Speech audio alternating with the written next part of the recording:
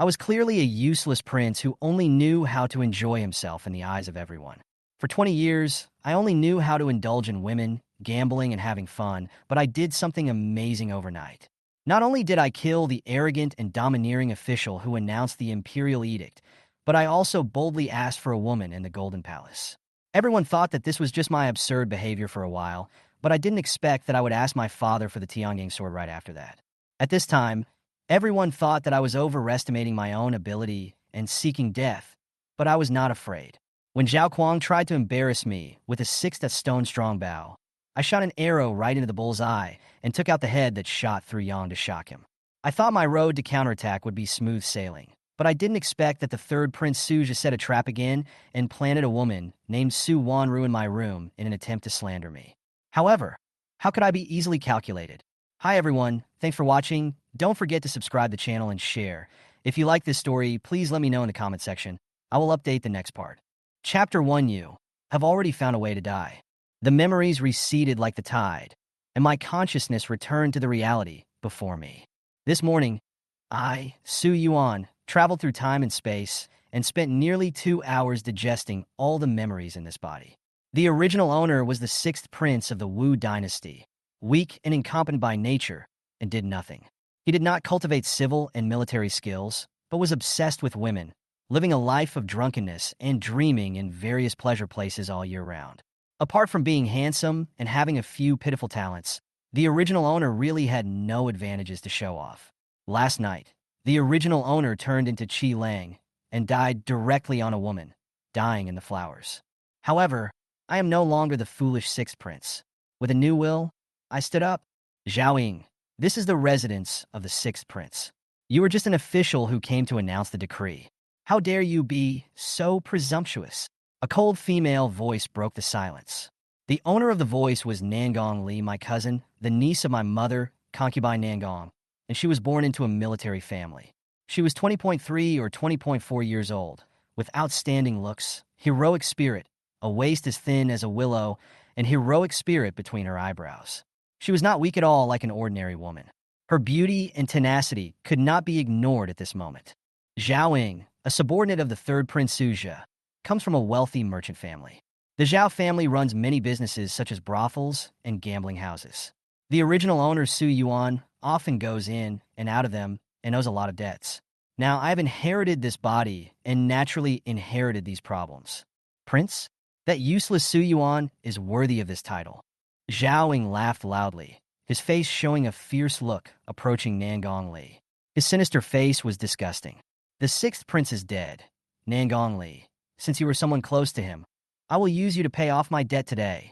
Looking at Zhao Ying's ugly face, I felt an irrepressible anger in my heart. You dare to touch her? At this thought, the murderous intent surged from the bottom of my heart. Just as Zhao Ying was about to pounce on Nangong Li, my voice broke the dangerous atmosphere. Who gave you the courage to bark in this prince's mansion? Zhao Ying was so frightened that he trembled suddenly, his legs went weak, and he almost fell to the ground. Fake corpse? His face was pale, and he shouted in fear. Nangong Li's eyes also flashed with surprise, but she quickly rushed forward and grabbed my arm tightly. You're not dead, little bastard, she whispered, with an indescribable joy in her eyes. That bastard wanted to touch you? I asked coldly, my eyes fixed on Zhao.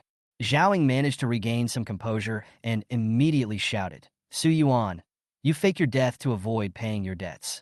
You are defying the laws of the Wu dynasty. He thought I was scared, so he walked forward with his head held high and said triumphantly, 6th prince, I will give you 2 choices.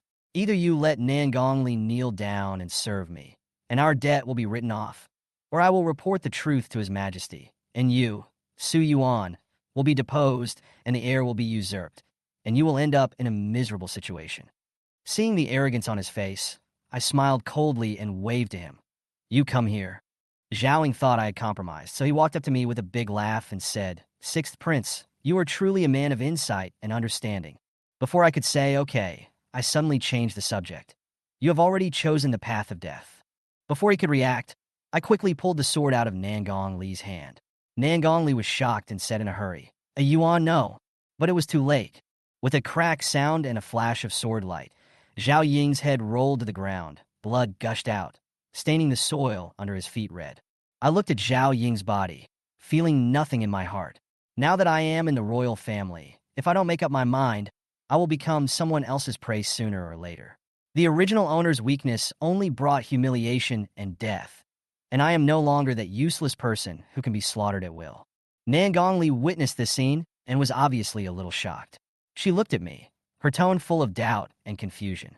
A Yuan, when did you become so decisive and ruthless? I didn't answer but said calmly, he's just a small official, not worth mentioning. You've gotten into big trouble. Nan Gongli seemed a little flustered. Zhao Ying is the official who announces the imperial decree in the palace. Killing him would be treason. Come back to Beimang with me. Maybe there is still a glimmer of hope. I shook my head, my eyes determined. You have to make your own way to survive. If I don't fight, I will never be able to change my fate. Nan Gongli sighed helplessly. How are you going to fight? It's too late to realize it now. I chuckled, my eyes ablaze with fighting spirit. It's not too late, Sister Li. Just stand behind me, and when I wear the yellow robe one day, I will make you wear the phoenix crown and the red robe, and be the mother of the country. After saying that, I picked up Zhao Ying's head without hesitation and walked towards the Golden Palace. Inside the Jinluan Palace, the court meeting was in progress. Civil and military officials and the princes were standing on both sides. The third Prince Suzhou was proudly recommending Zhao Ying to the emperor as the supervisor of the civil and military drinking, and the Emperor Su Jian was about to nod in agreement. Who would have thought that I, Su Yuan, had come back from the dead and entered the core of power with Zhao Ying's head? Your Majesty, the sixth Prince Su Yuan has beheaded the Imperial Edict Announcer Zhao Ying. Chapter 2, I Want the Woman I Enjoyed Last Night. The announcement outside the palace shook the entire Golden Palace, and the originally solemn court meeting suddenly became chaotic.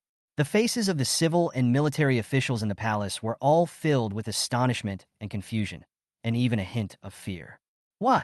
The sixth prince is still alive? He killed Zhao Ying? Everyone was talking about it. Su Yuan's resurrection was shocking enough, but he dared to kill Zhao Ying, the Imperial Edict Announcer, in public. This was not only a disregard for the court laws, but also a direct challenge to the imperial power. The cowardly and incompetent sixth prince who only knew how to enjoy himself was reborn after death and returned with such cruel means.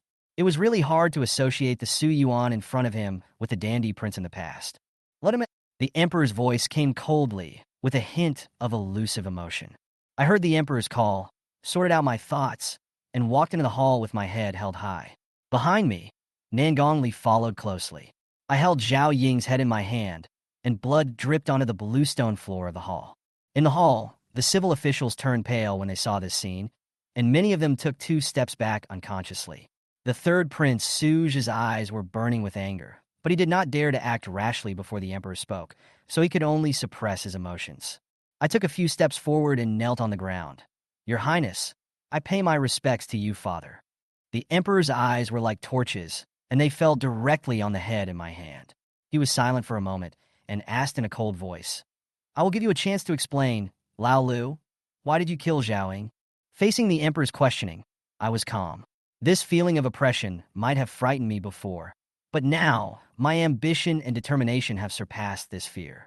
I raised my head slightly, looked at the emperor, and said slowly, I beg you, Father, to grant me death. As soon as these words came out, there was an uproar in the hall. Nan Gong's eyes widened, her face full of confusion and shock. She obviously didn't expect me to say such self-destructive words. And the emperor was also obviously stunned. Sixth brother, you came back to life. Why do you want to die again? The emperor's voice was full of confusion. At this time, the third Prince Su could no longer hold back and shouted angrily. Sixth brother, are you afraid? You killed the Imperial Edict officer, and you will definitely be sentenced to death. You are asking for death now, but you want your father to give you a quick death. Do you think you can escape the crime this way? No matter what happens today, you will die. He gnashed his teeth, barely able to suppress the rage in his heart. The Zhao camp he had recommended had now become a dead soul under my sword, causing him to lose all face in the court. I smiled slightly and looked at Suzhou coldly. Third brother, what did you just say? Kill my entire clan? You and I are from the same clan. Do you intend to kill my father as well? Your words make me wonder if you have bad intentions. As soon as these words came out, the atmosphere in the palace suddenly became tense. The third prince's face suddenly changed, and he looked flustered. He obviously didn't expect that I would use such sharp words to fight back against him. You are talking nonsense. Suja was furious and wanted to refute again, but the emperor shouted in a deep voice, Enough! As soon as he said that, the hall suddenly became silent, and everyone held their breath. The emperor's eyes were sharp and cold as he swept over Suja, obviously quite dissatisfied with his performance. After a moment, his eyes returned to me again, and his tone was calm and majestic. Sixth brother, you continue. I nodded, collected my thoughts, and explained, Father, I was ill yesterday. When I woke up, I found myself in a coffin. I have no idea what happened in the meantime. I decided to play dumb. After all, the original owner's cause of death was too shameful. If it was made public, how would the royal family maintain its reputation? When the emperor heard this explanation, he looked a little unhappy, but he did not pursue it. I continued. As for Zhao Ying, his death was not a dispute of arrogance, but he deserved it. What crime has he committed? The emperor asked. I raised my head, my eyes firm. He has 3 crimes. The first is insulting the heir to the throne. The second is the intention to violate Nangong Li, the daughter of Nangong clan. The third is borrowing money and forcing people to pay debts. Any one of these 3 crimes is enough to get him beheaded. Although I am not talented, the dignity of the royal family must not be trampled upon. Nangong Li saw this and took a step forward and said firmly, Your Majesty, everything the 6th prince said is true. I am willing to use the reputation of the Nangong family as a witness. The emperor's expression slowly softened when he heard this, and his frown gradually relaxed. He nodded slowly, with a hint of smile on his face. What a royal bloodline you have, underestimated you. Seeing this, the faces of the princes beside him changed. The emperor was obviously very satisfied with my performance, which made them feel a sense of crisis. The emperor continued, 6th brother, this time you killed the Zhao camp. Not only did you not do anything wrong, but you actually did something meritorious. I will not pursue the matter of your death. I will grant you any reward you want.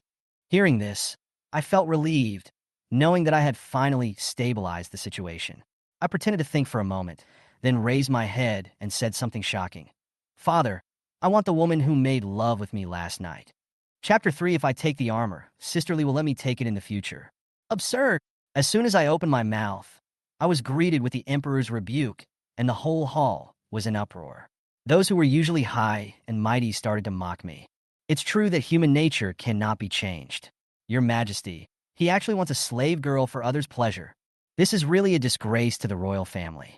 How can such a person be the heir to the throne? I glanced around, and those disdainful looks made me tense up. Even Nangong Li frowned and shook her head. She must think that I am still stubborn. But I don't care about these. The third Prince Suja stepped forward, pointed at me, and said in a low voice, 6th brother, calling you a waste is flattering you. Your father rewarded you for your contributions, but you only wanted a woman? Did you know that the woman who served you last night hanged herself after learning that you were dead? Innocent people died because of you, and you still have the nerve to ask for mercy? Although Suja was scolding, there was a hint of doubt in his eyes. He couldn't help but feel alert. Could it be that Lao Lu knew that the woman last night was arranged by me? It's impossible. Lao Lu has always been rude. How could he have such a meticulous mind? I stared at him, my heart beating fast. That woman, is she dead? She was so charming last night that she drained all my energy. If she didn't have the intention to kill me, how could she be so reckless? I secretly guessed that the person behind the scenes was most likely the third Prince Suja. He was ruthless and even cleaned out everyone related to me, except for that damn Zhaoing. Seeing that I remained silent, Suja continued to attack me. 6th brother, you are so ridiculous. I think Zhao Ying's death may not be as you said, right? The emperor did not respond immediately, obviously. He saw through Suja's intention. But in the end, he turned his eyes to me and said, 6th brother, the woman you want is dead, but you don't have to be disappointed. I just promised to give you a reward, and now I allow you to say it again. I stared at him intently, my mind racing. This was my chance, and my survival depended on how I made this move. I said without hesitation, Father, I do have a request, but I'm afraid you won't grant it. The emperor smiled coldly. Speak boldly. As long as it is not unreasonable and absurd, I will grant you all your requests. I am about to come of age, but I have no suitable weapon. My brothers all have their own swords. I am willing to ask you to grant me a personal sword. Tiangang. When these words were spoken, everyone in the room was shocked. The atmosphere suddenly became tense, and everyone stared at me in disbelief. The Tiangang sword was a famous sword that symbolized the power of the emperor, and only the crown prince could wear it. And I actually dared to ask for it. The emperor's face gradually turned cold, and his eyes fell on me solemnly. Sixth brother, do you know what the Tiangang sword means? Have you really thought it through? I know it very well, I answered firmly. In the eyes of everyone, I have always been a waste. If I don't fight for the throne, I will die. Now that I have this opportunity, how can I give it up? Even if I don't fight for the throne, I have to fight for a way to survive. The emperor thought for a moment and said coldly, Okay, I allow you. Come, get the sword. Everyone was shocked. No one expected that the emperor would agree. The third Prince Su just said hastily, Father, you can't do that. The Tiangang sword is the sword worn by the emperor. How can the sixth brother be worthy of your sword? The fourth Prince Su Zhang also said, Father, this matter is of great importance. The Tiangang sword cannot be given lightly, let alone to the sixth prince. The fifth Prince Su Yin also hurriedly echoed, My royal brother is right. The sixth prince is incompetent. How can he be worthy of the Tiangang sword? The princes all made suggestions, but the emperor waved his hand to stop them. Old Six is indeed incompetent, but he is better than you in one respect. He knows what he wants and how to fight for it. What about you? You are timid and you dare not speak up even though you want something. I like your fighting spirit. This matter has been decided and cannot be discussed any further. The princes looked unwilling, but dared not say anything more. Soon, a female official presented the Tiangang sword in both hands. I took the sword and bowed respectfully. Thank you, Father, for your gift. The emperor looked at me and said, Don't be in a hurry to thank me. If you want to equip this Tiangang sword, you need to prove that you have the ability. The Civil and Military Drinking Conference is being held, and I allow you to participate. If you can win any of the civil and military awards, the Tiangang sword will be yours. Otherwise, the Tiangang sword will be returned, the throne will be deprived, and you will be exiled to another place and will never be allowed to enter Luojing again for the rest of your life. I remained calm and said in a deep voice, Your Highness obeys my orders. I know the emperor still has doubts about me, and this is just a test. But no matter what, I must win. The emperor's eyes turned and fell on Zhao Kuang. Zhao Kuang, listen to my order. Zhao Kuang stepped forward and knelt down. I am here. At the Civil and Military Drinking Conference, I appoint you as the supervisor to select talents for the court. You must not make any mistakes. I obey your order. Although Zhao Kuang accepted the order, he was not happy. Zhaoing was his nephew, and he died because of me. Now he was appointed as a supervisor, which was just an arrangement by the emperor to silence the gossips of the people.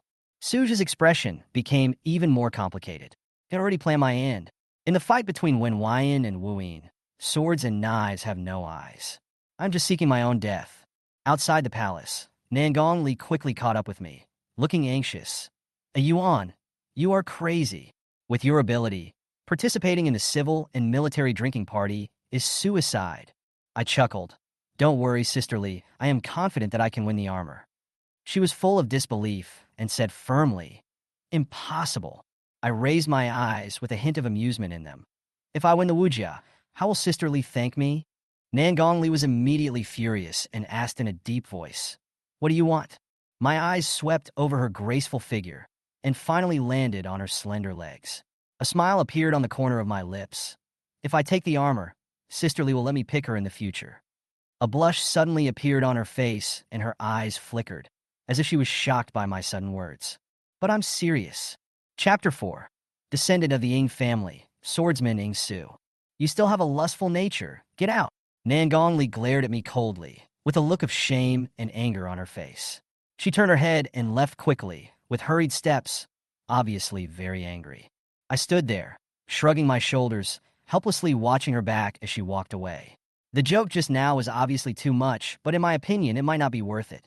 Although Sister Li's concern was sincere, over the years, I have already learned to face all kinds of dangers alone. When I turned and walked out of the palace, I saw from afar the third Prince Suzha and the fourth Prince Su Zhang walking side by side. They talked in low voices, their eyes occasionally passing over my back with undisguised mockery. Old Six actually has such a trick. Suja's voice was somewhat unwilling. Although he lowered the volume, I could still hear it clearly. He killed Zhao Ying and took away my father's Tiangang sword. This time it really exceeded my expectations. But there's no need to worry too much, Su Zhang sneered. He has been a coward for 20 years, and the result of the civil and military drink will definitely be the same as before. It's only a matter of time before the Tiangang sword is returned. They obviously think I am incompetent. Even if I seize the Tiangang sword today, it will only be a flash in the pan. I sneered in my heart. These self-righteous brothers in front of me will be trampled under my feet one day. Just as he was thinking about it, Zhao Kuang hurried over and saluted Su Zhe and Su Zhang. Your Highness, please make the decision for the Zhao family. Su Zhe looked up at Zhao Kuang, a sneer on his face. Deputy Commander Zhao, how can I sit back and watch the affairs of the Zhao camp? But Lao Lu has got the Tiangang sword now, so we have to be careful. He lowered his voice very low. At the Wenwu drink, you can find someone in the name of a martial arts competition to lure him into a big bet. If he loses the bet, the Tiangang sword will naturally be lost. Zhao Kuang was delighted when he heard this. Who do you mean, Your Highness? Su Zhe smiled triumphantly. North of Luoshui, shoot through Yang. I was moved. Su Zhe's calculations were quite clever. The name of the sharpshooter who shot through Yangzhou Boi from 100 paces was familiar to me. He had learned archery since he was a child and was famous in his youth. Now he was recruited by Su Zhe. It seemed that Su Zhe was no longer going to leave any room for me and was ready to use external forces to force me to hand over the Tiangang sword. However, the outcome of the Wenwu drinking competition is still undecided, and it is difficult to predict who will win or lose. Nangong Li and I were silent all the way until we arrived at the shooting range outside the East City. There were many participating warriors gathered here, and the air was filled with tension. Many warriors were silent, and the atmosphere was solemn. It was obvious that everyone was preparing for the upcoming competition. I looked around and saw a man with a sword on his back, standing on the eaves of the shooting range in the distance. He exuded a strong, murderous intent. This man caught my attention. Sister Li, who is that person? I pointed at the man with the sword and couldn't help asking. Nangong Li took a look and whispered, That's Ying Su, the invincible swordsman of Northwest swordsmanship. He touched a sword at the age of 3, created 13 sword techniques at the age of 10, and was invincible at the age of 15. I was slightly startled. I didn't expect such a master would come to participate in the civil and military drinking. Logically speaking, such a person should have been recruited by various forces. Nangong Li rolled his eyes at me. Because he is a descendant of the Ying family. Ying. This name reminds me of the history of the early days of the Wu dynasty. The Ying family was once a prominent family of kings and generals, but they were implicated in treason and the entire family was almost wiped out. Today's Ying Su is just one of the descendants who survived by chance. I see. I thought to myself that recruiting Ying Su might be a good opportunity for me. I walked towards Ying Su without hesitation, raised my head and said to him, Are you Ying Su? He lowered his eyes, seemingly not caring about my arrival. He glanced at me, but did not answer. I am the 6th prince of the dynasty, and I want to take you in as my retainer. I said bluntly, If you are willing, I will make you the #1 swordsman in the world among the 13 swords of the Ying family, and revive the Ying family. When the people around heard the word Ying family, they all retreated, fearing that they would be implicated. But Ying Su was unmoved and said coldly, I advise you to stay away from me, so as not to bring trouble upon yourself. I laughed and said, Others are afraid of you, the Ying family, but I, Su Yuan, am not. They say that I am not a wise leader because I do not practice civil and military skills. But I think you and I have similar tastes. Ying Su's eyes narrowed, and he finally showed a hint of interest. Give me a reason to agree to your request. I remained calm. The strong admire the strong. I am stronger than you. As soon as I said this, everyone around me was in an uproar. Nangong Li even held his forehead helplessly, obviously speechless about what I said. Ying Su sneered. Okay, as long as you can take my sword, I will obey your orders. Before he finished speaking, he had already drawn his sword and soared into the air, with the sword energy rushing towards him. The murderous aura was like a tide, suffocating. My heart tightened, and I immediately drew out the Tiangang sword to meet his attack. The moment the swords collided, my knuckles ached, but my body was awakened by the memories of my past life, and the feeling of standing at the top returned instantly. I reacted quickly, and when Ying Su slowed down, I turned the sword and pointed it at his throat. The tip of the sword stopped only half an inch away from his throat. Ingsu's eyes moved slightly, and he finally put down the sword in his hand, took a step back, and knelt on one knee. From now on, Ingsu will be at your disposal. Your Highness. I felt a burst of joy in my heart. It seemed that recruiting strong people was much easier than I had imagined. Since you are willing to follow me, please do something for me now. I put away my sword and said with a smile, "What's up?" "Kill one person," I said calmly. "Sharpshooter. Shoot through Yang." Chapter 5. Your Highness, the people have been killed. The name of shooting through Yang is known to the world. However, at this moment, I, Su Yuan, want to take his life. Seeing the shocked expressions of the people around me, I sneered in my heart. Brother San Huang wants to use him to put me in danger? Sorry, I have to strike first this time.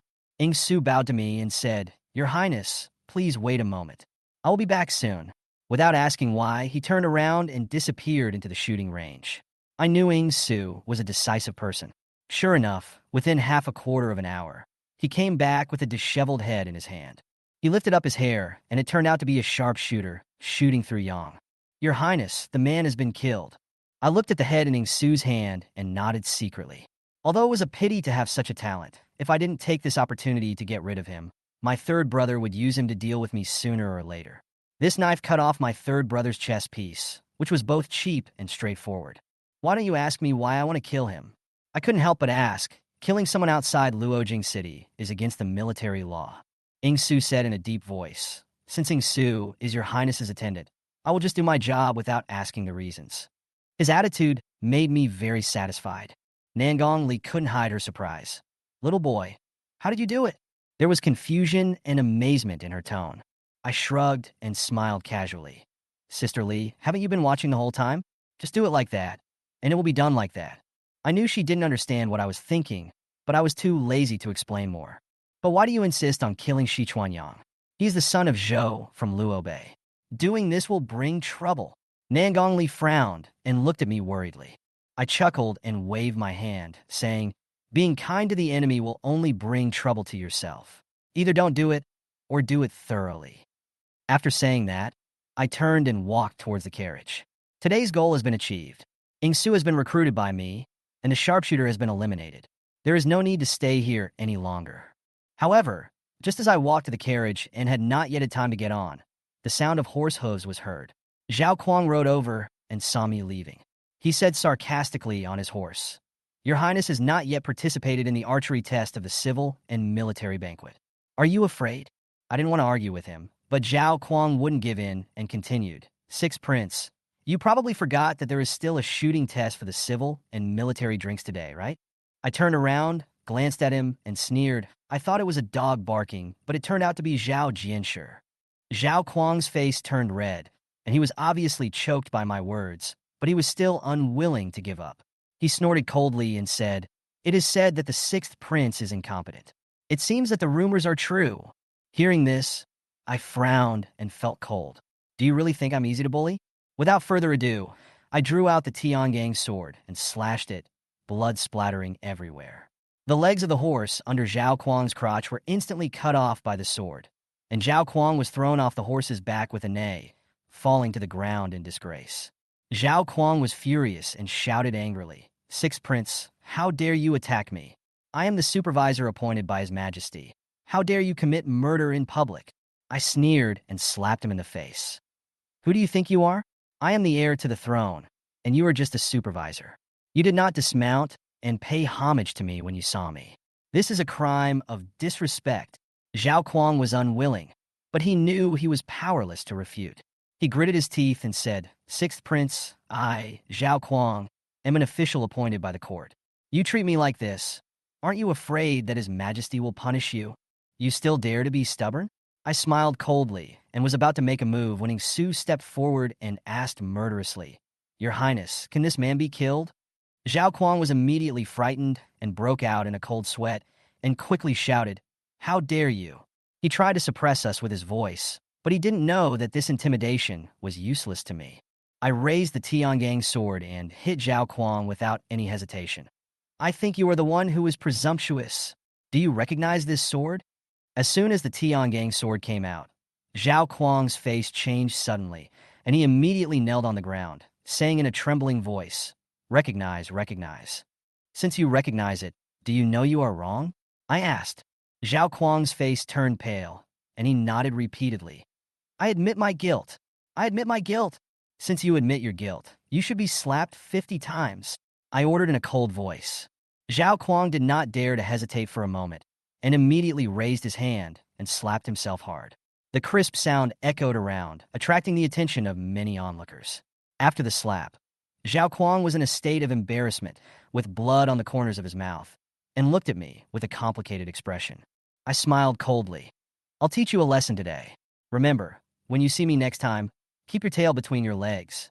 Zhao Kuang gritted his teeth and nodded, obviously feeling resentful, but I didn't care. This kind of person, I only spared his life for the sake of the overall situation of the civil and military drinks. Just as he was about to leave, Zhao Kuang asked again, "Sixth Prince, are you not going to take part in the archery test today?" This made me feel something. Since he was so unwilling, why didn't I just go with the flow? I turned around to look at him and said with a smile, "Since Zhao Jianshi is so eager for you, I will satisfy you. Bring me the bow." When Zhao Kuang heard this, he immediately ordered someone to go to the armory and fetch a 6-stone-strong bow, with a proud smile on his face. I glanced at the bow and laughed in my heart. Nangongli saw the bow and his face changed slightly. "Zhao Jianshi, you knew that the sixth prince was weak, but you gave him a 6-stone-strong bow. What is your intention?" Zhao Kuang said flatteringly, "Your Highness is a descendant of the royal family, so he is naturally stronger than others. Using a 6-stone bow is just a piece of cake." He was obviously flattering me, but I didn't care. I smiled faintly and said, "That makes sense." Seeing that I had taken the bait, Zhao Kuang pretended to be concerned and said, "However, if your Highness feels reluctant, I can have someone change it to a 3-stone bow." This provocation was ridiculously childish, but I didn't intend to disappoint him. I waved my hand and said, "No need, it's just 6 stone bows, I can handle it." A gleam of pride flashed in Zhao Kuang's eyes, and he was certain in his heart that I, Su Yuan, would never be able to pull this 6-stone bow. But he was destined to be disappointed. Chapter 6, take a look. Is this the shooting young you were looking for? I stood outside the shooting range, smiling in my heart, thinking back to this series of arrangements and gambles, and felt that everything was under control. Although the whispers and ridicules around me continued, and Zhao Kuang couldn't hide his smugness, my heart was as calm as water. Although this body had been squandered by wine and women, when I regained control of it, those former weaknesses no longer affected me. "Your Highness, please." Zhao Kuang urged me impatiently, obviously treating me as a prey about to fall into a trap, and couldn't wait to see me make a fool of myself. I gently stretched my muscles and bones, feeling every change in this body, and the familiar power gradually awakened. The 6-stone bow was slightly heavy in my hand, but this heaviness did not make me feel afraid. Instead, a long-lost power surged into my heart. As the bow in my hand was slowly raised, the ridicule in my ears gradually disappeared, replaced by an indescribable concentration. "Is he really going to draw his bow?" Ing Su's voice came from the side. Just as he finished speaking, I had already put the arrow on the string and exerted force with both arms. The bow was like a full moon, and the arrow was like a shooting star. In an instant, I felt as if time had stopped. "Call out!" There was a sharp sound, and the arrow flew 100 meters away like a flash of lightning in the blink of an eye. At the moment when it hit the bull's eye, my heart was not moved at all, as if all this was taken for granted. "Hit the bull's eye!" The warriors watching burst into exclamations. I glanced at Zhao Kuang, and his face went from full of pride to pale as paper in an instant. His mouth was slightly open, and his eyes were full of disbelief. The sixth prince pulled the 6-stone-strong bow and shot the bullseye 100 meters away. The surrounding discussions came one after another, but in my ears, these voices seemed to become the background noise. I didn't look at them again, but casually put the Tiangang sword back into the sheath and said lightly, "Zhao Jianshi, this prince has completed the archery assessment. According to the current results, the ranking will be announced." Zhao Kuang suppressed his inner panic. He knew he had lost the bet, lost miserably. But his eyes suddenly lit up as if he remembered something and immediately ordered his men, "Go, find Sichuan Yang. Shoot through Yang." I smiled slightly and slightly turned sideways, revealing the head behind me. Zhao Kuang's face turned pale immediately. Obviously, he didn't expect that I not only defeated him in archery, but also solved his only possible escape route in the dark. Zhao Jinsher, the one who shot Yang that you were looking for, is already here. I picked up the head with the tip of my sword, and Zhao Kuang completely collapsed to the ground, his eyes full of despair. This prince has something important to do, so I won't accompany you. I casually threw the document to Ing Su, turned around, and got on the carriage with Nangong Li. As the carriage drove away from the shooting range, there was no fluctuation in my heart, as if all this was expected. As the wheels rolled, Nangong Li beside him finally spoke, with a hint of mixed emotions in his tone. A Yuan, you won beautifully this time. I chuckled and said nothing. The victory at this moment was just the beginning. The real battle had just begun. And Zhao Kuang no longer has any chance. In the distance, Zhao Kuang collapsed to the ground, a trace of blood oozing from the corner of his mouth. His low roar was gradually drowned out by the sound of the wind. Quick, inform the third prince about this. Chapter 7. My brother is so polite that he actually sent my sister Law to my bed. A cool night breeze blew gently, accompanied by the noise of soldiers in the distance. I walked out of the mansion slowly, and the door behind me slowly opened with a low creaking sound. When I heard the noise outside the room just now, I had guessed everything in my heart. The third brother's trick is not new. As early as the previous dynasty, he often used similar tricks to deal with dissidents. It's just that this time, he underestimated me, or he didn't see the real me. Su Wanru, the woman who was planted in my room, was indeed a tricky chess piece. Her identity was special, and the third brother used her to lead this game. And together with Zhao Kuang from the military department, they obviously wanted to make me fall into an indelible stigma. Let's see who dares. I stood in front of the palace gate and coldly glanced at the soldiers who were drawing their bows and preparing to shoot. The archers quickly withdrew their bows, obviously a little unprepared for my sudden appearance. I knew very well that although they served the third Prince Suja, they were still afraid when facing the prince. Sixth Prince. Suja rode forward, his face showing undisguised anger and anxiety. He may have realized that the trap he designed was gradually getting out of control. I smiled calmly and walked slowly towards Suja. Third brother, why are you mobilizing so many troops in the middle of the night? I wonder why you are doing this. Suja suppressed his inner anxiety and gritted his teeth. Sixth brother, how dare you seduce my concubine and defile my Su family's daughter? How shameless! Seduction. I narrowed my eyes and raised the corners of my mouth slightly. Third brother, you are really good at making up stories. Your concubine Su is still in my room. If you have the courage, you might as well go in and see what she looks like. Suja's face became even uglier. He might have already decided in his heart that I had already made a move on Su Wanru, but the truth was far from that. He growled, "Nonsense. You dare to let her appear on your bed, which is disrespectful to me and the royal family." I smiled, with a hint of sarcasm in my eyes. The daughter of the Su family appeared in my room. I haven't asked you the reason yet. Was it your third brother who sent her? You can rest assured that I didn't touch her. On the contrary, you wanted to use her to ruin my reputation. You are really scheming. When Suja heard this, his face turned pale. He had never expected that I would expose him so directly. He thought that this incident would put me in an irretrievable situation. But now the situation has reversed, and things seem to be getting more and more out of control. Why don't you let your men put down their bows and arrows? I reminded them coldly. Zhao Kuang stood aside hesitantly, looking at Suja frequently. At this moment, Nangong Li slowly walked up from behind me, holding the Tiangang sword that symbolizes the emperor in her hand. She said coldly, "Your Highness the Third Prince, if you insist on breaking into the Sixth Prince's mansion, you'll be ignoring the emperor's sword. Are you ready to bear such a crime?" Suja's face turned pale, staring at the Tiangang sword in Nangong Li's hand, but he didn't dare to act rashly. Even he knew that without his father's order, the consequences of leading troops to break into the prince's mansion without authorization would be disastrous. The atmosphere was extremely tense. I smiled and walked to Nangong Li, patted her shoulder, and signaled her to relax. "Third brother," I said softly, "today's matter ends here. If you still don't want to let go, then we can discuss it in front of the emperor." Suja's eyes widened with anger, and he seemed to want to say something else, but in the end he just flicked his sleeves and shouted at Zhao Kuang, "Withdraw!" Zhao Kuang immediately left with his troops. Suja glared at me and then turned his horse around.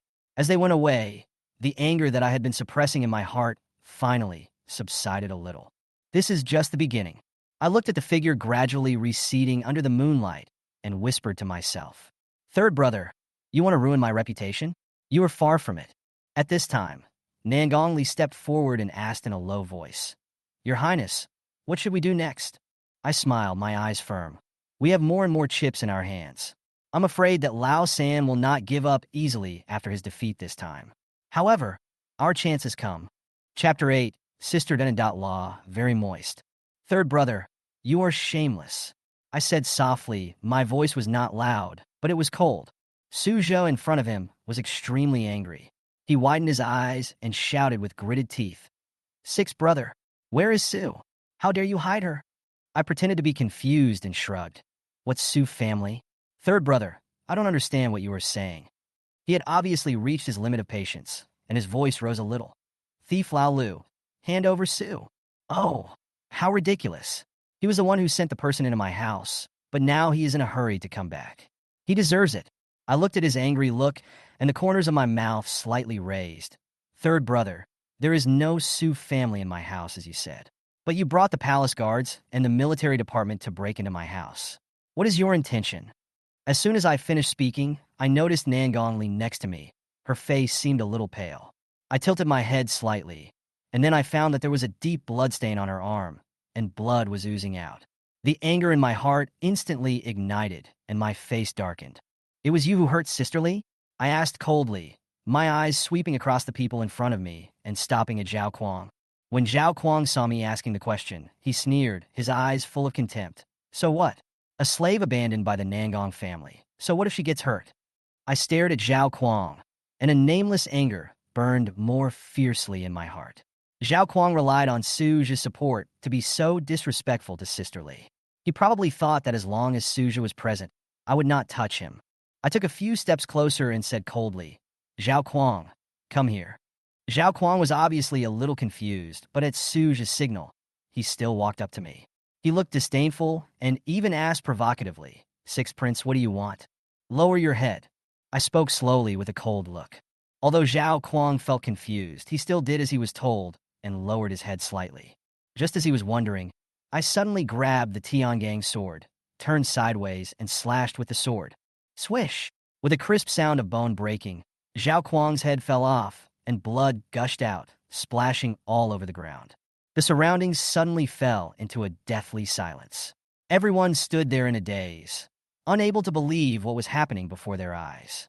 I stood there, coldly watching Zhao Kuang's headless body fall, his blood staining the bluestone under his feet. Suzhou's face was pale. His eyes were filled with fear and shock. I swung the Tiangang sword lightly, and the blood on the sword fell to the ground. I raised my eyes and stared at Suzhou coldly. "Third brother, you hurt Sisterly. I will return this sword to you." Suzhou's throat seemed to be blocked by something, and he couldn't speak for a long time. He held the reins tightly with both hands, stared at me, and finally squeezed out a sentence. "Sixth brother, you dared to kill the deputy commander of the military department. I will report you to my father, and you will be ruined and expelled from the capital." I sneered and looked up at Suzhou. "Brother, you keep saying you want to sue me? Then let's see who was the first to break into my mansion and bring the troops with them, and who was the first to insult and hurt the people around me. Zhao Kuang deserves to die, and I am being merciful by beheading him." Suzhou was obviously pushed to his limit, but he was unwilling to give up. He sneered, Okay, since you can argue so well, I will go in and search for people myself to see if Sue is in your house." I raised my eyebrows and looked at him, then suddenly chuckled and said, "Okay, if you want to search, then search. But what if you can't find it?" Suzhou frowned, and although he had some doubts in his heart, he gritted his teeth and agreed. "If you can't find it, you will pay me. Do you dare to let me in? Compensation? Of course, no problem." I smiled indifferently and moved aside to open the door. Suzhou led his men into the mansion and searched everywhere, but to no avail. He came out with a gloomy face and anger. I leaned against the door and asked with a smile, "Third brother, how is it? Have you found Sue?" Suzhou's face was extremely ugly, and he was obviously very angry. He gritted his teeth, took out a bag of silver from his waist, and threw it in front of me. I looked at the bag, smiling. "Royal brother, you and I are brothers, we should at least add a little more." Suja's face suddenly changed, and he finally threw out another bag of money, gritting his teeth and saying, "Six, brother. I will remember this humiliation today." He jumped on his horse and was about to leave. At this moment, I came forward and whispered, "Brother Huang, I forgot to tell you something that the emperor's sister, Law, is very moist." As soon as he finished speaking, Suja almost fell off his horse, his eyes widened with anger, but he was unable to refute. Chapter 9. There is no reason to knock on the door and not enter. With a loud bang, I saw Suja trembling with anger, his face turning livid. His eyes looked as if he wanted to tear me apart, but I just looked at him coldly, indifferent. There was silence all around, as if even the air had frozen. "Su Yuan, you bastard!" Suja roared, gritting his teeth, and a trace of blood flowed from the corner of his mouth. I smiled in my heart. It seemed that this remark had hit a sore spot for him.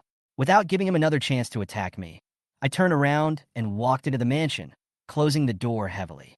Suja was so angry that he almost fell off his horse. His voice gradually faded away. "I want to go to the palace to see the emperor. I want Lao Lu to die. I know that he will never give up tonight." However, he didn't expect that all this was arranged by me.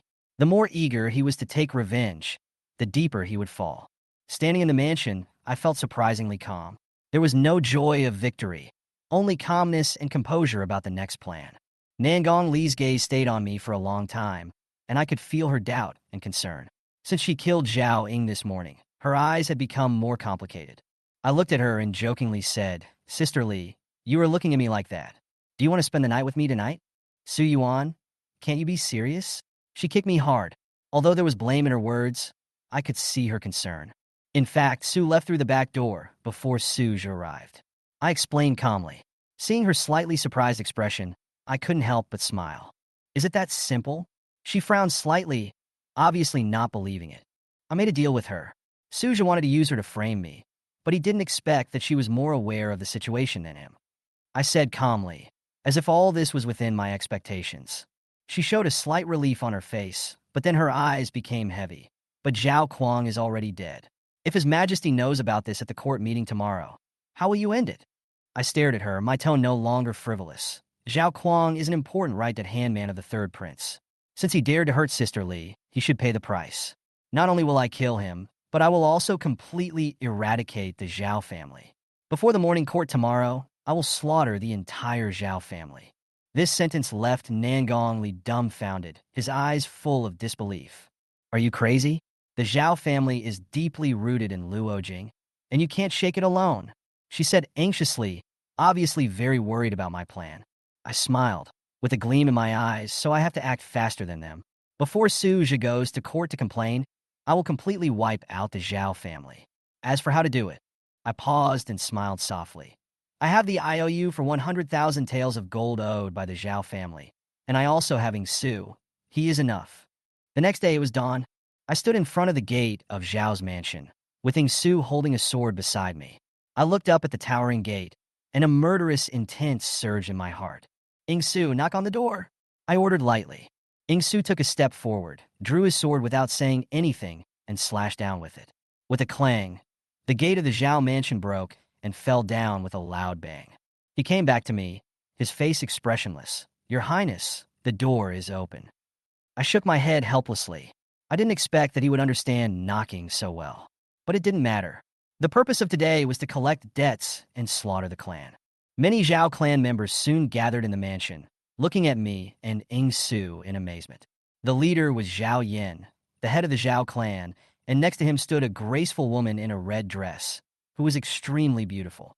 I stared at the woman, and a little excitement surged in my heart. She had a cold and beautiful look between her eyebrows, a graceful figure, and blood-red lips, which was extremely charming. Who was in charge of the Zhao family? I asked coldly. Unexpectedly, it was the woman in the red dress who walked forward.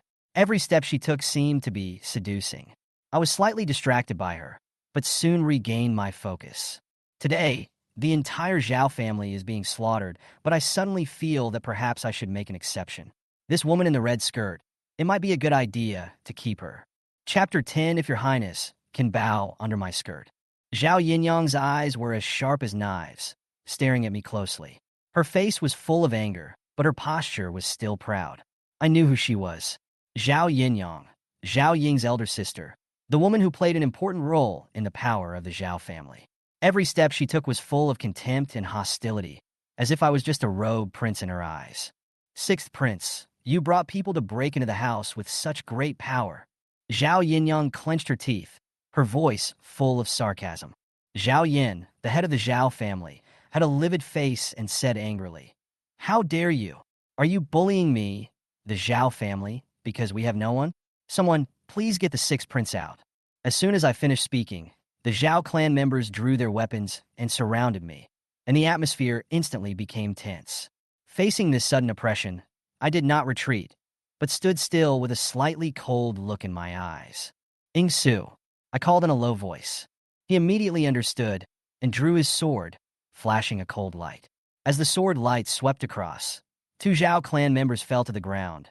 Blood splattered on the ground, staining the bluestone under their feet red.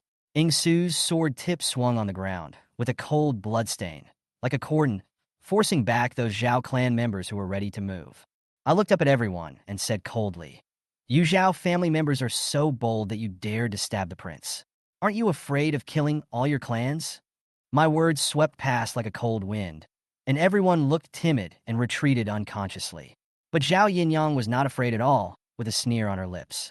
Of course, my Zhao family wouldn't dare to do such a rebellious act as stabbing the prince. But Your Highness, the sixth prince broke into the mansion and trespassed into a private residence, which has violated the laws of the Wu dynasty. Isn't he afraid of being punished by the military affairs department?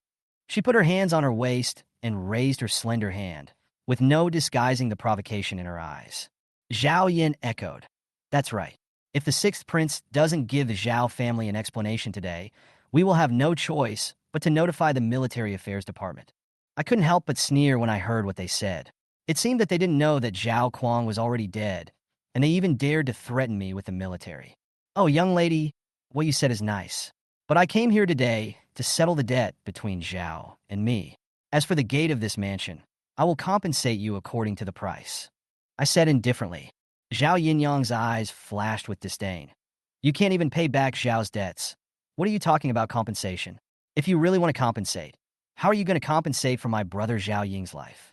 She raised the whip in her hand and whipped it hard on the ground, making a sharp, crisp sound, as if venting the anger in her heart. I glanced at Zhao Yinyang and said in a serious tone, "This prince values people of integrity. No matter how much money you owe, you will have to pay it back eventually." She was obviously confused by what I said, and Zhao Yinyang walked towards me with her dazzlingly graceful figure. Ingsu seemed to want to stop me, but I gave him a look, and he stepped aside. "If you really want to pay off the debt, then you can take out 10,000 taels of silver. If you don't have it, according to the Zhao family's rules, you can pay with your life." She smiled, with a playful look in her eyes. Then, she gently lifted my chin with her fingers and exhaled sweetly. "However, Your Highness is a prince, and the Zhao family dare not take your life. But if you are willing to be a loyal dog under my skirt, this debt may be written off." There was a seductive smile in her words, but everyone present could hear the naked humiliation. Nangongli was so angry that her pretty face turned pale, and she shouted angrily, "Bitch!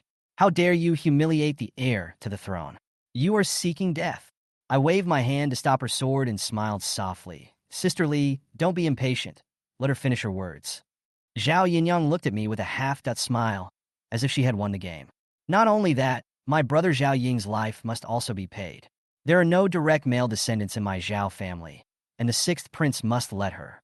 Her eyes pointed at Nangongli.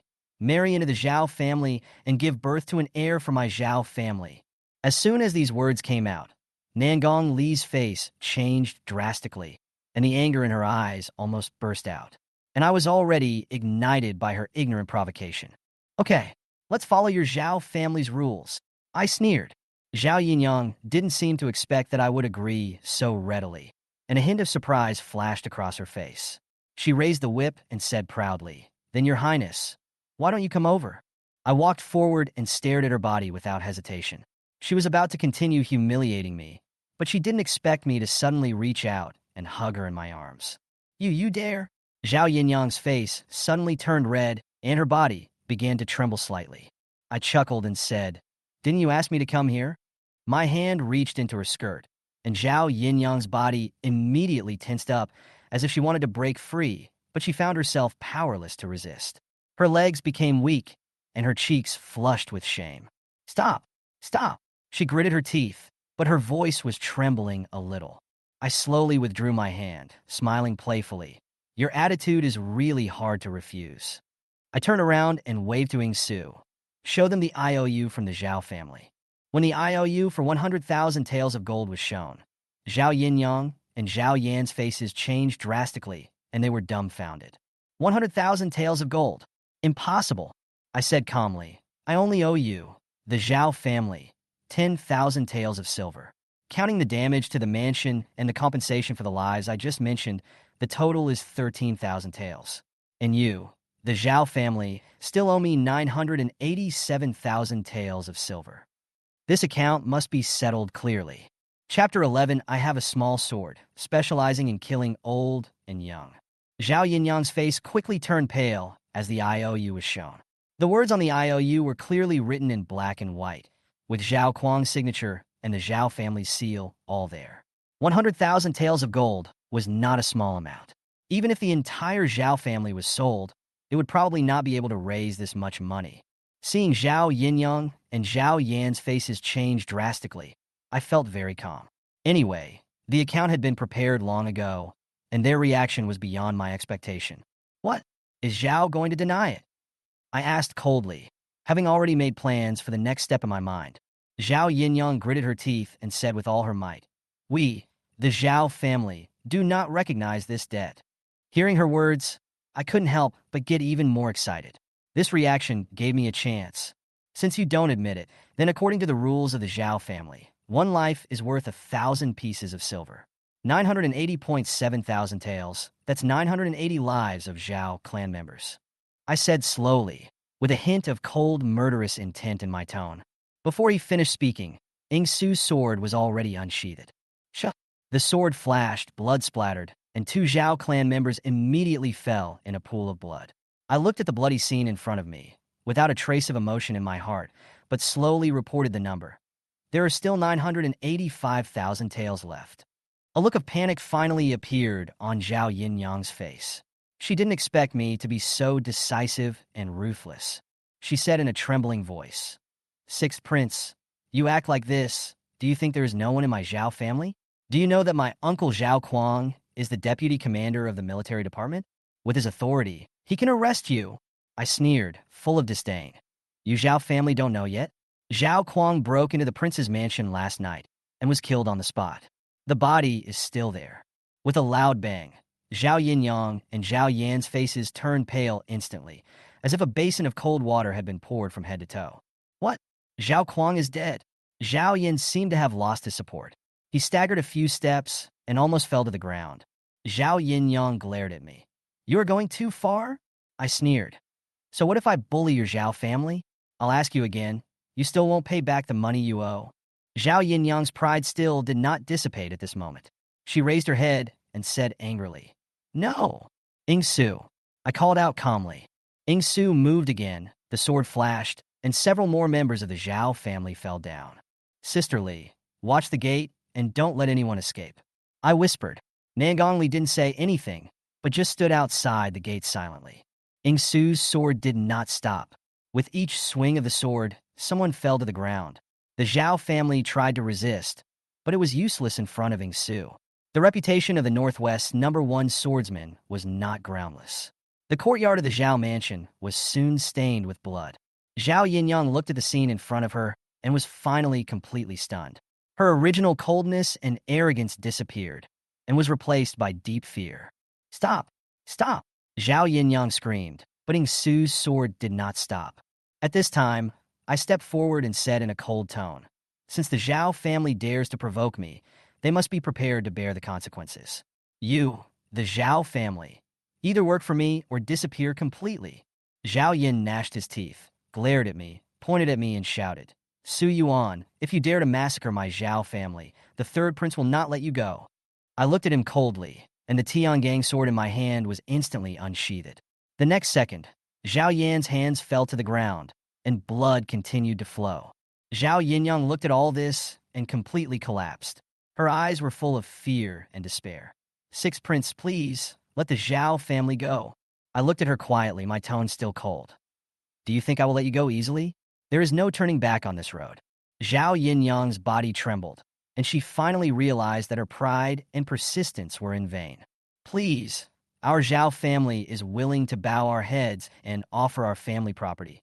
Just ask you to let us go. She knelt on the ground, crying and begging. I didn't agree to her directly, but said calmly, after the Zhao family was exterminated, your property is also mine. Why bother? Besides, you are in the same party as the third prince, and you have already chosen the wrong side. She completely collapsed, tears streaming down her cheeks, and she murmured in despair, Sixth Prince, we are willing to submit to you, and the Zhao family is willing to be at your service. Seeing her like this, I knew that this was exactly what I wanted. What I needed was to completely crush her beliefs until she was willing to be used by me. I walked up slowly, gently lifted her chin, stared into her eyes, and smiled. I will give your Zhao family a chance to survive, but you have to prove it with practical actions. Zhao Yinyang's body trembled slightly. She held my knees with both hands and slowly lowered her head, with humiliation and fear intertwined in her eyes. At the same time, outside the mansion, Nangongli had just killed a member of the Zhao clan who was trying to escape. Seeing Ying Su coming out, she couldn't help but look into the yard. This brat, Nangongli murmured in a low voice, with a complex emotion flashing across his face. At the same time, in front of the Taihe gate of the Imperial Palace, the third Prince Su had been waiting for a long time. Sixth brother, I didn't expect you to go to the Zhao residence first. Chapter 12. The brothers ask for the death penalty for the sixth brother. The air in front of the Zhao residence was still filled with the smell of blood. As soon as I walked out, I was met with Nangong Li's unpleasant glares. She was always calm, but now her expression seemed to be silently blaming me. Feeling good? She asked with a sarcastic tone. I could only chuckle and pretend to change the subject casually. Sister Li, the Zhao family's affairs will be handed over to you and Ying Su. I have to go to the palace. She obviously still doesn't trust me. I beheaded Zhao Kuang last night. This is no small matter. The court meeting is about to begin, and the emperor will definitely summon me. I'll go with you, she said firmly. The Zhao family still needs your help. I waved my hand to refuse. From now on, the Zhao family belongs to me. She nodded, with a complicated look in her eyes. Perhaps she didn't expect that the once cowardly and incompetent Su Yuan would completely destroy the Zhao family with such a thundering method today. The waste of the past could now break Su's arm and bring the remnants of the Zhao family under his command. I didn't say anything more and left the Zhao residence quickly. She walked into the residence silently. The air was still filled with the strong smell of blood. Zhao Yinyang sat slumped in the yard, her messy red dress barely covering her body. There were still tears on her face, but her eyes showed a kind of determination that was almost desperate. Her red lips, which I jokingly called the best, were now swollen and shiny. I shook my head and didn't look at her again. Just then, a burst of hurried horse hooves sounded from a distance, breaking the morning silence. Whoa! The horse neighed, and the third Prince Su led his guards and rushed to the Zhao mansion in a menacing manner. Just as I was about to mount my horse, I heard Su jump off his horse and glare at the broken door of the Zhao family mansion and the corpses. Seeing this scene, his face instantly darkened. Royal brother, are you so polite? You knew I was going to the palace, and you came to greet me specially. I joked in a nonchalant manner. Su gritted his teeth, murderous intent in his eyes. The Zhao family he had worked so hard to support for many years was completely destroyed by me overnight. Clang! He suddenly drew out his long sword and shouted angrily, Sixth brother, you are the heir to the throne, but you committed a crime in broad daylight and sowed evil consequences. Today, I will kill you, the traitor, on behalf of my father. I was not moved at all, and even laughed more contemptuously. Third brother, don't be impatient. If you have anything to say, let's go to the palace and see the emperor first. I walked leisurely to his beloved horse, stroked its mane, and whispered, This horse is really good, as smooth as my sister Dindot Laws. Why don't you lend it to your brother to ride? Before I finished speaking, I had already jumped on the horse, slapped the horse's belly hard, and the horse neighed and galloped away with me. When Suja heard the word run, he instantly flew into a rage and roared, Shameless Lao Lu, I want you dead. He quickly ordered the guards to chase after me, but I had already left him far behind. The atmosphere in the Golden Palace was solemn. The emperor had a gloomy face, and all the civil and military officials were silent. In such a huge Wu dynasty, nobody has a solution to the famine in Luobai. The emperor slammed the memorial in his hand down on the table and shouted angrily, "What's the point of me keeping a bunch of you useless people?" There was silence in the court, and no one dared to step forward at this moment, for fear of becoming the target of the emperor's anger. Fourth prince, the emperor suddenly looked at the fourth prince Su Zhang. "Why don't you see the third prince?" Su Zhang quickly replied, "I met my third brother at Taya Gate at 11 o'clock this morning. Perhaps he was delayed by something important." The emperor frowned slightly, wondering in his heart, could it be that Su Zhe is chasing Su Yuan?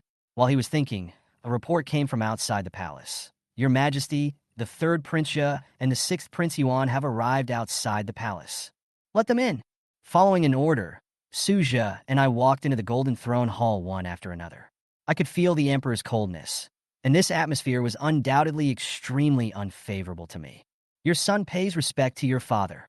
Your son pays respect to your father." We both knelt and bowed, and the emperor waved his hand for us to stand up. "Father," Su Zhe spoke first, his face full of anger.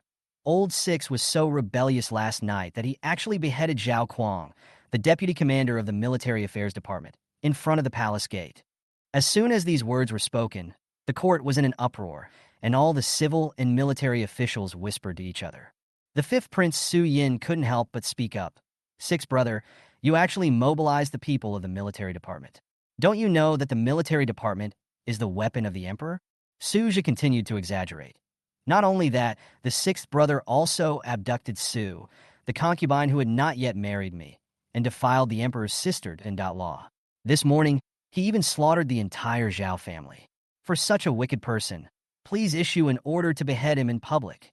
In the court, voices of agreement rose one after another, and the princes also expressed their opinions. Almost everyone stood on Su Zhe's side. The emperor's gaze finally fell on me, his eyes full of anger. "Sixth brother, what else do you have to say?" I slowly raised my head, my eyes cold. "Father, I have nothing to say." I took off the Tiangang sword from my waist, threw it in front of the palace, and said calmly, "Since my brothers are so eager to kill me, I have no face to wear this Tianzi sword. Please grant me death." The palace was silent. The faces of several princes suddenly became subtle, and they were obviously thinking about my next move. It seems that I have to play this game to the end. Chapter 13, I think you are anxious to sit on the throne. Standing in the throne room, I was calm. I handed over the emperor's sword and asked for death, not because I really wanted to die, but because it was a helpless performance. The purpose was simple. I had to win my father's trust and bring down the hypocrite Su Zhe. The glance from the emperor just now had given me some clues. He was already somewhat dissatisfied with the third brother. So, I continued to follow the situation and push myself to a more passive side. On the surface, it seemed that I was admitting my guilt and asking for death, but in fact, I was waiting for the opportunity to counterattack. Sure enough, my father's attitude was just as I expected. "Third brother, look, you have pushed the sixth brother to the point of wanting to die." As soon as the emperor spoke, Su Zhe turned pale and quickly explained, "Father, I did not force the sixth prince. It was the sixth prince who—" "Father, calm down. This is all my fault." I quickly shouted to interrupt him. "I never thought that a mere sword would make you brothers so unhappy. Father, you can just follow your brother's wishes and execute me. Don't let this affect the harmony between you and me." The expression on my father's face began to change. The anger between his brows gradually disappeared, replaced by doubt and dissatisfaction. I knew that in this game, my third brother had been dragged into the quagmire by me. The emperor looked at Su Zhe coldly. "You still say you didn't force Lao Lu?" Su Zhe opened his mouth to explain, but how could I give him the chance? "Third brother, I have already returned the emperor's sword. You don't have to frame me anymore." I sighed in a wronged manner. "Framed up?" Su Zhe was confused by my sudden accusation and quickly refuted. "What I said is all true. Father, please don't be deceived by him. Shut up and listen to Lao Lu." The emperor was obviously getting impatient. I secretly rejoiced and quickly said, "Father, everything that third brother said before was a frame up. Sixth brother, stop crying wolf here. Do you dare to say that you were not the one who killed Zhao Kuang, the deputy commander of the Bingmasi?" Su Zhe was anxious and pointed at me and asked loudly, "I killed him. I raised my hand and admitted it without hesitation. Suja was overjoyed and immediately seized on this point. Father, you heard it. The sixth brother has confessed his guilt. Did I allow you to speak? The emperor coldly interrupted Suja's excitement. Suja could only swallow the rest of his words, his face full of resentment. I knew that this was the best time for me to fight back. Father, I have something important to report. I raised my voice, my eyes firm. My third brother colluded with Zhao Kuang, proudly mobilized the military, and attempted to break into my mansion, and even shot an arrow to injure Nangong Li. Not only that, he also slandered me for kidnapping the emperor's sister, Law, and insisted on breaking into the mansion to search for her. Now that he hasn't found her, he is still biting me back. It's really pitiful that my biological mother died early, and I can only let my third brother bully me. As soon as these words came out, the emperor's face suddenly darkened. He stared at Suja sharply and said, "Third brother, is this true?" Suja gritted his teeth and wanted to say something, but after hesitating for a long time, he couldn't say it. I didn't intend to let this opportunity go and continued to press. "Third brother, didn't you say something very smooth yesterday? Why don't you continue talking?" Suja was speechless for a while. His face was livid. Of course, he didn't dare to mention the very moist last night in the court. He could only forcefully change the subject. "Father, the matter of Su has not been investigated yet, and the sixth son kidnapped Su. Why not summon her to the palace as a witness?" The emperor nodded in agreement. Xian Su enters the palace. A moment later, Su Wanru slowly walked into the hall.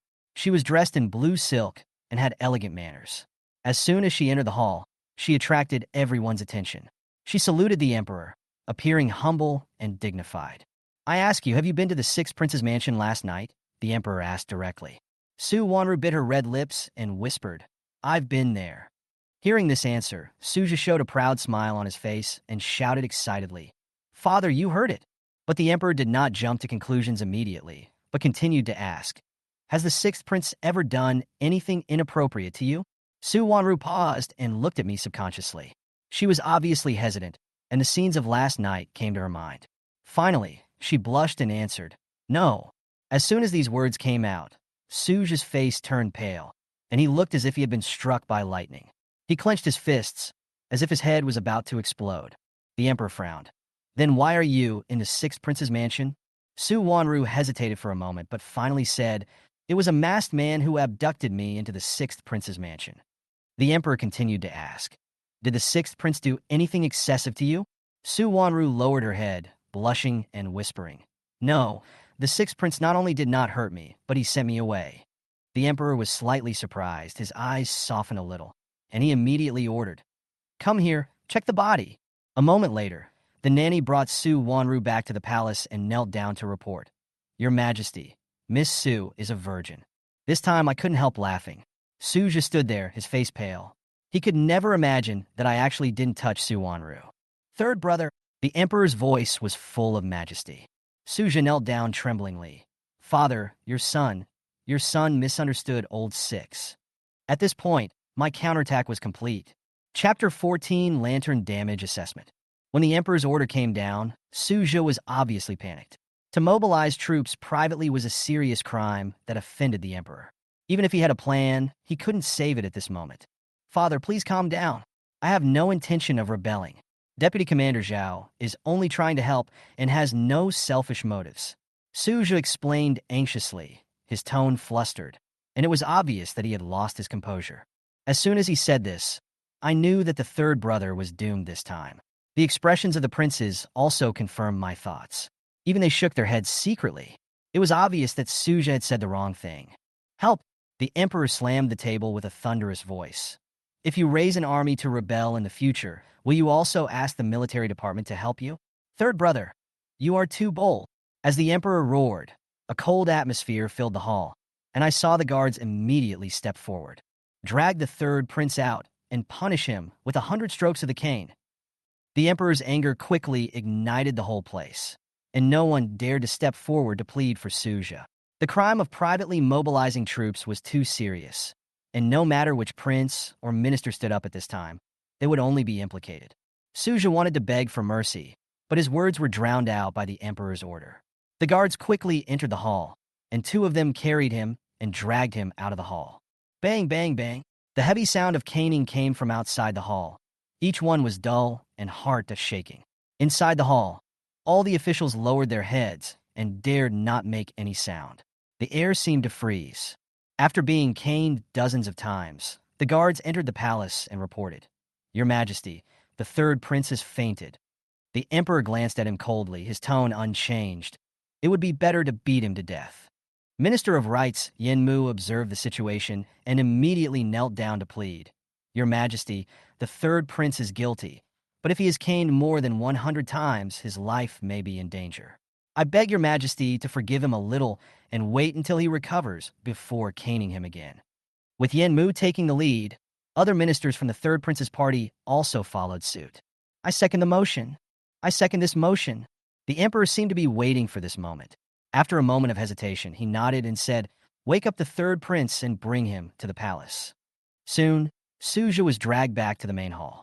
He was in tattered clothes, covered in blood, and his face was as pale as paper, kneeling on the ground. "Thank you, Father, for your grace."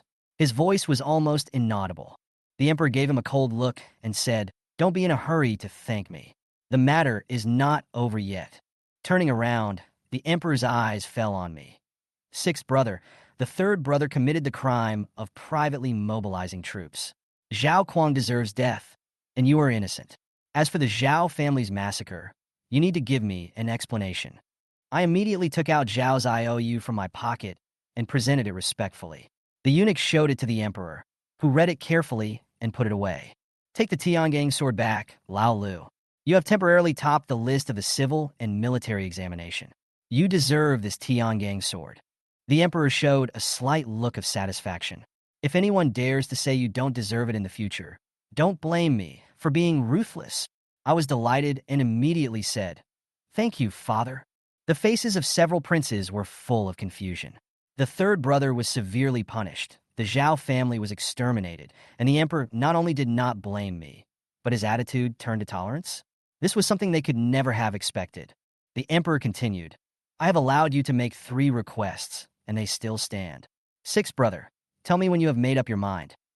I pretended to be thoughtful, and after a moment I said, "Father, my first request is that my third brother broke into my house last night and damaged it. He should compensate me, and please apologize to me." The emperor nodded and turned his gaze coldly to Suja aloud. "Third brother, apologize to the sixth brother and compensate him."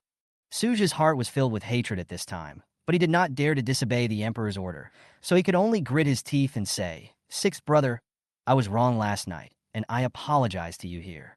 I took out a list from my bosom, spread it out, and said, "Third brother, here's the list of the losses in my mansion last night. The total is 10,884 taels, 9 strings, and 4 coins."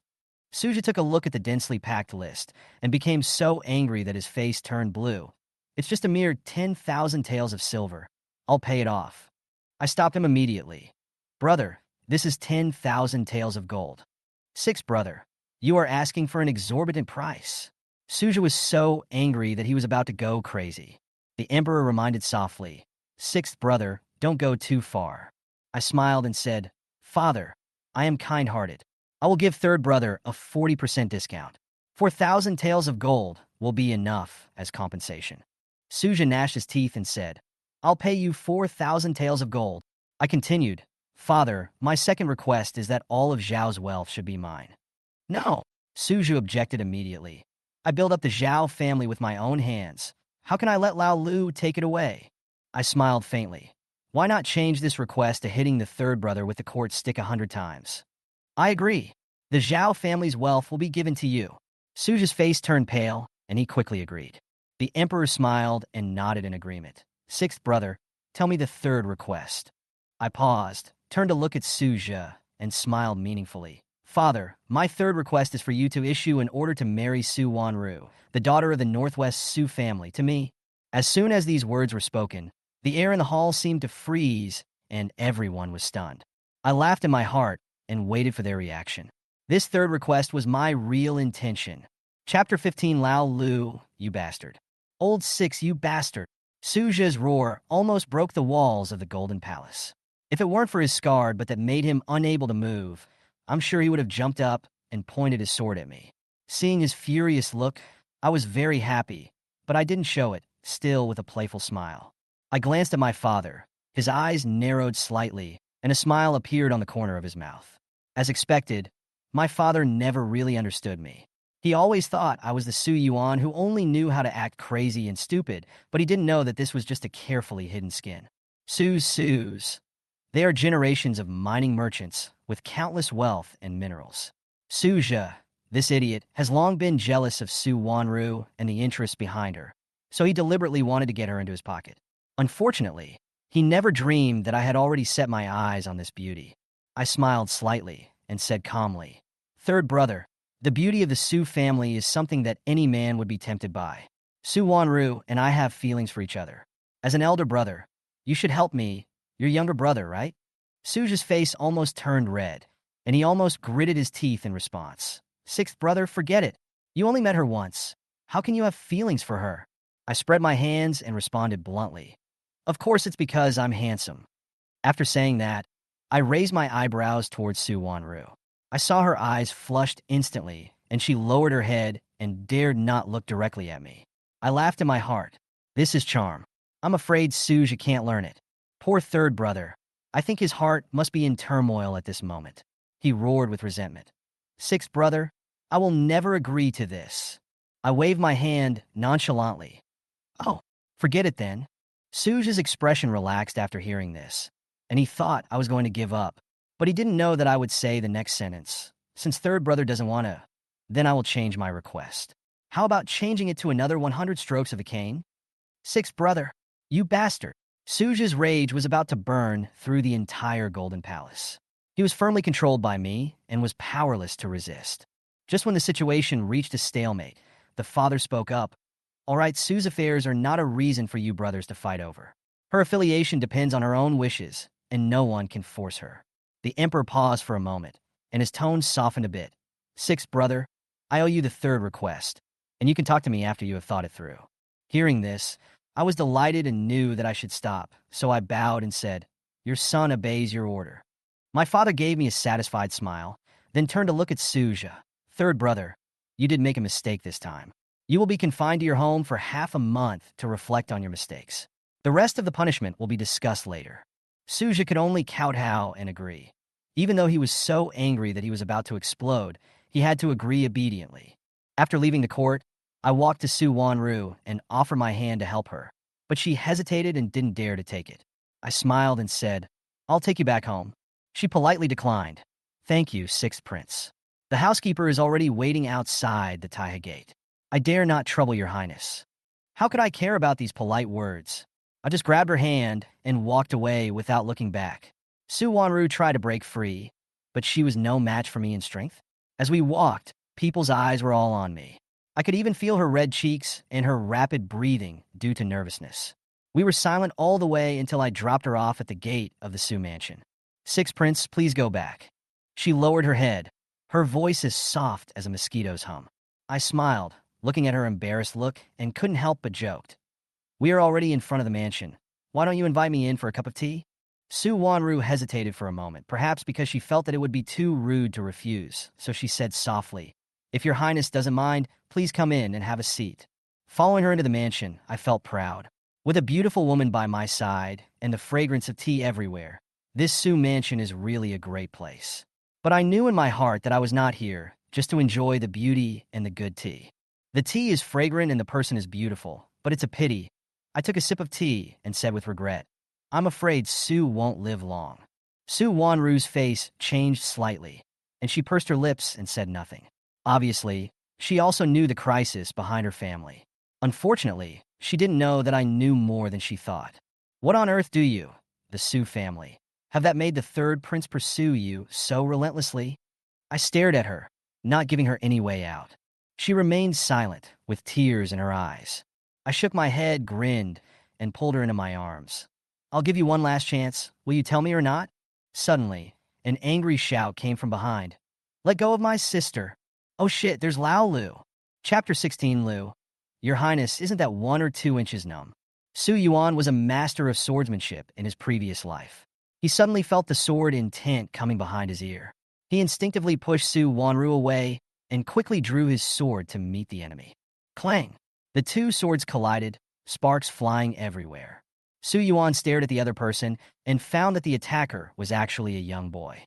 "You playboy, don't dare to flirt with my sister."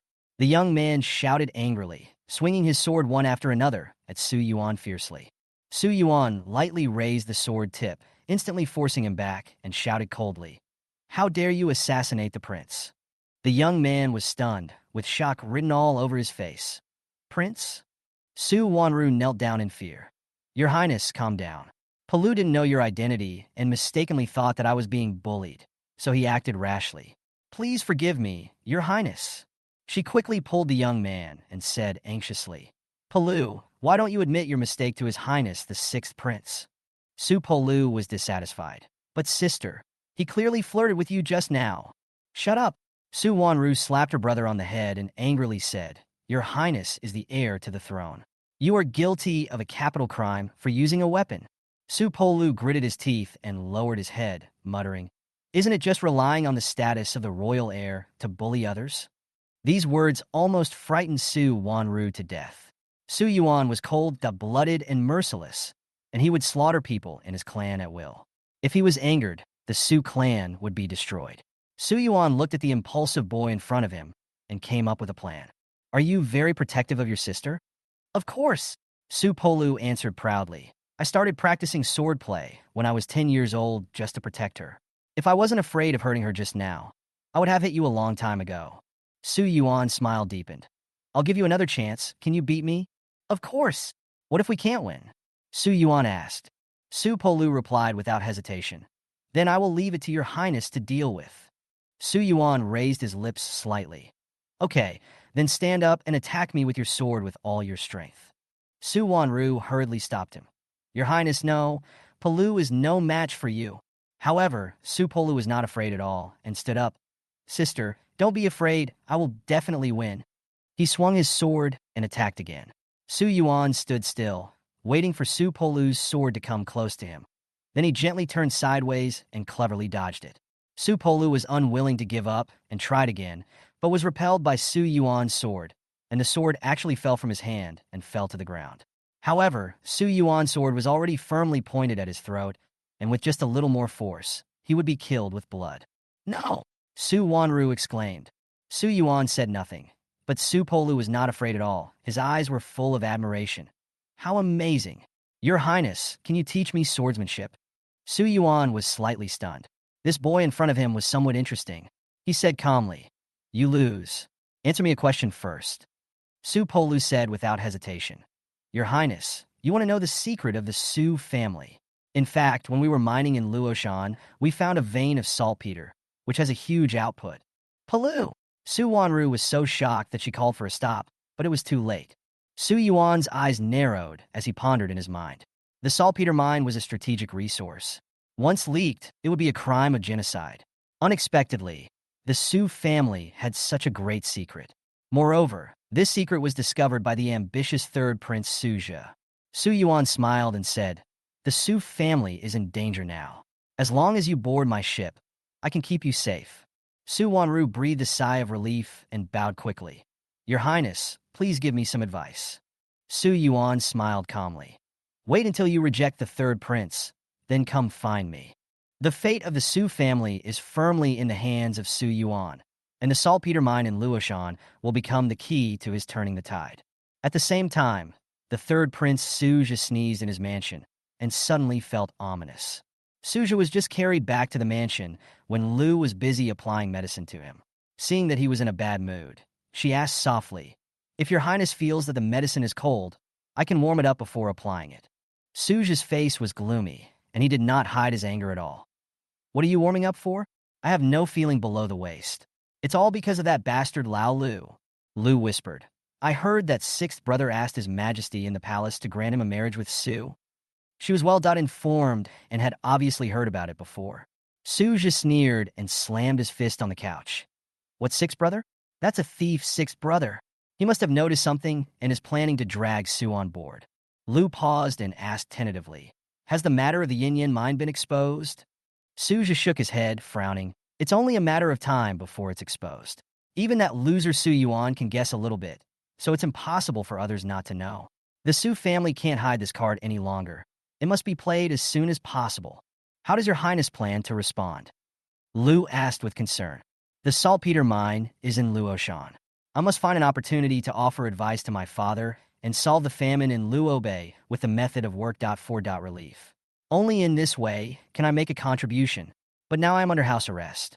It is difficult for me to even walk to the front of the palace, let alone offer advice. Suja was helpless and resentful. Lu's eyes lit up slightly. Why don't I ask Dr. Hua to come for you so that you can recover soon? Suja nodded and instructed. Yes, and ask Dr. Hua to bring the pills from last time. Lu raised her eyebrows slightly after hearing this. Although Suja had long lost consciousness in that place, it was obvious that he was still unwilling to give up. Meanwhile, another storm was brewing in the dark. After Su Yuan, Nangong Li, and others left the Su mansion, they went straight to Zhao's brothel.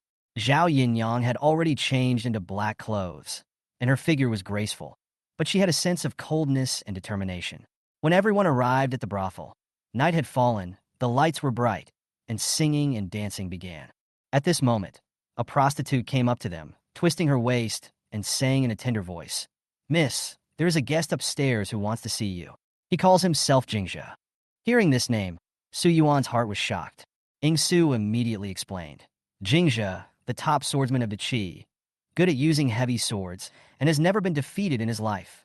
Su Yuan took a deep breath and said, "This guy has bad intentions. He is probably coming for me. I'm afraid he wants to kill me in the civil and military drinking competition tomorrow." The situation was critical, and Su Yuan asked Zhao Yinyang without hesitation, "Do you have any way to deal with him?" A hint of cruelty flashed in Zhao Yinyang's eyes, and she whispered, "Jingzhe is lustful and asked to see me. I can take advantage of his unpreparedness and kill him by surprise." After hearing this, Su Yuan's eyes darkened, and he asked Ing Su, "Can we kill him together?" Ing Su replied, 60% chance of winning. Su Yuan did not hesitate. "Let's do it." Soon, Zhao Yinyang acted according to the plan. After half a cup of tea, Zhao Yinyang took Jingzhe into the wing room, while Ing Shu and Su Yuan hid in the dark, waiting for the opportunity. Jingzhe did not unload his heavy sword, and was unaware that the murderous intention was approaching. Just as he was about to take further action, Ing Shu suddenly rushed out from the dark, and with the flash of sword light, Jingzhe quickly counterattacked, and the two were about to fight. Jingzhe's heavy sword was so powerful that Ing Shu gradually felt exhausted. Just when Ing Shu was about to be defeated, Zhao Yinyang suddenly pounced on Jingzhe and entangled his legs. Ing Shu seized this momentary flaw and stabbed Jingzhe's left arm. However, Jingzhe reacted quickly, kicked Zhao Yinyang away, and swung his sword to launch a fatal attack on Ing Shu. At the moment he turned around, Su Yuan was already ready, and the Tiangang sword suddenly stabbed out from the darkness, and the sneak attack was successful. Chapter 18. He is the first person to use the Emperor's sword as a club. Su Yuan's heart was filled with murderous intent, and he attacked without hesitation. The Tiangang sword instantly pierced through Jingzhe's chest. Blood slowly flowed down the sword, and Jingzhe's face was full of disbelief. He turned his head with difficulty and said in a trembling voice, "6. You tricked me?" Su Yuan sneered, drew out his sword, and responded coldly, "You are the one who is plotting against me." Without a sneak attack, Su Yuan and Ing Su had almost no chance of winning against this legendary invincible swordsman. Even though Ing Su was the best swordsman in the Northwest, he could only withstand 100 moves from Jingzhe at most. And if Zhao Yinyang hadn't desperately entangled Jingzhe's legs, Su Yuan wouldn't have had the chance to succeed so easily. Jingzhe fell to his knees, his eyes full of resentment. Until the last moment of his life, his pupils gradually blurred. Su Yuan walked in front of him leisurely, and the sword in his hand attacked again, piercing Jingzhe's right chest. Ing Su was surprised and puzzled. He was already dead. Why did your highness want to add another sword? Su Yuan explained calmly. To prevent his heart from growing on the right side. Ing Su nodded, admiring Su Yuan's meticulous thinking. Jingzhe was too powerful. If the death was not completely confirmed, he would be in great danger. Su Yuan sheathed his sword, turned around and asked, "How are your injuries?" "It's okay, just rest for a few days," Ing Su replied. Su Yuan walked to the wall, took off his coat, and put it on Zhao Yinyang, gently wiping the blood from the corner of her mouth. Although he didn't say anything, Zhao Yinyang's eyes flashed with a complex emotion. Your Highness, how should we deal with Jingzha's body? Ingsu asked. Su Yuan smiled and said, this is a great gift from my two royal brothers. I must repay them well. This corpse will be useful tomorrow. After saying that, Su Yuan left the brothel and boarded the carriage. Nangongli had been waiting outside for a long time. Seeing that he was safe and sound, Nangongli did not ask any questions, but was secretly surprised.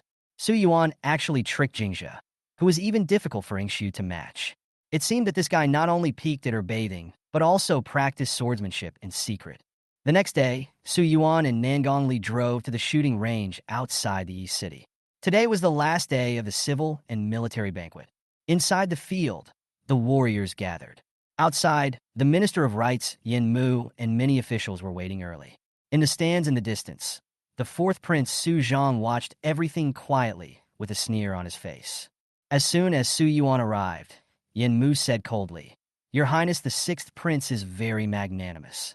The warriors who want to challenge you are already waiting in the shooting range. If you arrive only now and delay the time, His Majesty will punish you. Su Yuan narrowed his eyes and looked at Yin Mu. This man was from the third prince Su's faction and was obviously trying to make things difficult for him. Su Yuan said indifferently, Are you talking to this prince? Yin Mu sneered. Of course. Since the sixth prince is the heir to the throne, his words and deeds should be dignified and proper. If you don't have real talent and knowledge, what qualifications do you have to teach the ministers? Nangongli was furious. Master Yin, a Yuan is a prince. You are so rude. Aren't you afraid of offending your superiors? Yin Mu showed no sign of weakness. I am only speaking the truth. As the Minister of Rights, it is my duty to teach etiquette. Your Highness should salute me. Su Yuan had a blank expression on his face, but suddenly he smiled. Sister Li, it's okay. We won't bear grudges. As soon as the words fell, everyone was whispering, obviously mocking Su Yuan's weakness. Even the fourth prince, Su Zhang, showed a smug smile. He knew that all he had to do next was wait for Jingzha to come on stage, and Su Yuan would surely die. However, to everyone's surprise, Su Yuan slowly walked to the front of the ring and suddenly said to Yin Mu, Master Yin, come here. Seeing his gentle attitude, Yin Mu did not doubt him, so he walked over with his head held high. Just as he was about to ask Su Yuan about his intentions, Su Yuan suddenly swung the emperor's sword, and the scabbard hit Yin Mu's head hard. Bang! With a loud bang, Yin Mu fell to his knees, his head buzzing. Su Yuan was merciless, smashing down with several scabbards in succession, causing Yin Mu to howl in pain. The scene was silent for a moment, with only Yin Mu's screams echoing in the air. Su Yuan looked at Yin Mu at his feet calmly and said coldly, This prince will not bear grudges, because hatred must be avenged on the spot. Chapter 19, You mediocre dogs, come on stage together. Everyone was shocked by the scene before them. The sixth prince Su Yuan dared to beat up the second-rank official Yin Mu in public and even stepped on him. Yin Mu curled up on the ground, his face bruised and swollen, and he had completely lost the dignity of a senior official. Su Yuan swung his sword and sneered, beating and scolding. As an important official of the court, you don't bow to the heir to the throne, and you don't kneel to the emperor. Do you want to be on equal footing with the emperor? As soon as he finished speaking, Su Yuan suddenly drew out the emperor's sword, and the blade flashed with cold light. Yin Mu was so frightened that his face turned pale and his voice trembled. Sixth prince, you dare to touch me? Su Yuan smiled coldly. Why not? The emperor's sword was already hanging over Yin Mu's head, and the chill penetrated into his bones. Yin Mu was completely panicked and begged for mercy in a trembling voice. Sixth prince, I was wrong. Su Yuan snorted. How should I call myself in front of the heir to the throne? Yin Mu swallowed his saliva and said with all his strength, I know I was wrong. I shouldn't have been disrespectful to your highness. Su Yuan nodded with satisfaction, patted Yin Mu's face, and then stepped on his back, using him as a stepping stone to step onto the stage. The people around were stunned and shocked. This sixth prince is so domineering that he trampled on important officials in public without any scruples. The fourth prince Su Zhang sat in the stands, frowning slightly, and muttered in a low voice. Old sixth is beyond my expectations, but when Jingzhu arrives, his arrogance should dissipate. Su Yuan stood on the stage, holding the emperor's sword. His eyes swept across the entire arena, and he shouted coldly, Who will challenge this prince? The powerful aura deterred many warriors, but some were unwilling to be outdone. A burly warrior stood up and shouted, "I'll do it," and then jumped onto the ring. Before the opponent could make a move, Su Yuan's sword was as fast as lightning and instantly pressed against the opponent's throat. The whole audience was in an uproar, and no one could see clearly how he made the move. Sixth Prince Yuan Sheng. This sword was so fast that it was unbelievable. People in the audience began to whisper, "It seems that the rumor that the sixth prince is not good at literature or martial arts is false. His swordsmanship is so amazing." At this moment, Su Palu and his father Su Boyong hurried over, and the two of them happened to see Su Yuan's sword-winning scene. Su Palu excitedly said to his father, "Father, I am right. The swordsmanship of the sixth prince is definitely not ordinary." Su Boyong looked at Su Yuan on the stage, thinking, "It seems that the rumored abandoned prince is not as simple as he seems. He may really be able to help my Su family out of trouble." While the Su family father and son were talking, another person on the stage jumped up to challenge. Su Yuan chuckled, and with a flick of his sword, he instantly cut off his opponent's sword, and the sharp sword went straight to his throat. He won again with one move, and Su Yuan said calmly, "Next one." His domineering aura and powerful swordsmanship shocked the whole audience. The warriors began to hesitate and dared not go on stage easily. Su Yuan looked cold and smiled indifferently. "A bunch of mediocre dogs."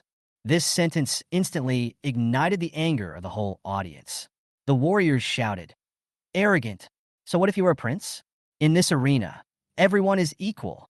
Su Yuan sneered and said, "In that case, all of you come up together." He swung the emperor's sword, and the sound of the sword echoed throughout the arena. Facing the crowd, he was not afraid at all. At the command, the whole place was in a frenzy. At this moment, Su Yuan was alone against many others, ready to face the coming challenges. His eyes were as sharp as a knife, and a sneer rose at the corner of his mouth, welcoming every warrior who came to challenge him. Not only did he want to defeat them, but he also wanted to use them to familiarize himself with his new swordsmanship and completely get rid of the title of Wasted Prince. On the ring, the situation suddenly became tense, and a duel that would decide their fate was about to begin. Chapter 20. Su Yuan wins. Jingzhu appears. The atmosphere suddenly became tense, and Su Yuan's arrogance made the whole audience boil. The annual drinking party of the Wu dynasty was supposed to be a fair duel, but today, the arrogance of the useless sixth prince Su Yuan completely ignited the anger of the crowd.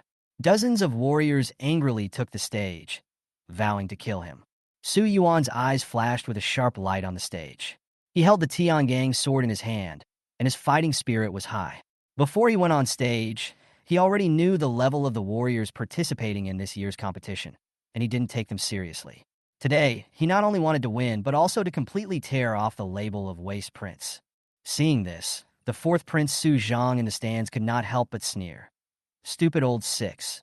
Do you really think you can hold on?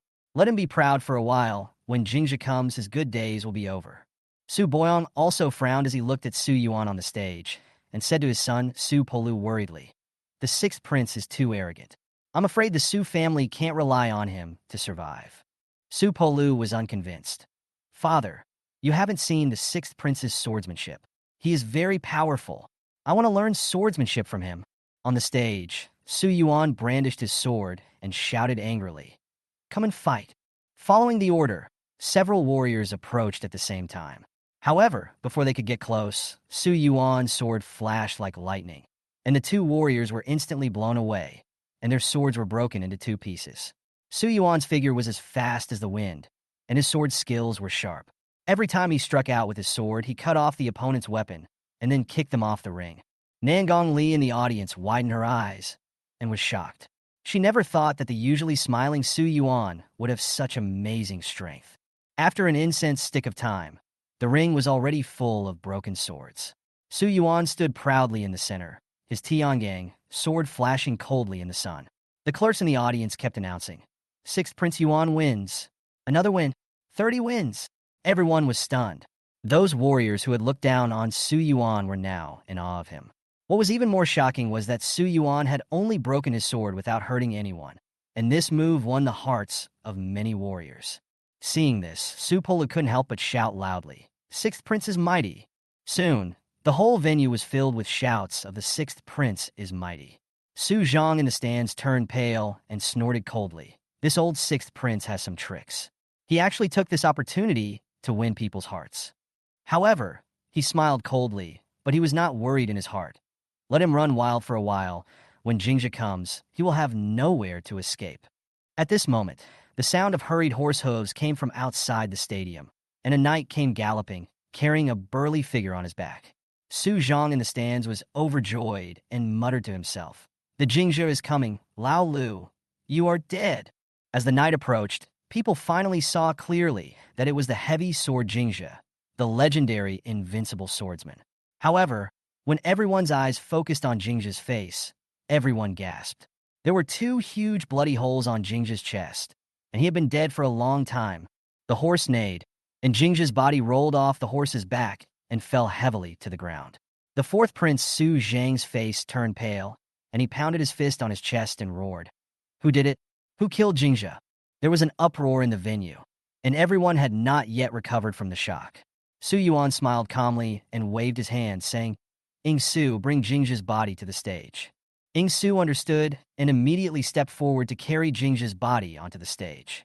Su Yuan glanced around coldly. His eyes fell on Yin Mu and ordered, "Shout." Yin Mu was startled and asked in horror, "What?" Su Yuan's eyes were sharp, and he said in a deep voice, "Heavy sword Jingja, challenge the sixth Prince Yuan." Yin Mu was so frightened that his legs trembled. After hesitating for a moment, he could only repeat loudly, "Heavy sword Jingja, challenge the sixth Prince Yuan." Along with these words, Su Yuan swung the Tiangang sword in his hand suddenly, and with a swish, Jingja's head fell and rolled to Su Yuan's feet. There was a dead silence in the field, and everyone was shocked by this scene and speechless.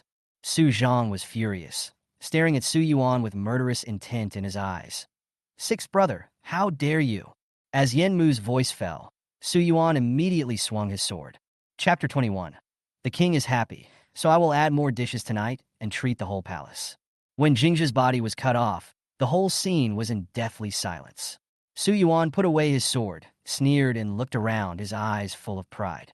Although Jingja was dead, Su Yuan still wanted everyone to witness his victory with their own eyes.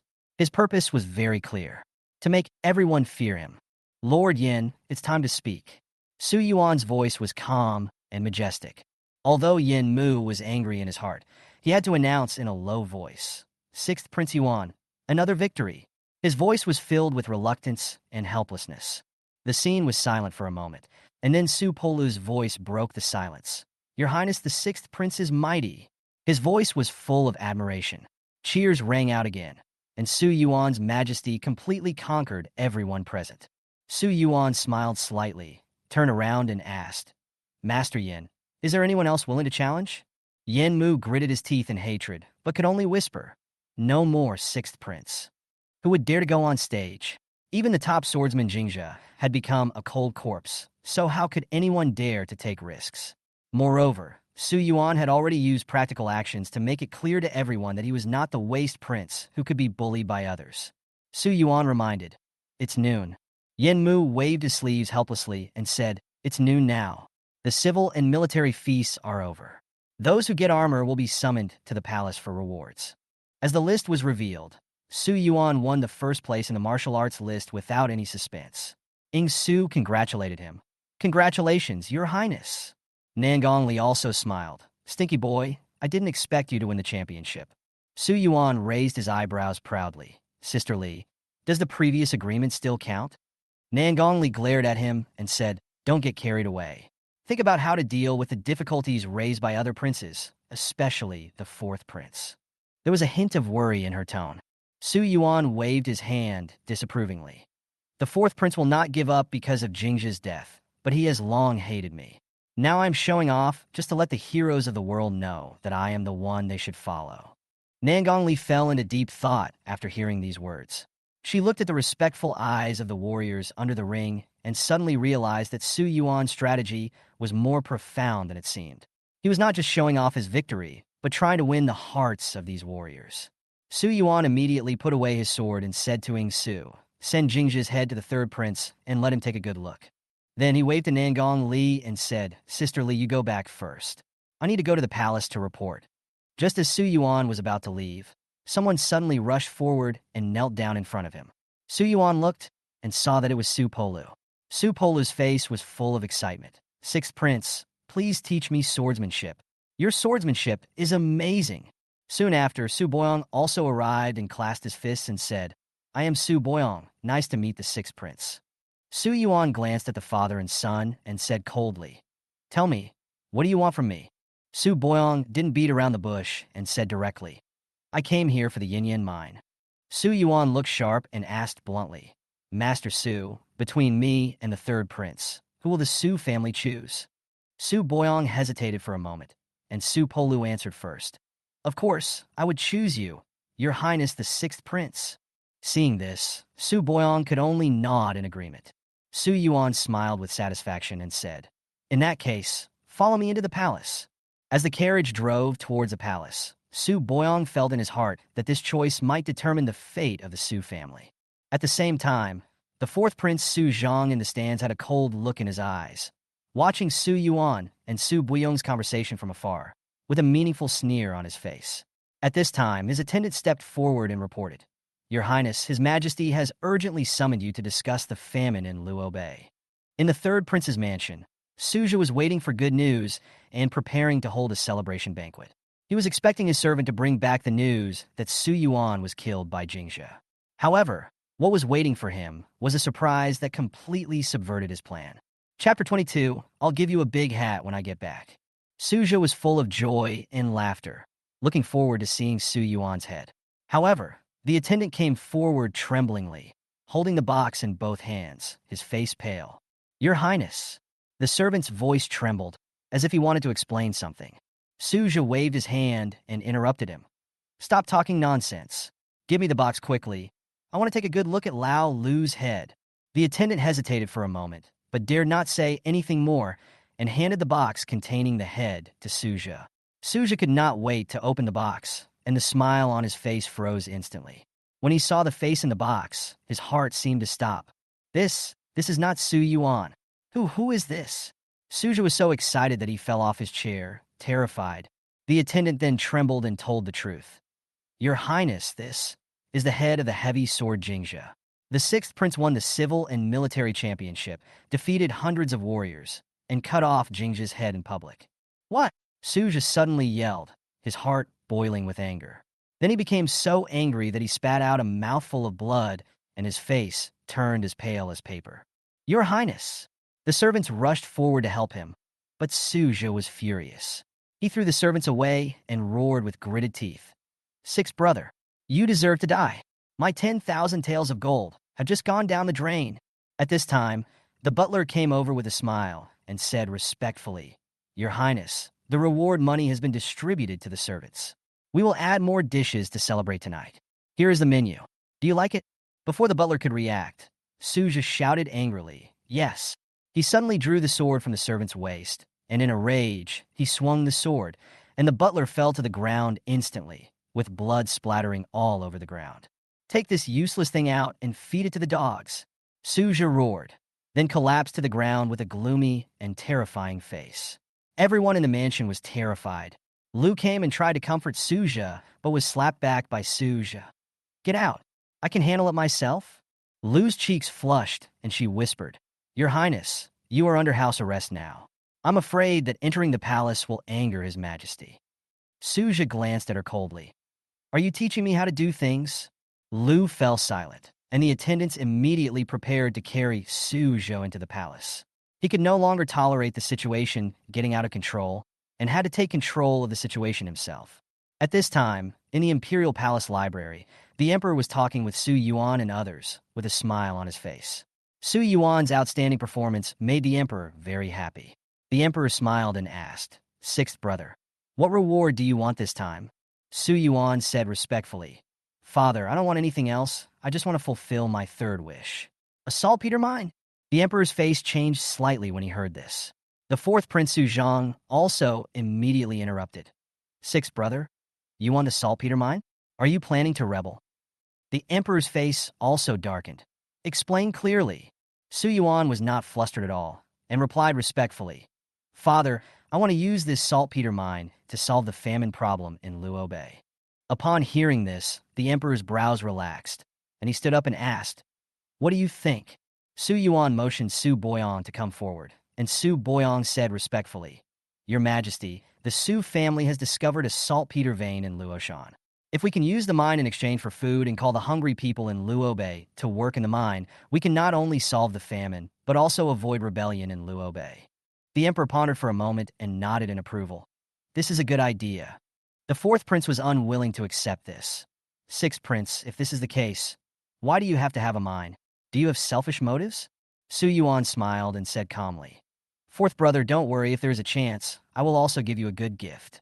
Chapter 23. The third prince. I am also competitive.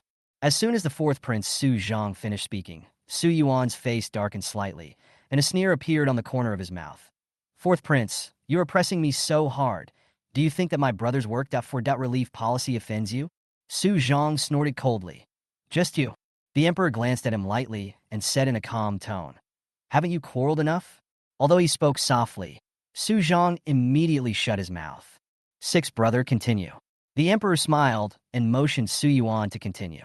Su Yuan bowed his hands and said respectfully, Father, according to the ancestral system, the heir to the throne can buy property after he reaches adulthood.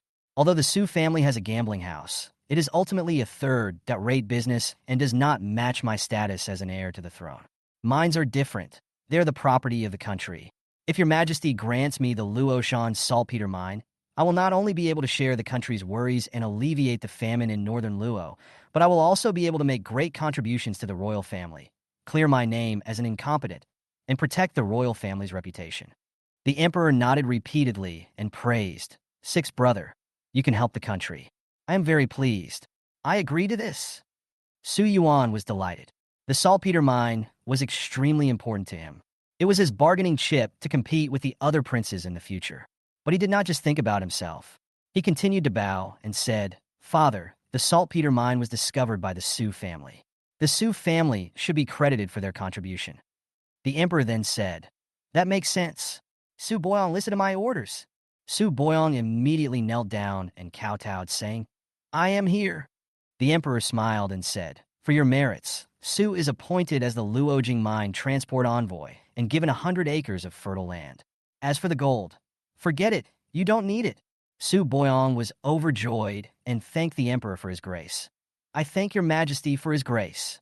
At this time, the fourth prince Su Zhang stepped forward, cupped his hands and said, Father, although the sixth prince's suggestion is good, Luo Bay is close to the border, and there are many powerful tribes entrenched there. After years of famine, these powerful tribes may have had evil intentions for a long time. This matter may not be that simple. The emperor frowned and thought. Su Zhang continued. The powerful tribe in Luo Bay is headed by the Zhou tribe. If the Zhou tribe does not rebel, the rebellion in Luo Bay can be solved safely. In my opinion, the saltpeter mine can be divided into a share for the Zhou tribe in exchange for their support. What a Zhou! Su Yuan sneered. The royal heir wants to share the property with the common people? The emperor's face darkened slightly, showing a hint of displeasure. Su Zhang was calm and said, Father, the Zhou clan has a high prestige in Luo Bay. If we can get their support, the effect will be twice as good with half the effort. It is better to let the sixth son go to Luo Bay in person to discuss with the Zhou clan. If the heir goes there in person, the Zhou clan will naturally not dare to neglect it. The emperor was silent for a moment, and he had made up his mind. He said slowly, just as the fourth brother said, the sixth brother, you will leave immediately and go to Luo Bay to negotiate with the Zhou clan to complete this matter. Su Yuan was secretly surprised. Why did the fourth prince suddenly support him? There must be something fishy about this matter. The situation in Luo Bay is complicated, and the Zhou clan is powerful. If he doesn't handle it properly, he might be in danger. Sure enough, the fourth prince's real purpose is here. Su Yuan's mind was working rapidly, and he immediately asked for instructions. Father, Luo Bay is in a dangerous terrain, and there are many hungry people. I am afraid that I can't handle it alone. I beg you to send 100,000 soldiers to accompany me. The emperor's face darkened. Sixth brother, don't make a fuss. This time we are here to help with disaster relief, not to lead troops to fight. Just take a few attendants with you. Su Yuan had no choice but to accept the order. Your son obeys your order and will leave for Luo Bay within 3 days. The emperor waved his hand and said, Go down. If you have nothing else to do, just leave. Su Yuan was secretly alert in his heart, and he took his leave from the emperor and turned to leave. The fourth prince behind him walked away slowly with a sneer in his eyes. Sixth brother, this trip to Luobai will be your burial place. After everyone left, the emperor sighed and asked Han Changsha beside him, Am I asking too much of Lao Lu? Han Changsha chuckled and said, As the heir to the throne, the sixth prince should shoulder this heavy responsibility. Your Majesty, you are right. The emperor sighed solemnly. I just hope he can come back alive. At this moment, an urgent report came from outside the door. The third prince wants to see you. The emperor frowned. Isn't he under house arrest? How dare he disobey the holy order? Chapter 24. Talented people choose their masters, and the husband is young. Su Yuan had to endure the fourth prince Su Zhang's aggressive attitude, and finally fought back. Fourth prince, you keep pressing me. Do you think that my suggestion of using work.4.relief offends you? Su Zhang snorted coldly. Just you. The emperor glanced at the two of them lightly and said in a cold tone, That's enough, shut up. Su Zhang immediately stopped talking, not daring to say anything more. The emperor turned to Su Yuan and gestured, Sixth brother, continue. Su Yuan took the opportunity to say, According to the ancestral system, the heir to the throne can buy property after he reaches adulthood. Although the Su family owns a gambling house, those properties are ultimately detrimental to the royal family's reputation. Mining is different. It is an industry that serves the country. If your father grants me the Luoshan saltpeter mine, I will definitely be able to solve the famine problem in Luo Bay, relieve your father's worries, and make great contributions to the royal family, washing away the name of incompetence. The emperor nodded slightly after hearing this and said with a smile, Sixth brother, you are willing to help the country. I agree to this matter. Su Yuan was overjoyed. The Yinyan saltpeter mine was his key bargaining chip to reverse the situation. But he did not stop, but continued to ask for credit for the Su family. Father, the Yinyan saltpeter mine was discovered by the Su family, so the Su family should also be credited. The emperor nodded and said, That makes sense. Su Boyong, listen to my order. You will be appointed as the mine transport envoy of Luo Jing and be granted 100 acres of good farmland. Su Boyong was extremely excited and bowed to express his gratitude. I bow to thank your majesty for your grace. At this time, the fourth prince Su Zhang stepped forward slowly and continued, Father, although the sixth prince's suggestion is good, there are many powerful tribes entrenched in Luo Bay. After years of famine, they may have long been restless. In my opinion, if the Yinyan salt mine can get a share of the Zhou tribe, it will definitely stabilize the situation in Luo Bay. The emperor showed displeasure on his face and snorted. The heir's property is shared with the common people? How dare you propose such a thing? Su Zhang was calm and composed. Father, calm down. If we can cooperate with the Zhou clan, the work.4.relief program will be twice as effective with half the effort. Why not send the sixth son to Luo Bay to negotiate with the Zhou clan? If the heir goes there in person, the Zhou clan will not dare to neglect it, and this matter will be accomplished. The emperor thought for a moment and said slowly, Okay, I will follow your suggestion. Sixth brother, I order you to go to Luo Bay immediately to discuss this matter with the Zhou clan. Su Yuan was alarmed when he heard this. The situation in Luo Bay was complicated, and this might be a trap set by the fourth prince. He hurriedly said, Father, Luo Bay is in a dangerous place with many hungry people. I request that you dispatch 100,000 soldiers to accompany us to ensure safety. The emperor's face darkened. Sixth brother, this trip is to save the people. You brought 100,000 soldiers and horses. Are you planning to rebel? Just bring a few attendants. Su Yuan had no choice but to agree. I will leave within 3 days. Then, the emperor waved his hand to signal him to leave. Su Yuan was full of doubts. The fourth prince's smile was meaningful. He understood that this trip to Luo Bay was full of dangers. After everyone left, the emperor sighed slowly. Am I asking too much of old six? Han Changsha comforted him softly. Your Majesty, as the heir to the throne, the sixth prince shoulders a heavy responsibility. This is his responsibility. The emperor frowned and said, I hope he can return safely. At this moment, the eunuch reported, The third prince Su Zhe wants to see you. The emperor was still furious. Isn't he under house arrest? How dare he disobey the holy order? Chapter 25. Luobei Zhou clan crosses the river and sets an ambush. Luobei has a vast territory. It was once a battlefield between Qi and Wu. Now it has developed into a large county that can accommodate hundreds of thousands of people. The map that Su Yuan took from Zhao Yinyang detailed the distribution of the 10 clans in Luo Bay. Among them, the Zhou and Yun clans were the leaders. Their power dominated the entire Luo Bay, forming a huge network of power. After Su Yuan memorized the map, he had a plan in mind. He looked at Zhao Yinyang, who was kneeling at his feet, smiled, and handed her the emperor's sword, with the tip of the sword pointing to his chest. This prince will give you a chance to avenge the Zhao family. Kill me. Zhao Yinyang's hands trembled, and complex emotions flashed in her eyes. She only needed to exert a little force to end Su Yuan's life. However, all she could think of was the scene of her family being slaughtered that day, and she was powerless to do it. She slowly put down the sword and said firmly, "Your Highness, since the Zhao family has chosen a master, how could they kill the master?" Su Yuan nodded with satisfaction. At this moment, he had a deeper trust in Zhao Yinyang's loyalty. If she had any other intentions during this trip to Luo Bay, he would probably have no chance to turn back. In order to survive, Su Yuan had to be cautious at every step, and Zhao Yinyang's performance made him feel relieved. On this trip to Luo Bay, Su Yuan brought 14 people, including Ying Su, Su Polu, and a group of warriors led by Wenqing. Su Polu led the group through Luoshan on the official road. Along the way, Su Yuan was alert, and with his keen hearing, he noticed the unrest in the jungle ahead. "Your Highness, there is an ambush ahead," Ying Su reminded in a low voice, his hand on the hilt of the sword, ready to attack at any time. "Calm down." Su Yuan suppressed his doubts and said, "Let's see what their intentions are first." Sure enough, after a team of masked men observed, they decided to stay put. Su Yuan and others continued to move forward and successfully passed the ambush point. This team of people was the ambush troops of the Zhou tribe, and the leader Zhou Zhongyi was waiting for an opportunity to move. He compared the portrait in his hand with Su Yuan and frowned. "It doesn't look like it. The person in the portrait is much more handsome. They are the Zhao family caravan. Let them go." After passing the ambush point, Su Yuan asked everyone to stop, frowning slightly. "These people are from Luo Bay, and they don't have good intentions." Wenqing stepped forward and added, "Your Highness, they are using the long swords unique to Luo Bay. They should be from the Zhou tribe." Su Yuan thought to himself that the forces in Luo Bay had been secretly mobilized, and the situation was becoming increasingly tense.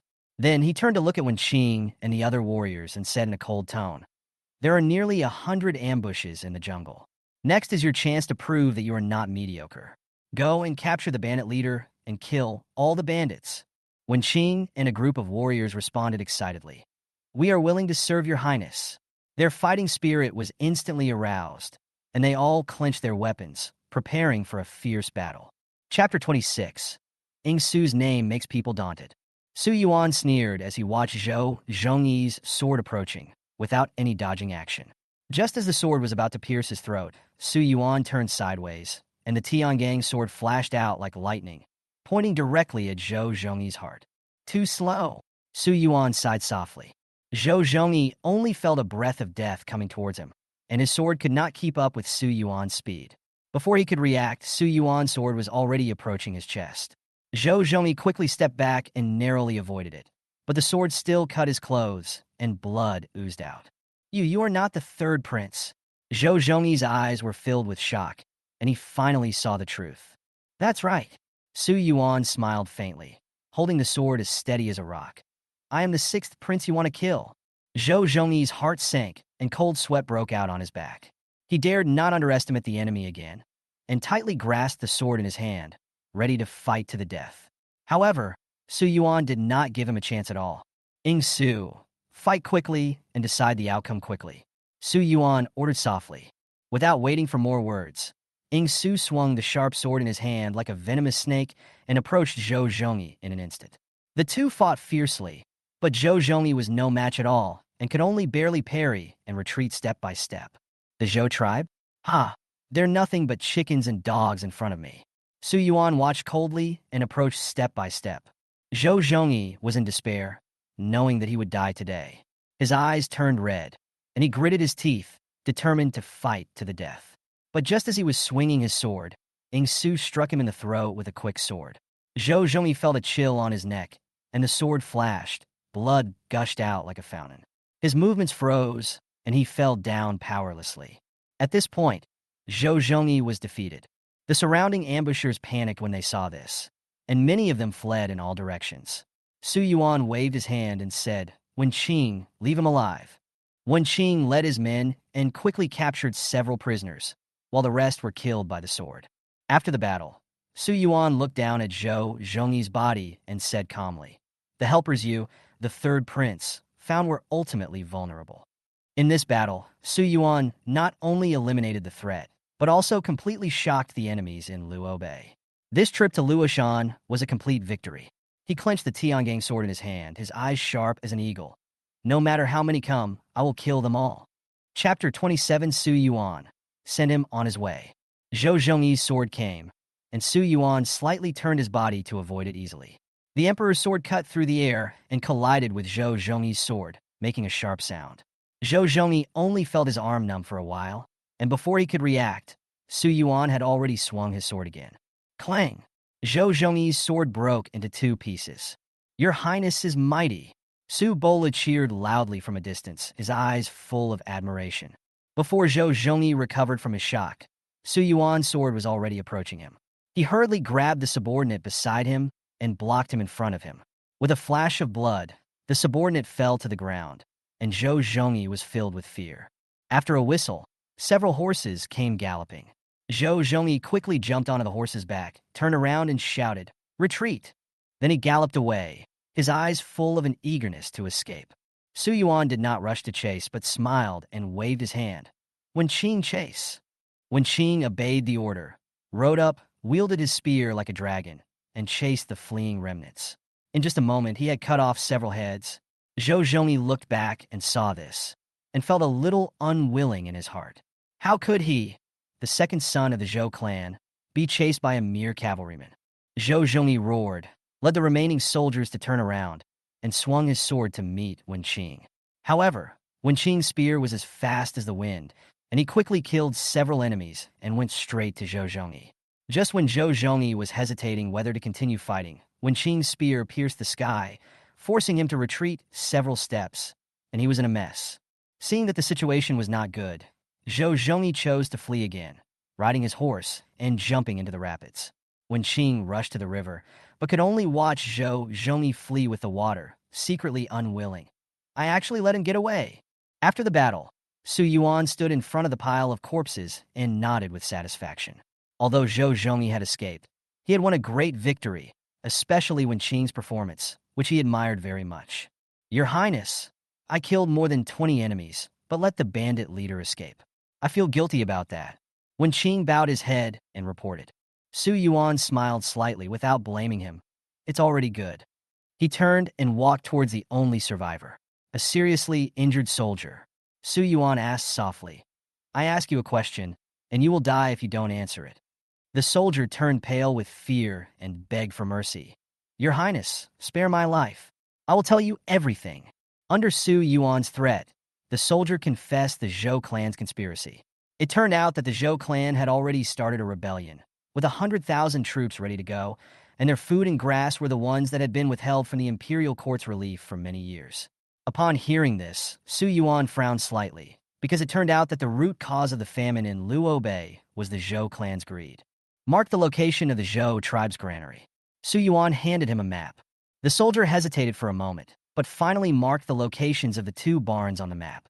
"Your Highness, I've already said it. Can we go now?" The soldier was full of hope. Su Yuan smiled coldly. Ing Su sent him on his way. Ing Su swung his sword and ended the life of the soldier. On the battlefield, there was no sound except Su Yuan's triumphant smile. Chapter 28. At dawn, we seized the saltpeter mine. Send him on his way. As soon as these words were spoken, the atmosphere in the field changed. Ing Su slowly drew his sword, and the soldiers were terrified. He gasped for breath. Your Highness, you said you wouldn't kill me. You can't go back on your word." Su Yuan chuckled. "Really? Does this prince want to kill you?" "I said I won't kill you, so I won't kill you. But if someone else wants to kill you, it has nothing to do with me. That's all." Ing Su drew his sword. The last soldier died. The Zhou clan sent their second son, Zhou Zhongyi, to lead more than 90 elite soldiers. He crossed the Luoshui River at night and hit on the official road of Luoshan. He just wanted to capture Su Yuan within 3 days and make him the heir to the throne. Offer sacrifice to the Zhou family battle flag. But they would never have expected that Su Yuan would send a surprise attack from the sky. Nearly 100 elite troops were annihilated, and Zhou Zhongyi was forced to flee in panic. Deal with the bodies of the ambushed soldiers. Wen Qing and his group returned to Su Yuan's side. Wen Qing spoke first. Your Highness, we were ambushed as soon as we entered Luoshan. We can't take the official road. We have to take the small road. Su Yuan nodded. After thinking for a while, he looked at the two people beside Wen Qing. What are your names? This is your subordinate Lu Jian. Your subordinate Du Fai. These two men performed well in killing Zhou Zhongyi and his group of Zhou soldiers just now. They all have the ability to fight 10 people at once. The others who follow Su Yuan are all capable people. They were just unlucky. I met Su Yuan at the Wenwu drink, and that's why I failed the exam. No chance of getting A. Palu, make a copy of the crisscrossing route map of Luoshan and give it to Lu Jian. Lu Jian. I'm here. Su Yuan showed a serious look on his face and ordered. You are unfamiliar with me. Take the map of Luoshan immediately and return to Luojing via the small road. After entering the city, do not stop and go directly to the Su mansion to find Su Boyong. He is a newly promoted mining transport envoy, so it is easier for him to enter the palace. Let him meet with His Majesty in secret and tell him that the Zhou clan has secretly started an uprising. Request His Majesty to send troops to Luoshan to prevent the rebels in Luo Bay from attacking. Yes. Lu Jian took the order and immediately took the Luoshan route map copied by Su Polu and rushed down the mountain. We don't take the official road because we are afraid that there will be more than one ambush. So you can only walk on the trail. If you walk fast, you can arrive before 3 p.m. Du fait. I'm here. Su Yuan continued to make arrangements. You will camp nearby. If the Zhou thieves cross the river and enter Luoshan, and the court still does not send troops, you will carry the heads of these Zhou soldiers on horses and send them to the Tiger Roar camp 10 miles outside the North Gate. During these 2 days, you will also search for Zhou Zhongyi's whereabouts and kill him if you see him. The Tiger Roar camp is directly under the Emperor, responsible for all unusual movements outside Luojing City. If we see Ma entering the camp with his head hanging, we will definitely send troops to Luoshan. Wen Qing, I'm here. Su Yuan paused for 2 breaths before saying, take the other 7 people and Palu to the Yinshao mine to protect it. If thieves attack, you should know what to do. Wen Qing vowed. I will definitely fulfill my mission. Su Bolu was unwilling. Your Highness, I'm going to the mines, so where are you going? I want to stay with you. I won't go anywhere else. Su Yuan raised his lips slightly.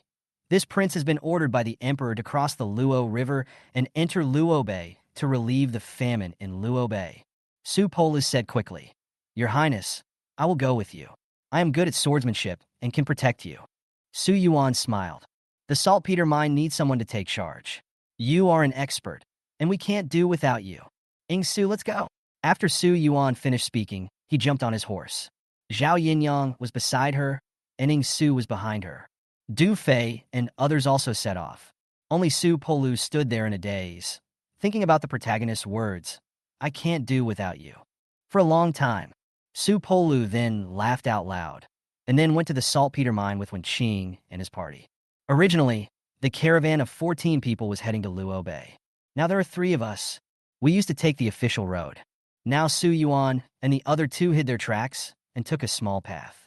Following the route map given by Su Bolu, Su Yuan headed north. Central Luo Bay. 100,000 troops set up camp on the spot. On the high military flag, there was a huge word Zhou written on it. In the training ground of the camp, the newly arrived recruits were training. The commander's camp. A sturdy middle-aged man in armor stood with a sword on his back. With slightly dark skin and a sense of time, he gives people an invisible majesty. His name is Zhou Tianan, the leader of the Zhou tribe in northern Luo and the chief of the rebels. Sir, 100,000 soldiers have been assembled. When can we fight our way across the river? In front of Zhou Tianan, there was a sand table with 1 person standing on each side. The man in gray robe had slightly gray temples, was in his early 50s, and his name was Tan Yuan. He was a strategist. He was holding a string of Buddhist beads in his hand, playing with them casually. The armored general was about the same age, but was a little shorter. Yun Xiao, the head of the Yun family and Zhou Tianhan's ally. This time, The Zhou and Yun tribes were the leaders of the uprising. Zhou Tianhan is the commander, Yun Xiao is the general, and they plan to rule the world together. Tan Yuan continued, Duke Zhou, please be at ease. The second young master just crossed the river last night. There will be news back tomorrow at the earliest. We can start the war when the time is right. Zhou Tianhan looked solemn. The Zhou tribe has raised an army. 7 of the 10 tribes in Luobai are willing to help. The remaining 3 tribes are wavering. Now that we have raised an army, we must stabilize the morale of the army and win the first battle. Sir, I can't wait any longer. Yun Xiao added, That's right, please give me some advice, sir. Tan Yuan threw away the Buddhist beads in his hand. After a break, his hand stopped. At dawn tomorrow, send 2,000 elite soldiers across the river and seize the Su family's saltpeter mine. Zhou Tianhan's frown couldn't help but relax. Please enlighten me, sir. Tan Yuan nodded and continued. The second young master led nearly 100 soldiers to set up an ambush at Luoshan to rescue the 6th Prince Yuan, who was coming to Luobei to relieve the famine. However, according to the news, the 6th prince was partying at home every night and never left the house. I'm afraid it will be difficult for him to leave for Luobei within 3 days. Duke Zhou is eager to succeed. You can seize the mine first and block the news within Luoshan.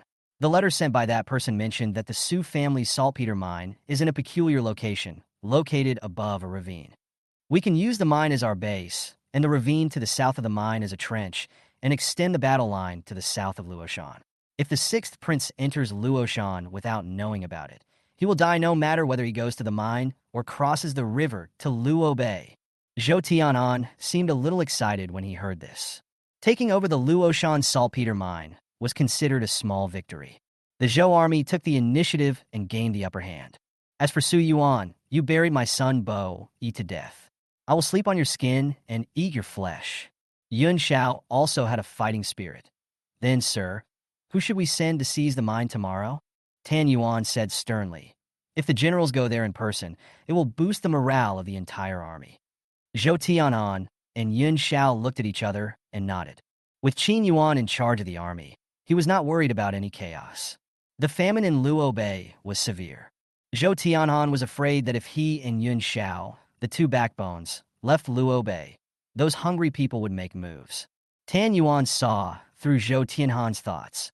Zhou is determined to cross the river to seize the mine. The granary is protected by Madame Yun and second young master Yun, so everything will be fine.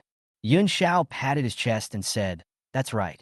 My son Yun Yi has served in the army for 3 years and has withstood hundreds of battles. He is quite capable. My wife is wise and is in charge of the rear. With 1 inside and 1 outside, the granary and arsenal are safe. Zhou Tianhan laughed loudly. Ha! I heard that although Madame Yun is already in her 40s, she still has her charm and beauty. Brother Yun is so lucky. Thank you, Duke Zhou. Enough of small talk. I'm going to go count the troops first. It's time to set off. Zhou Tianhan finished speaking. About to leave. Then a figure was seen jumping outside the tent. Then came the sound of messy footsteps. Father, something terrible has happened. Zhou Zhongyi, in a disheveled state, rushed in, crawling and tumbling. He stumbled and fell directly in front of Zhou Tianhan. Zhou Tianhan took a closer look. Zhou Zhongyi's face was covered in mud, and his leather armor had been removed. The remaining inner armor was soaked in blood. With a bald head, he looked no different from a beggar. After escaping from Wenqing, Zhou Zhongyi flows rapidly down the river and merges into the Luoshui River. Then he leaned on the wooden stakes and crossed the river back home. After arriving in Luobei, they ran all the way and reached the camp as quickly as possible. Now he's almost exhausted. Didn't you set up an ambush in Luoshan? Why did you come back? And you're still in such a mess? Zhou Tianhan was furious. If Zhou Zhongyi went back to Luobei secretly and ruined his plans, he would beat this rebellious son to death. Father, the 3rd Prince Su has led his men into Luoshan and attacked nearly 100 of my elite soldiers. We were completely wiped out. I risked my life to survive. The 3rd Prince broke the contract and turned against us. What? Zhou Tianhan and Yun Xiao were shocked. Qin Yuan's face changed, and he moved the Buddhist beads in his hand faster. Not good. Duke Zhou, the situation has changed. We cannot wait until the cock crows at dawn tomorrow. Immediately dispatch 2,000 elite troops to cross the river and seize the saltpeter mine. Chapter 29, I think the lady is still charming. Tan Yuan is Zhou Tianhan's counselor. Zhou Tianhan listened to everything he said. Second young master, you are unparalleled in swordsmanship and have few rivals in the army. You are also one of the best in the northwest. So how many troops did the third prince bring into Luoshan? Tan Yuan looked at Zhou Zhongyi. The number of men Su Yuan has will determine how many troops he will send across the river. No more than 10 people. What? Only more than 10 people. Yun Xiao was stunned. Just over 10 of us killed nearly 100 of you? Zhou Tianhan was furious and slapped Zhou Zhongyi in the face. The beating made him dizzy, and he almost fainted. The Zhou clan had just started their uprising. If this matter were to get out, the morale of the army would probably collapse. Uncle Yun father, although the other side only has more than 10 people, each of them is terrifyingly powerful. Even the swordsman Ing Su is just a guard of the third prince. Hearing the name Ing Su, the anger on Zhou Tianhan's face eased a little. He knew very well what his son was capable of. If the other party has Ing Shu, then it is not unfair for him to lose. Yun Xiao was suspicious and couldn't help asking. It is said that the third prince is good at winning people's hearts, so it is reasonable for the swordsman Ing Su to become his disciple. But the third prince had an agreement with us before. Why would he suddenly turn against us? Zhou Tianhan repeatedly questioned. Did you see clearly that the man was the third Prince Suja? Zhou Zhongyi nodded repeatedly. I have seen it clearly. I am willing to use these eyes as a guarantee. Humph. This third prince probably wanted to kill the Zhou clan from the beginning. He probably wanted to use the Zhou army as a contribution to his seizure of the throne.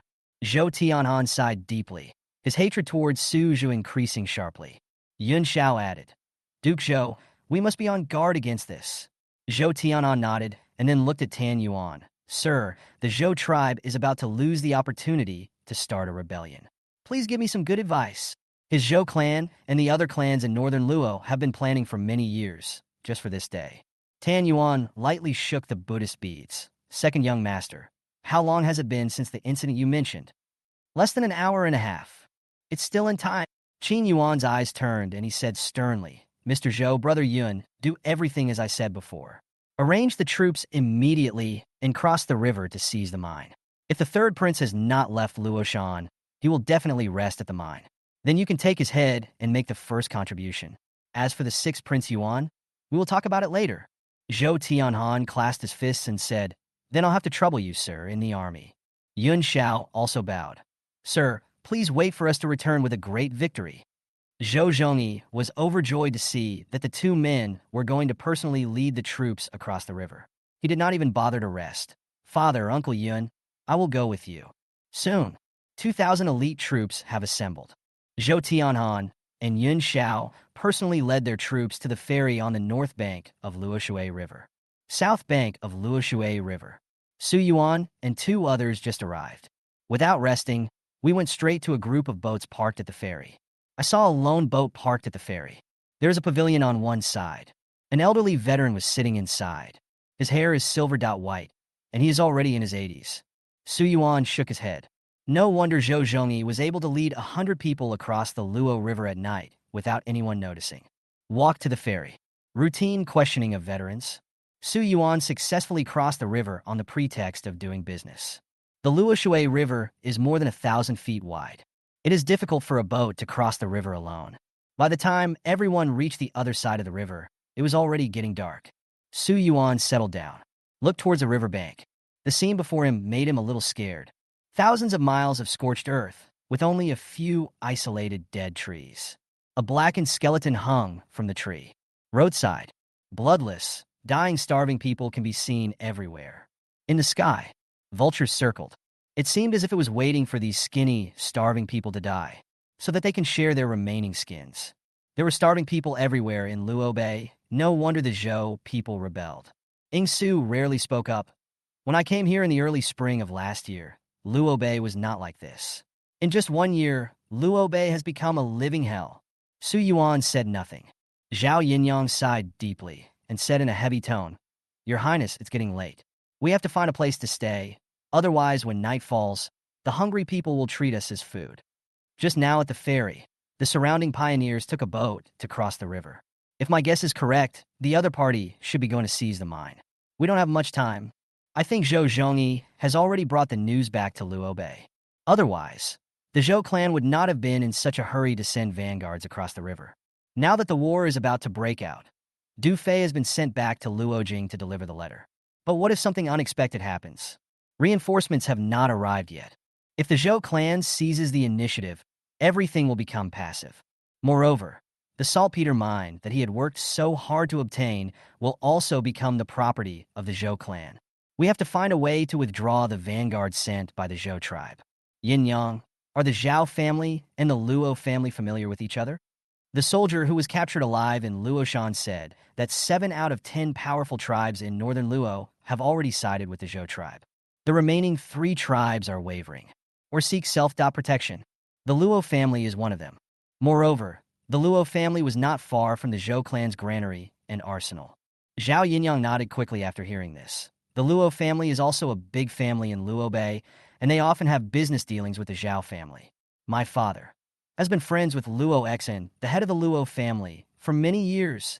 When talking about her father, Zhao Yinyang felt a little sad. But it soon dissipated. Su Yuan said coldly, "Tonight, I will open the warehouse to release grain and set up a trap for the Zhou clan's lair." The Zhou tribe set an ambush on him.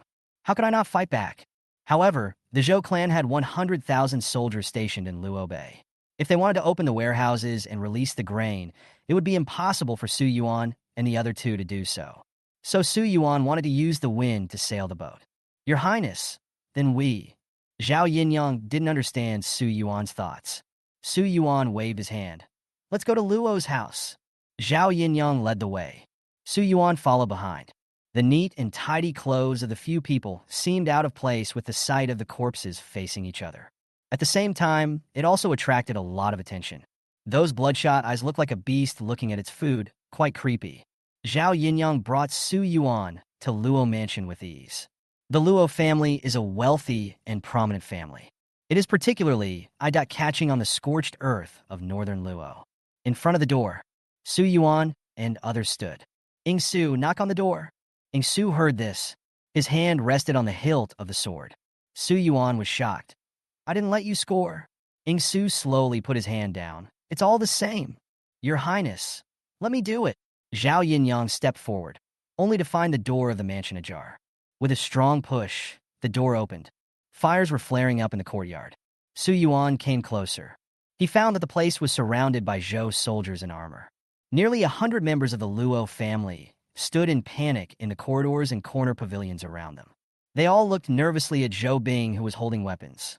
He didn't notice Su Yuan and his companions coming in through the door at all. Master Luo, we have said all the good and bad things. To plan for world affairs, Duke Zhou must first stabilize the country. If the Luo family does not follow Duke Zhou's ship, there is only one way to go, and that is death. The man who was speaking was about 20.5 or 20.6 years old, wearing armor, with a sword hanging from his waist, like a general. His name is Yun Yi, the second son of the Yun family. On the opposite side, there stood a middle-aged man. He has a long face, a thin body, and gray hair at the temples. It was Luo Xian, the head of the Luo family. Second Master Yun, in this chaotic time, my Luo family only wants to protect itself. The Zhou and Yun families can achieve great things by joining forces. Why do you want to hold my Luo family hostage? I'm just a businessman, and all the money in my family has been handed over. I hope second young Master Yun will not be so aggressive. Be careful of the cornered dog. Although Luo Xian is weak, he is not afraid of Yun Yi at all and shows great character. Yun Ye's face darkened. He slowly drew out the sword in his hand. Since Patriarch Luo is unwilling, then Patriarch Luo, please die. Get started, Yun Yi shouted. Zhou Bing immediately raised his butcher knife and rushed to the nearest Luo family member. Without mercy, he cut it down with one blow. Blood splattered, dyeing the entire mansion red. Nearly 100 members of the Luo family faced more than 20 Zhou soldiers, but no one dared to fight back. Watch the butcher's knife fall. Just a breath. Dozens of tribesmen died. Yun Yi raised his hand, and the Zhou soldiers stopped fighting. He was brought to the center of the field along with a group of female relatives. Yun Yi stepped on the kneeling Luo Xian's shoulder, full of viciousness. Master Luo, how about I give you another chance? Luo Xian was humiliated and pleaded. Duke Zhou is worried about the Luo family.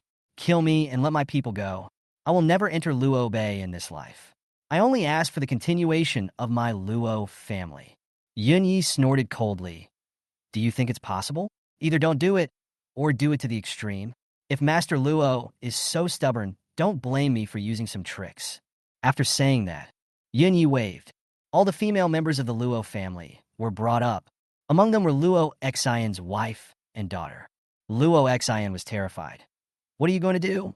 Yun Yi remained silent. He walked sideways to Mrs. Luo Xian. "I think the lady still has her charm."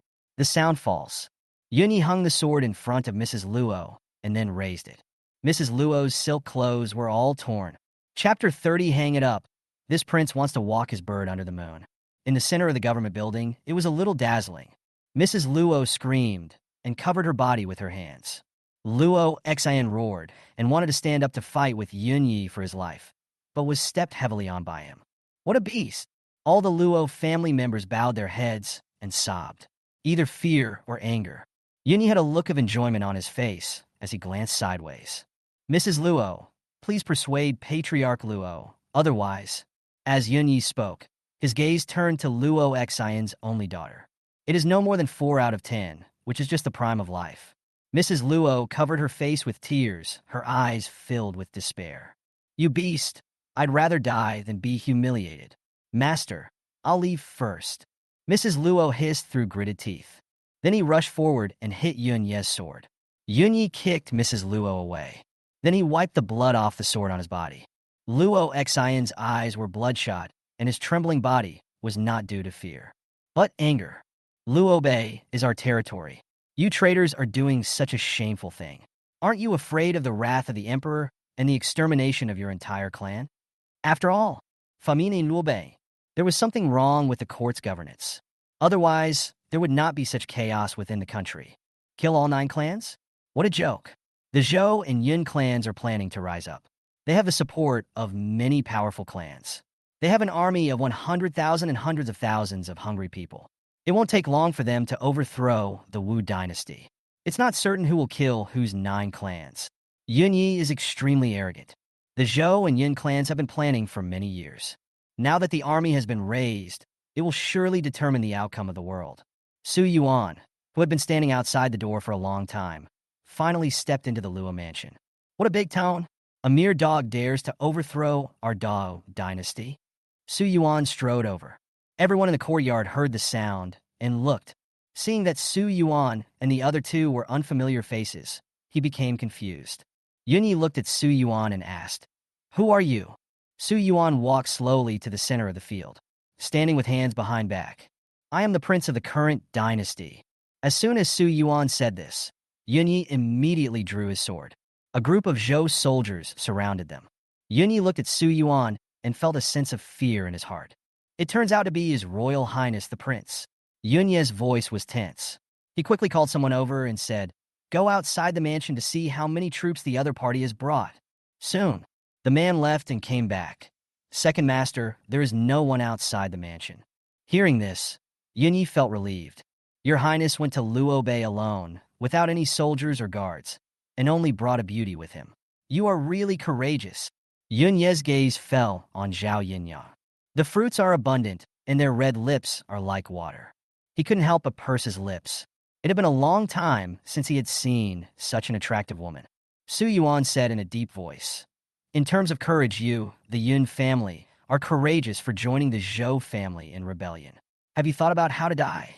The moment he met Su Yuan, Yun Yi was sentenced to death, and the people of the Luo family saw that it was the royal heir in person. They all knelt down as if they had grabbed a life-saving straw. Luo Xian crawled on the ground. "Your Highness, please make a decision for the Luo family." Yun Yi smiled when he saw this. "The Luo Bay court is now unable to make the decision. Since your Highness knows that my Yun clan has already risen up, then please die." Yun Yi was determined to kill. If he could kill the royal heir here, Yun Yi would have accomplished a great feat. Yun Yi waved his hand, and the Zhou soldiers surrounded him. Su Yuan remained unmoved. There are only a dozen people on the other side. It's not even enough to fill the gaps between Ing Su's teeth. Yun Yi took a step forward with the sword in hand, approaching Su Yuan. In his eyes, members of the royal family have been pampered since childhood. Once they leave Luo Jing, they will be lambs to be slaughtered. Yunyi stopped, looked at her provocatively, and reached out to lift Zhao Yinyang's chin. His fingers slid down her neck and grasped the collar of her shirt. Zhao Yinyang bit her teeth lightly, trying hard to suppress her displeasure. She was just a slave girl and had no right to resist. What a beautiful body. Let me take a good look at it. After Yunyi finished speaking, he was about to lift up Zhao Yinyang's skirt to have a good look. At this time, there was a murderous aura coming from the side. The sword flashed by. Yunyi felt a chill on his back and instantly sensed the crisis coming. Clang! The sound of the Tiangang sword being unsheathed was harsh. Without waiting for Yunyi to react, the sword chopped down. The hand that touched Zhao Yinyang was cut off. Yunyi was shocked. He stepped back in pain, his face instantly draining of color. Is it possible for a country boy like you to desecrate this prince's things? Su Yuan swung the Tiangang sword to protect Zhao Yinyang. Yunyi looked at his severed limbs, his eyes widened, and a look of rage emerged. Kill them. Yunyi roared it. A group of Zhou soldiers immediately took action. Su Yuan's face was cold. Ing Su, leave one alive and kill the rest. Su Yuan gave the order, and Ing Su, who had been preparing for battle, took action. The 13 swords of the Ying family are as fast as lightning. Dozens of Zhou soldiers were just like cutting vegetables in front of Ing Su. In just a blink of an eye, all the Zhou soldiers fell in a pool of blood. Yunyi was stunned. Before he could react, Su Yuan had already arrived. He hurriedly grasped the sword and wanted to fight back. However, a familiar sword light flashed, and Yunye's hand holding the sword fell to the ground. Ah! Yunyi screamed. Su Yuan had no mercy. Asshole Yun, the Yun family will not let you go. Yunyi gritted his teeth and roared at Su Yuan with difficulty. The pain from his hands made his whole body tremble. Su Yuan glanced sideways and said, "Oh, why don't you ask the Luo family if they will let you go? Ing Su, take off all his armor and hang him up. This prince wants to walk his bird under the moonlight." Yes. Ing Su accepted the order. Su Yuan turned around and looked at Zhao Yinyang behind him. From now on, if anyone besides this prince touches you, you can do it. If you die, this prince will back you up. This one word. Zhao Yinyang felt as if something touched her heart. Remember, even if you are my prince's slave, you are still a forbidden zone for others to cross. Yes. She nodded heavily. After saying that, Su Yuan turned around and helped Luo Xin, who was lying on the ground. Master Luo has suffered. Luo Xin stood up with difficulty and immediately bowed. Thank you for saving me, Your Highness. I have no way to repay you. Su Yuan pointed at the hanging Yunyi and said, Did you see that? That man is a beast who killed your people and insulted your wife. This prince will give you a chance. What do you think? Luo Xin Pao said. He clenched his fists and gnashed his teeth as he spoke. Eat his flesh, sleep on his skin, and chop him into pieces. Su Yuan nodded with satisfaction and kicked a sharp sword on the ground to Luo Xion's feet. Everyone in the Luo family, this thief has slaughtered your loved ones and insulted your wives and daughters. Pick up the swords from under your feet, Su Yuan shouted. All the members of the Luo family showed tremendous hatred. They picked up the swords at their feet, and even the 3-year, that old child wanted to hold the sword. What shall we do? Cut into pieces. What should I do? Cut into pieces. Su Yuan raised the anger in everyone's heart, each voice louder than the last. The Luo family members holding swords approached Yunyi. Luo Xian is in front. The sword slashed across Yunye's waist. You beast, death is too easy for you. Luo Xian retreated with one sword, without hurting the enemy's vital parts, only breaking his waist. The other members of the Luo family held a grudge and followed Luo Xian's example, leaving bloody marks on Yunye's body. I am the second son of the Yun family. You lowly people cannot hurt me. Yunyi roared and continued to struggle. However, the Luo family showed no mercy. Besides Su Yuan, Zhao Yinyang looked at the scene in front of her and could not help but avoid looking. The children of the Luo family also turned around and closed their eyes. After a break, the Luo family members retreated. Under the moon, Yunyi had turned into a bloody bird, dying. Su Yuan stepped forward. The Yun family is guilty of treason, and they deserve to be killed. Second Master Yun, please go to die. As he spoke, the sharp sword hung at Yun Ye's throat. Su Yuan stared. Remember, the one who killed you is the third prince of the dynasty, Su Laugh! The sword falls, sealing the throat. Chapter 31. In the name of Suja, call on the hungry people to open the warehouse and seize food. Yunyi Diet. The death was quite tragic. Su Yuan turned around and walked towards the Zhou soldiers who had witnessed the whole process. The soldier was so frightened by the scene before him that he almost cried. The whole person collapsed on the ground, trembling. Seeing Su Yuan coming, he kowtowed repeatedly. Third prince, please spare my life, spare my life. I was forced to do this. It was that beast Yunyi who forced me to do this. The soldier spoke without thinking, just wanting to stay alive. Su Yuan looked at the soldier with amusement and said, "This prince is asking you, are the Zhou army's granaries and arsenals in Xinghe village 10 miles away from here?" The granary map had already revealed the ambush that had been set for Su Yuan. Now Su Yuan needs to confirm whether the location is real or not. I'm telling you, the granary is not 10 miles away, only 5 miles. The little soldier was so frightened that he took the initiative to tell his distance.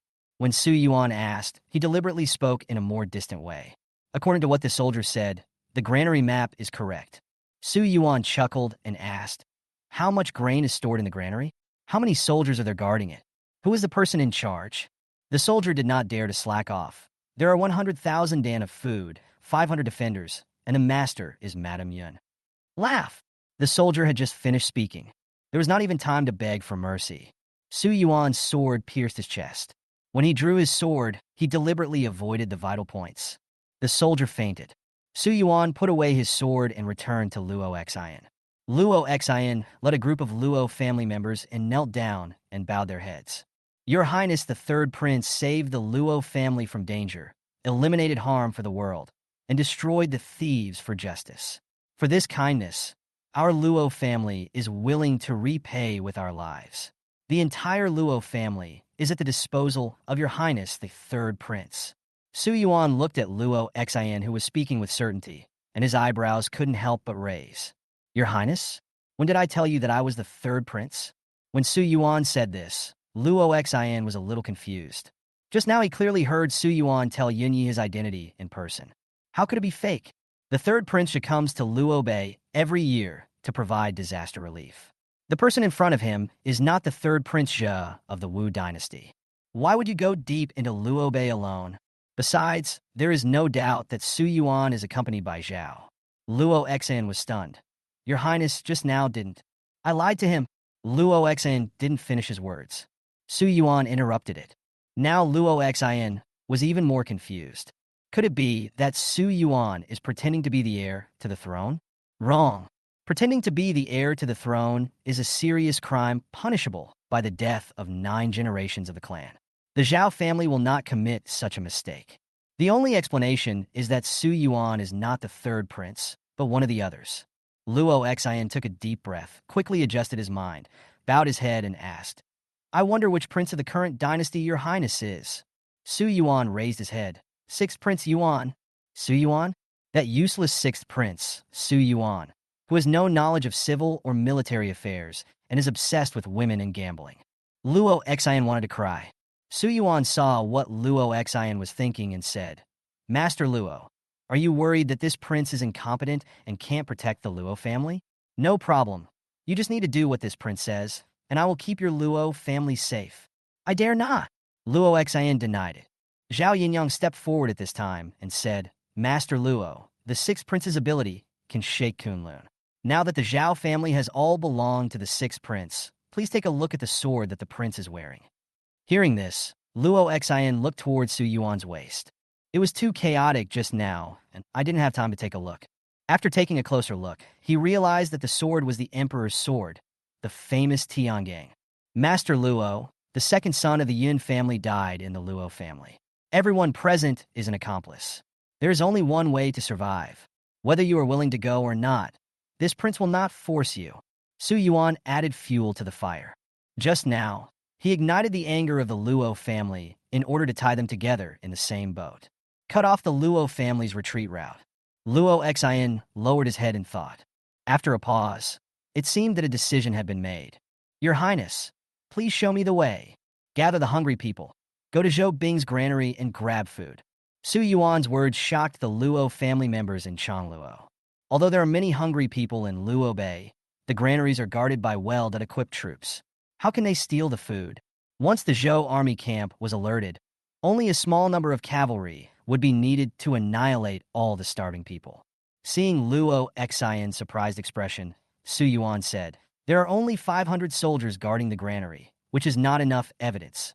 The Luo family master will make several copies of the granary location map and distribute them to the places where the hungry people gather.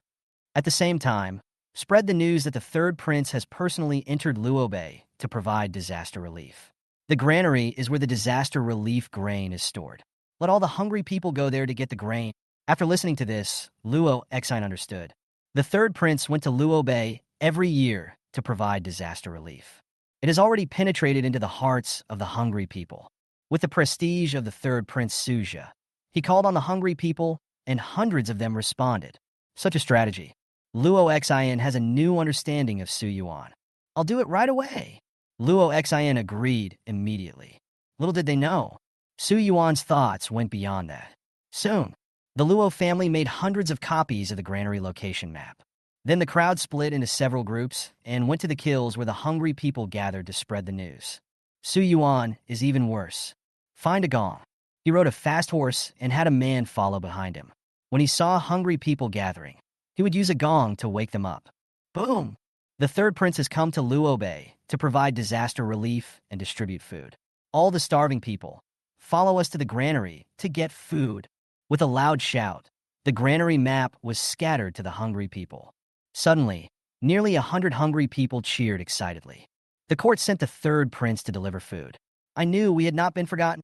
During this time of famine and chaos, it turns out that the imperial court has long built a granary here to store grain, just for today.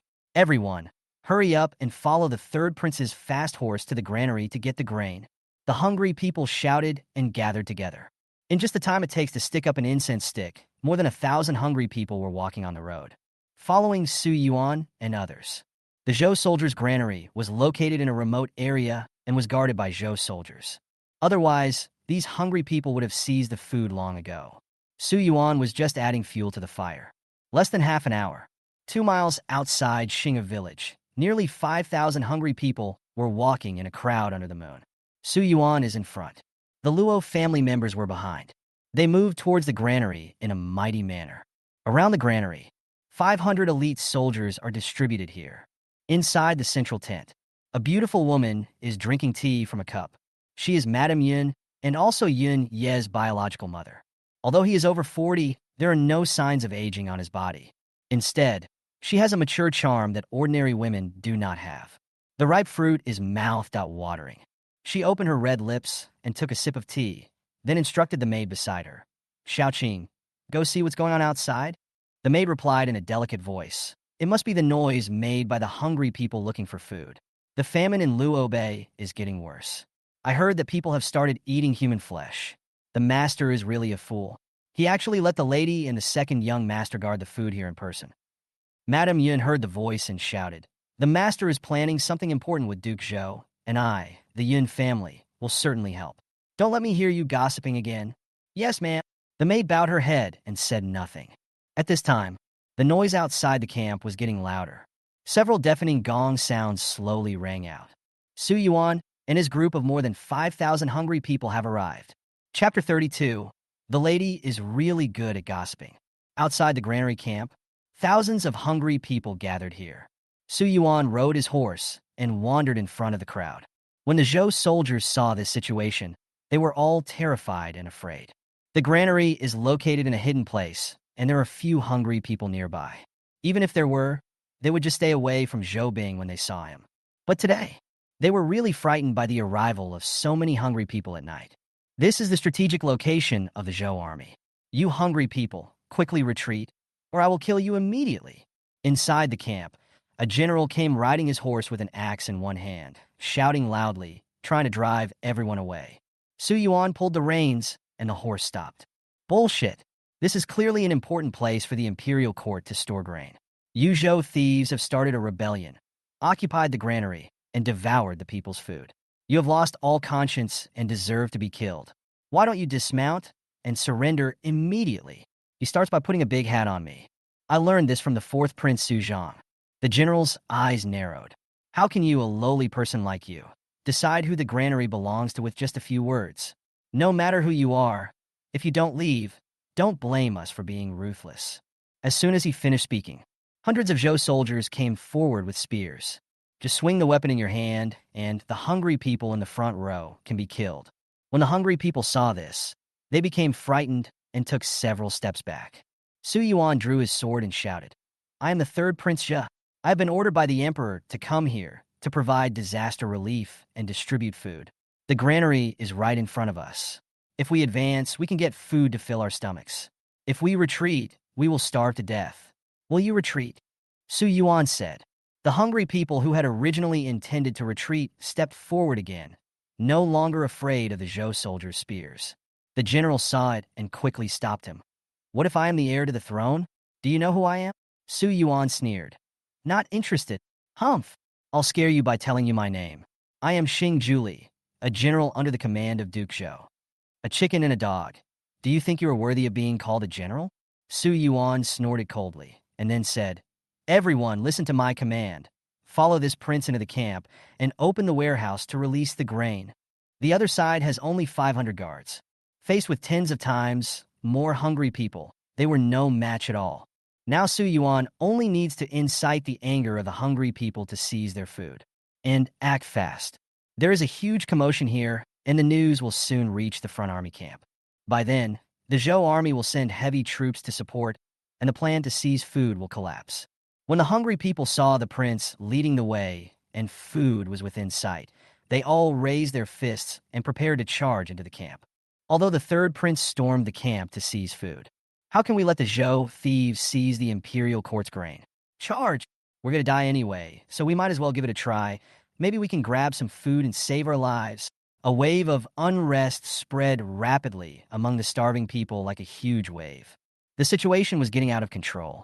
Xing Juli was also ready for a fierce battle. Just at this moment, a beautiful woman walked into the camp. She walked lightly with lotus steps, with a green silk tied around her waist. It was none other than Madame Yun. As soon as Madame Yun appeared, the scene instantly became quiet. Su Yuan's eyes dropped. I suddenly felt that this person was not simple, especially those two red lips, which are as moist as petals and look like a carefully carved work of art. Exudes an irresistible charm. The third prince is so courageous. He knew that I had raised an army in Luo Bay, but he still went deep into the enemy's camp alone and gathered people to attack the camp. He is truly a dragon among men. Madame Yunsite. She looked at the man in front of her and couldn't help but be surprised by his handsomeness. Su Yuan's eyes flashed with frivolity. I've heard that Madame Yun is very graceful. Seeing her today, I can see that she is indeed a rare beauty. Madame Yun is calm and collected in her dealings with matters. She was unmoved by Su Yuan's praise, but just opened her red lips and said loudly, The third prince gathered people today just to feed the hungry people. How about this? I will open the granary and release the food, and your highness can leave now. We won't make things difficult for your highness. How do you think? Madame Yin knew Su Yuan's purpose very well. After she said this, she waved without caring whether Su Yuan agreed or not. A man came forward and whispered. Madame Yin ordered, Go, take 100 dan of grain and distribute it to the people. Then he added in a low voice, Send someone to find the second young master, and also, pass the news to the front army camp and ask Duke Zhou to send troops to help as soon as possible. Yes, the man retreated in response. Soon, 100 stones of food were brought to him. Seeing this, a crowd of hungry people swarmed forward. Having not eaten for many days, they had gone crazy. They grabbed the uncooked grains and stuffed them into their mouths, not caring about anything else. Being among the starving people, the chaotic scene startled the horse and almost knocked him to the ground. Su Yuan's face was solemn. This Madame Yin was really good at talking. With just one word, he saved the camp from the danger of starving people rushing to steal food by using 100 dan of grain. They even gained the trust of the hungry people. At the same time, taking advantage of the chaos, he sent someone out to inform the enemy. Ingsu, kill the person who went out to deliver the letter. Su Yuan gave the order. Ingsu leaped up and chased after him. 100 dan of grain was just a drop in the bucket in front of 5,000 hungry people. In just a moment, it was all eaten up. Su Yuan seized the opportunity and struck the gong in his hand hard. First, he shocked the hungry people and then shouted. The Zhou army monopolized 100,000 dan of grain, but only took 100 dan to share. The granary is right in front of us. If we open the granary and seize the grain, the people will no longer be hungry. The Zhou army is stealing your grain and your lives. Think about your wives and daughters who starved to death in your arms, and your relatives and friends who were eaten by vultures. Who caused all this? It was the Zhou army. They were the ones who withheld the grain and killed your wives, daughters, relatives, and friends. What will you do when facing your blood enemy? Su Yuan shouted loudly, and the scene fell into dead silence. Seeing that the hungry people did not respond, he shouted again. This prince asks you, what should you do? Charge the camp and seize the food. Yes, we will storm the camp and seize the food, taking back the disaster-stricken food that should belong to us. Charge the camp and seize the food. Charge the camp and seize the food. Charge the camp and seize the food. When someone responds, someone else will agree. The anger of the hungry people was ignited, and thousands of them shouted at the same time. The hungry people in front pushed and shoved their way towards the camp, completely unafraid of the spears in the hands of the Zhou soldiers. Madame Yun's face suddenly changed. Not good. The building is about to collapse. General Xing, retreat quickly. Madame Yun shouted and quickly retreated to the camp. Xing Zhuli refused to listen. He swung the axe in his hand and attacked the hungry people who rushed forward. The bodies of the starving people were cut in half alive. But as soon as one person was killed, the hungry people behind him would rush to take his place without regard for their lives. The precious horse that Xing Zhuli rode was eaten alive by the hungry people. Without his mount, Xing Zhuli was instantly submerged in the crowd of hungry people. The 500 guards didn't even have time to fight back before they were scattered or trampled to death. Su Yuan rode his horse in front.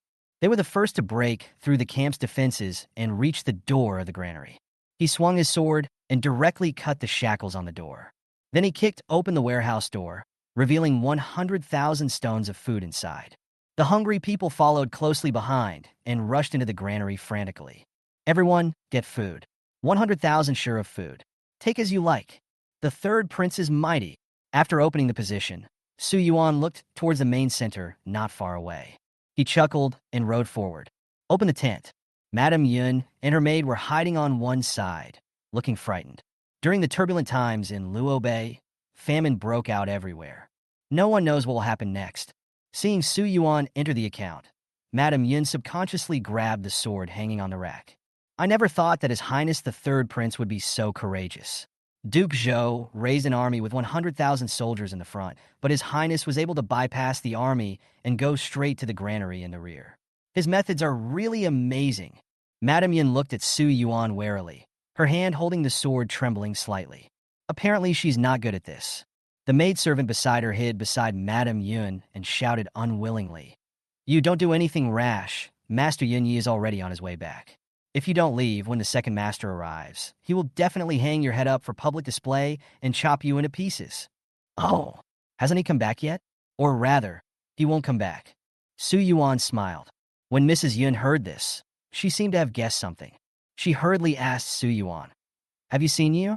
Where is he? Su Yuan supported his waist and said, Using your son's words, Madam is still charming. If you want to know, Madam, please come forward. Chapter 33. To save Su Yuan, Nangongli sneaks into the palace at night. The ferry on the south bank of Luo River. The old soldier's head and body were separated at the sentry post. 2,000 vanguard troops have successfully landed at night. Zhou Tianhan led the troops personally, but Yun Xiao beside him turned around frequently and looked across the river. Brother Yun, you look back every 3 steps. Are you worried about something? Zhou Tianhan noticed that Yun Xiao was acting strangely and couldn't help but ask. Yun Xiao shook his head. Nothing. It's just that my right eyebrow is twitching a lot. Zhou Tianhan patted Yun Xiao on the shoulder and said, Brother Yun, you are missing your wife, right? I think so. Your wife is beautiful and charming. What man wouldn't miss her? Mr. Zhou, please stop joking. Now that we have crossed the river, we need to sneak in at night and steal the saltpeter mine. Yun Xiao said in a deep voice, feeling something was wrong in his heart, but he couldn't put his finger on it. He stopped again.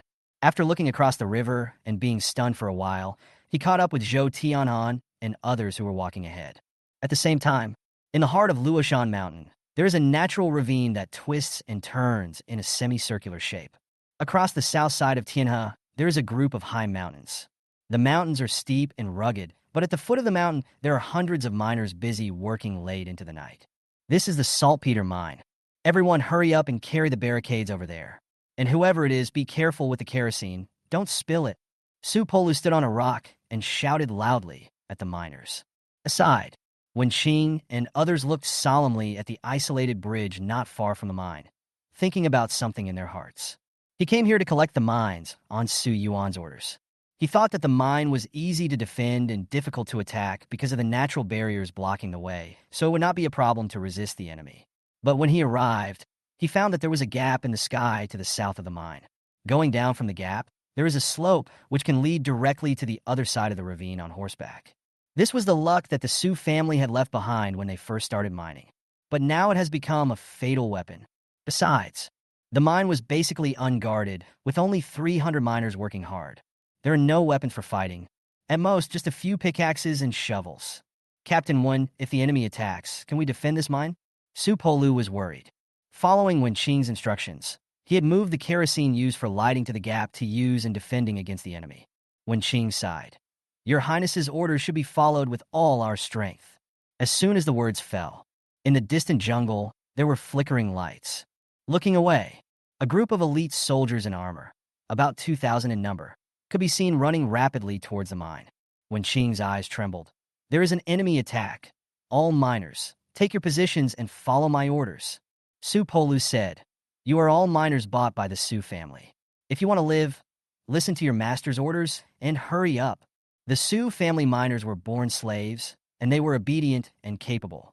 Now that the young master has spoken, I dare not disobey. Soon, a group of miners holding pickaxes and shovels hid behind the Chevaux de Frise. The Zhou army on the opposite side of Tianhe also arrived. Zhou Tianhan is in front. The clanking iron armor and invisible majesty make people feel cold. Wen Qing only needed to look at him from a distance and knew that he was no match for him. Zhong Yi, shout out to the front of the battle. Zhou Tianhan gave the order. Zhou Zhongyi rode forward and stopped at the edge of the sky ravine. Everyone in the mine should surrender quickly and welcome Zhou's army into the mine. Otherwise, we will kill them all. The resounding voice echoed in the dark mountains at night, like sharp swords piercing the hearts of the miners in the mine. They are naturally timid. Faced with the attack of 2,000 elite Zhou troops, he was already frightened and lost control of himself. When Qing stood with a sword in his hand, riding a horse and facing the Zhou army. The Zhou bandits are coming to attack. Anyone who dares to approach them will be killed. When Qing was not afraid. Now that he has chosen his master, he will be loyal to him. Even if I die, I must obey Su Yuan's orders and guard the mine. Zhou Tianhan sneered when he saw that there were still people in the mine who were so arrogant. Not much nonsense. He raised his sword and shouted, all soldiers, follow me to seize the mine. Kill! Kill! The angry roars of 2,000 elite soldiers were deafening. In the mountains, Lu Jian, who was sleeping hanging from a tree, suddenly woke up. He looked towards the direction of the mine and was shocked. Oh no! Thieves are attacking the mine! Lu Jian jumped down, mounted the horse with dozens of Zhou soldiers' heads hanging on it, and galloped madly towards the direction of the Tiger Roar camp outside Luojing City. Luojing City, Taihe Gate of the Imperial Palace. Su Boyong and Du Fei were stopped here. Envoy Su, please go back. After the hour of you, no one is allowed to enter the palace at will. After the guard said this, he moved forward with the sword in his hand. Su Boyong could only retreat in disappointment. Du Fei was very anxious. It's all my fault for missing the time. The Zhou people are plotting a rebellion.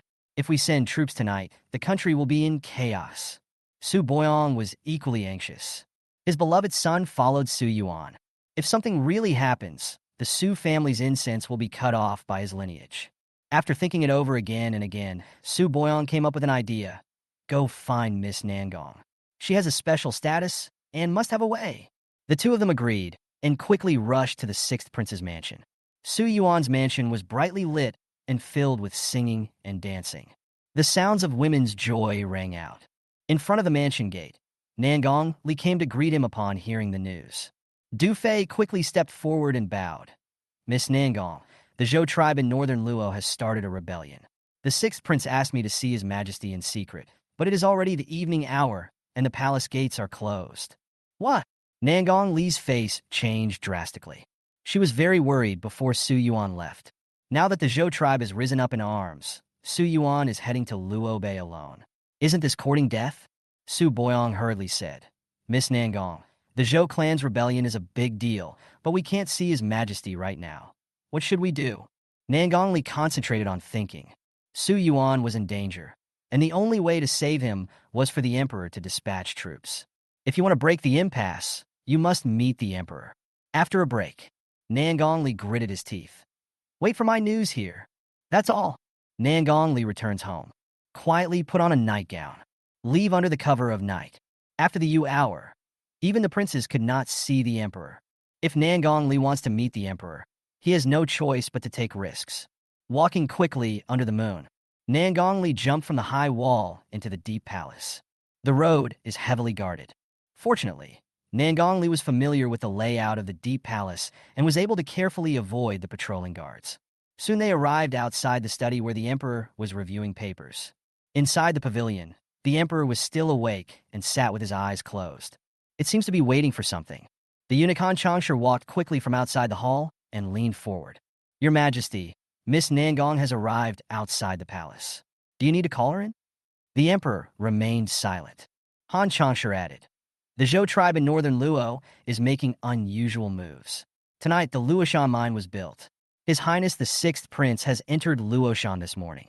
I'm afraid something unexpected has happened. The emperor then opened his eyes. He tapped the table lightly with his hands, as if he was thinking. The sixth brother is so smart that he went to Luoshan without being noticed by others. He refused to ride in the prince's carriage and did not show his status as the heir to the throne. This is tantamount to sending himself to death. Have I misjudged him again? The emperor sighed and said, Han Changsha, pass on my secret order. Have Yang Jinghu send 2,000 elite soldiers to Luoshan at night to investigate the situation. The entire Tiger Roar camp is on standby. Once the order arrives, they will march to Luoshan. Yes. The emperor wrote a secret decree and gave it to Han Changsha.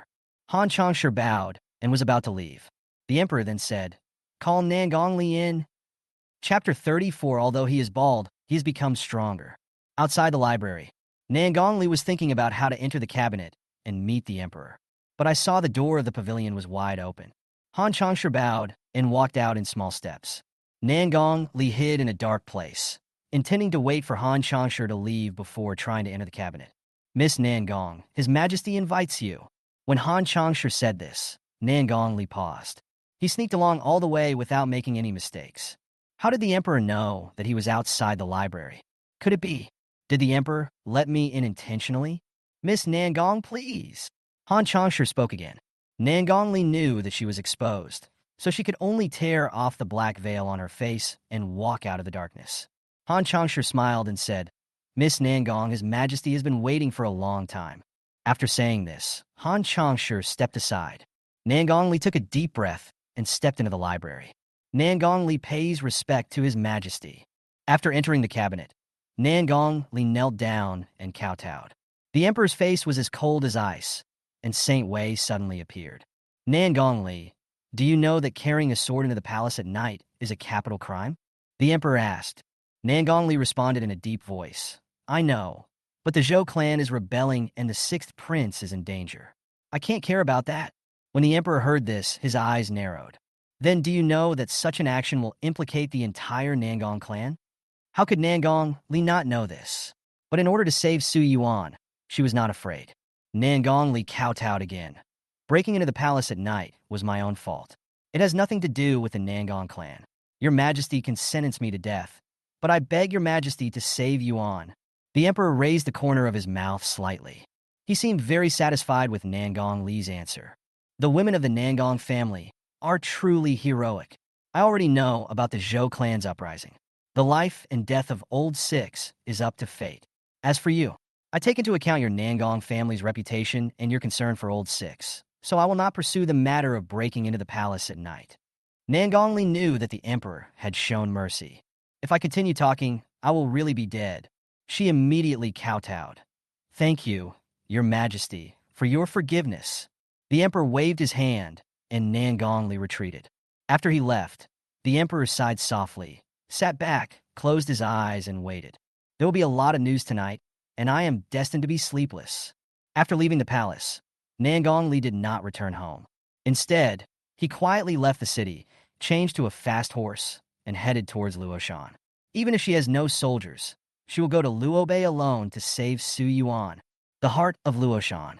2,000 elite soldiers of the Zhou army charged forward. He rode his horse down through the gap. It comes with great force, like a tiger attacking a mountain.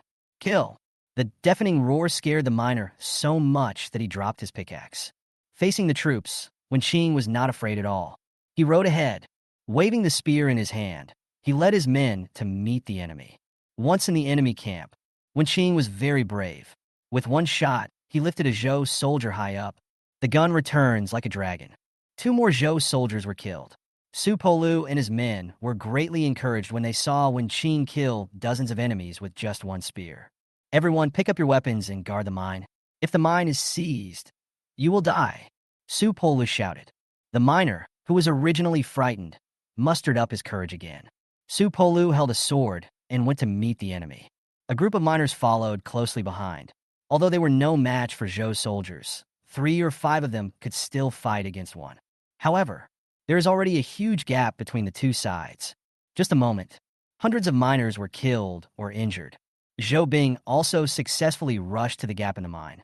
Seeing that the mine was about to be lost, Wenqing danced with the gun in his hand even more fiercely. Behind the Zhou soldiers, Zhou Tianhan looked at Wenqing, who was fighting bravely, and couldn't help but admire him. "I originally thought that Yang Jinghu was invincible, but I didn't expect that there was someone more courageous than him. Whose general is this person?" Zhou Zhongyi immediately replied. "He was the cavalry commander beside the 3rd prince. He was the one who chased me, and I jumped into the river to escape." Yun Xiao grasped his sword and said, "Let me go meet him." Just as he was about to step forward, Zhou Tianhan waved his hand to stop him. "Brother Yun, my son has brought shame to the Zhou clan, so he needs to redeem himself," Zhou Tianhan said, throwing the accessory on his waist to Zhou Zhongyi. "Go, get his head. Famous sword cuts the wind." Zhou Zhongyi was ecstatic. He took the sword with both hands, his body shaking with excitement. As a swordsman, having a powerful weapon will greatly enhance your overall strength. Zhou Tianhan's sword is a rare good sword. Zhou Zhongyi had requested the wind, slaying sword many times, but to no avail. Now that Zhou Tianhan had taken the initiative to give him the sword, how could he not be happy?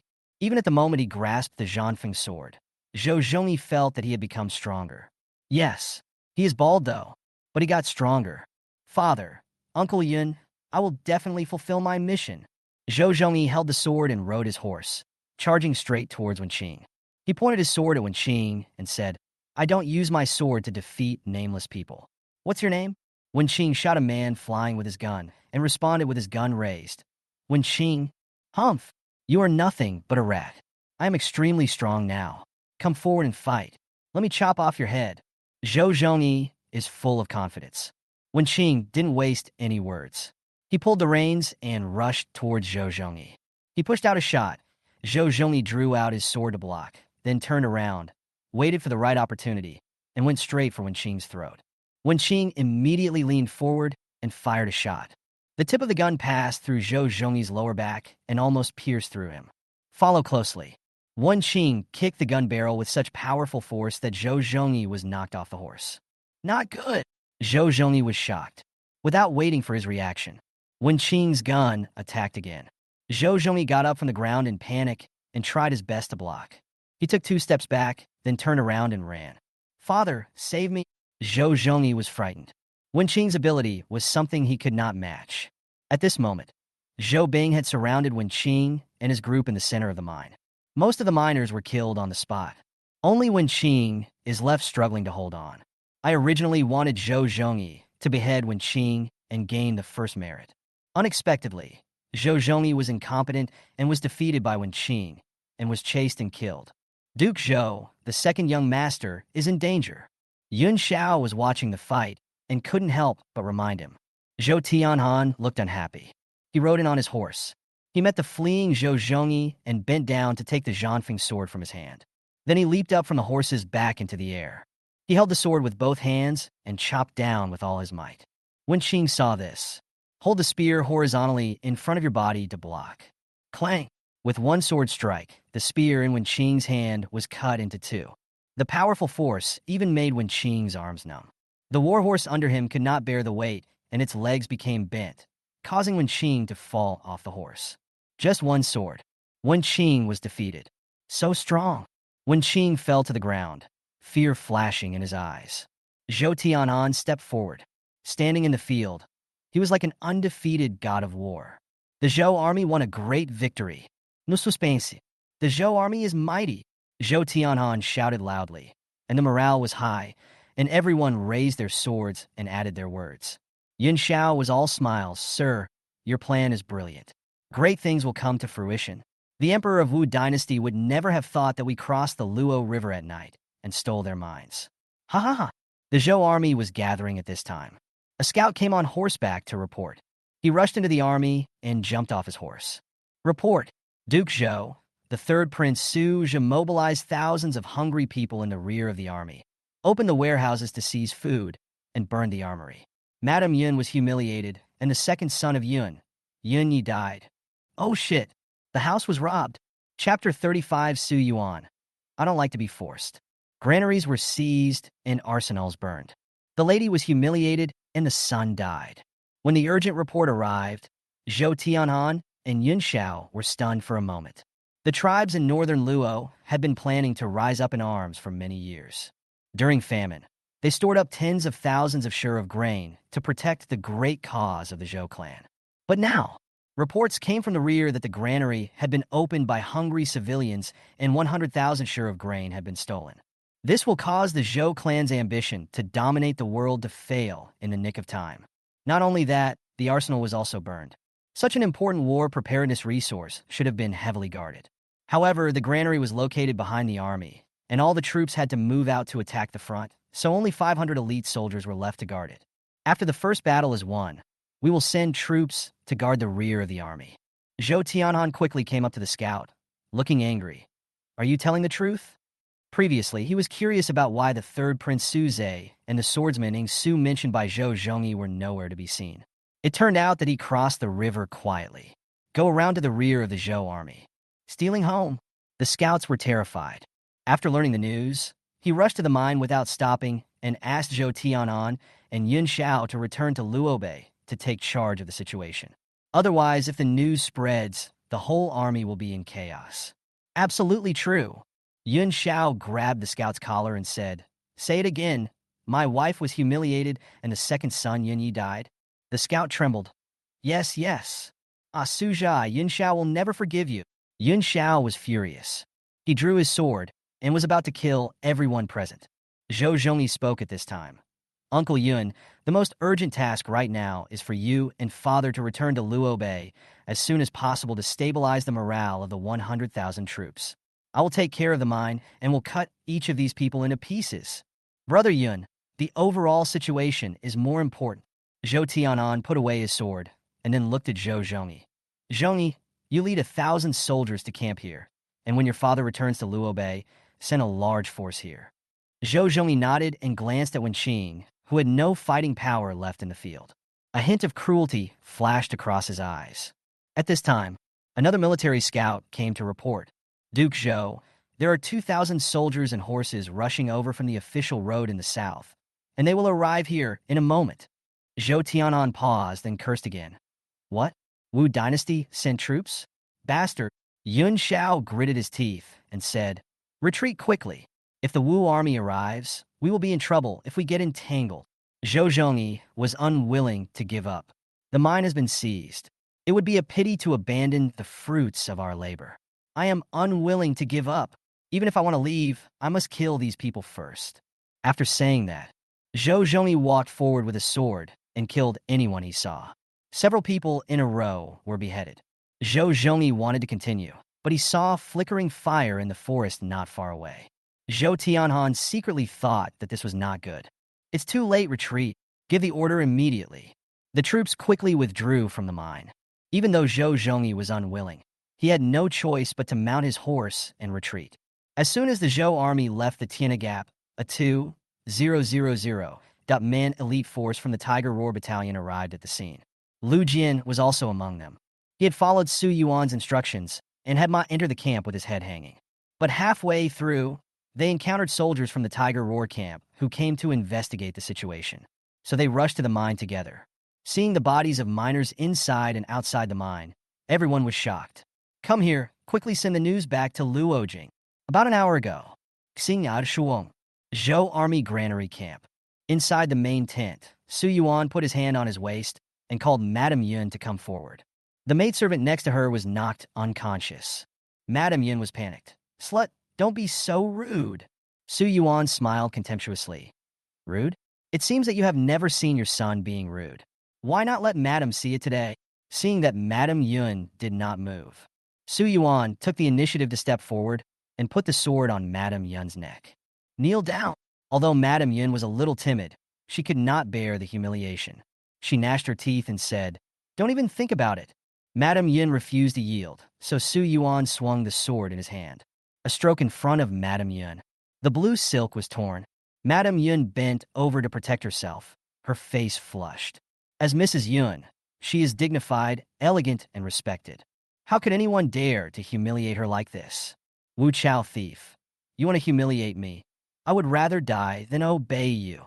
Madame Yun clenched her teeth. The look that passed across his face was full of taste. Su Yuan raised his lips slightly. It's easy to die, but madam, have you ever thought about it? After you die, the 5,000 hungry people outside the tent will be hungry and thirsty. What will they do when they see you like this? Of course, this prince will not let you die easily. Madame Yun's pupil shrank sharply. There were thousands of starving people outside, and she couldn't imagine that scene. The Yun family has great prestige in Luobei and can lead all the tribes in Luobei. Today's 100,000 Zhou troops. It is not owned by the Zhou clan alone. Instead, the Yun family led the alliance of all the tribes. If Madame Yun were to be humiliated by the hungry people, her head would be hung outside the camp for public display, and the Yun family's reputation and prestige would be shattered. The Zhou army alliance will face collapse. This is the most terrifying thing. This person in front of me has such a cruel strategy. Madame Yun, I am kind-hearted and do not want to see your body being whipped by the hungry people, but for the sake of the overall situation, do you know what to do? Su Yuan took back the sword. Madame Yun gritted her teeth. Her face was like a ripe fruit with a unique charm. Seeing that Madame Yun was silent, Su Yuan turned around and said, Since Madame is unwilling, then this prince will leave. When the tent was opened, many hungry people outside were seen looting frantically.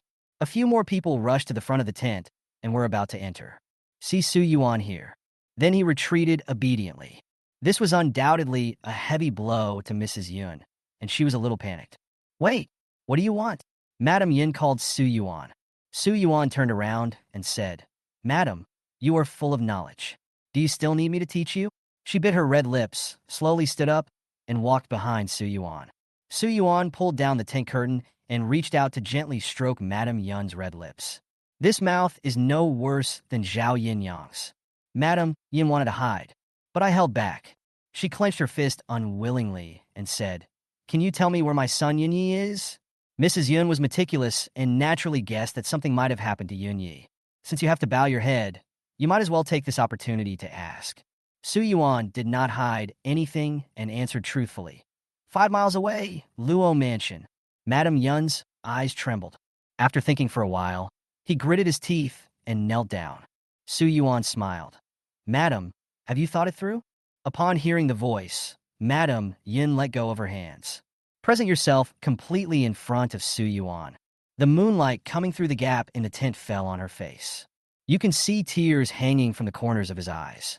Mrs. Yun's innocent life is gone. Su Yuan glanced over. I don't like to be forced. The words haven't been finished yet. Madame Yun covered her face and lowered her head. After a moment of hesitation, he finally supported Su Yuan's leg. Chapter 36. Spear, bow, blood horse, kill, burn, loot. More than half an hour. The food in the granary had been completely taken away by the hungry people. The 500 guards in the camp were trampled to death by the starving people. There were many corpses lying on the ground. Some were Zhou soldiers, and some were starving people. General Xing duly rolled out from the pile of corpses. He is lucky. He hid under his mount and escaped the disaster. He sat up with difficulty and saw that the hungry people around him had not yet dispersed. His heart tightened, and he quickly took off the Zhou army armor. Then he put on the clothes of the dead, starving person next to him, smeared half of the mud on his face, disguised himself as a starving person, and blended into the crowd. He hid on the outskirts and then stole a horse left by the Luo family, then galloped madly towards the direction of the army. The curtain of the main tent was raised. Su Yuan walked out slowly. Ing Su stood outside the tent holding a sword. Seeing Su Yuan coming out, he stood aside. "Your Highness, the Zhou army's food reserves have been completely plundered. It's almost time for us to leave," Ing Su reminded Su Yuan. Just now, Su Yuan was in the tent, and he didn't disturb him at all. Su Yuan nodded. "The Zhou army arsenal is also here. Let's go take a look first." After saying that, Su Yuan walked towards the armory. Ing Su was behind. Luo Xian led a group of clansmen and met Su Yuan in front of the armory. Breaking open the armory door, Su Yuan walked in quickly. "Just see, there are many weapons in the armory, including guns, spears, and countless armors." A suspension in the corner caught Su Yuan's attention.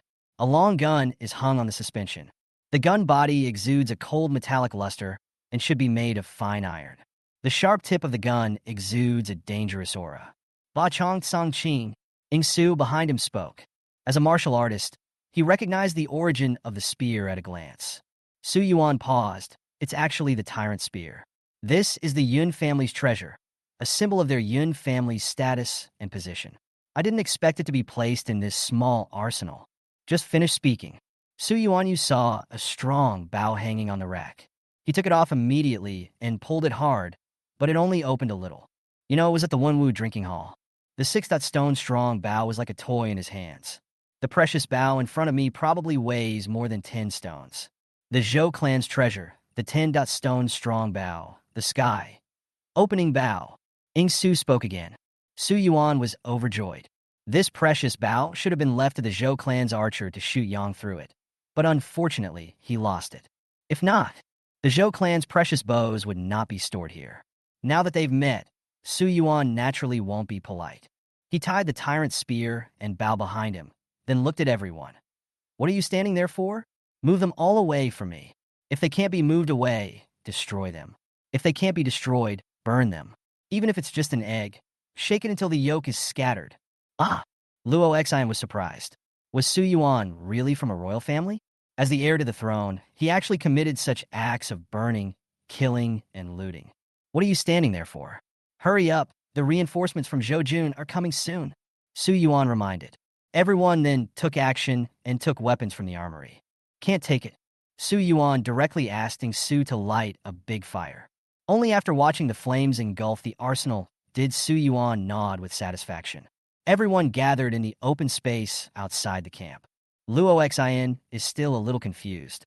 He originally thought that Su Yuan would call on the hungry people, open the granaries and seize the food and then leave. But now, what are you doing? The Luo family has completely offended the Yun family and Zhoujun. Su Yuan saw what Luo Xian was thinking. "Master Luo, don't worry. The Zhou army has risen up, and Luo Bei is naturally not worth taking. You can cross the river with your clansmen and settle in Luojing. This prince can ensure that your Luo family will not be destroyed." Zhao Yinyang echoed.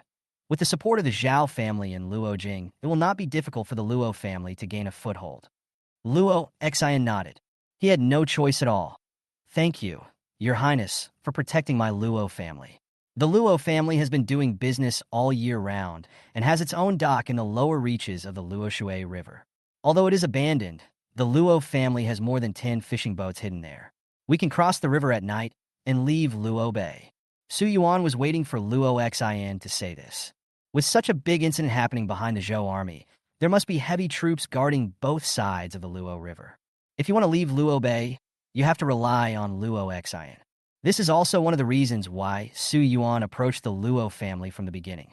Su Yuan nodded and opened his coat to reveal the prince's python robe underneath.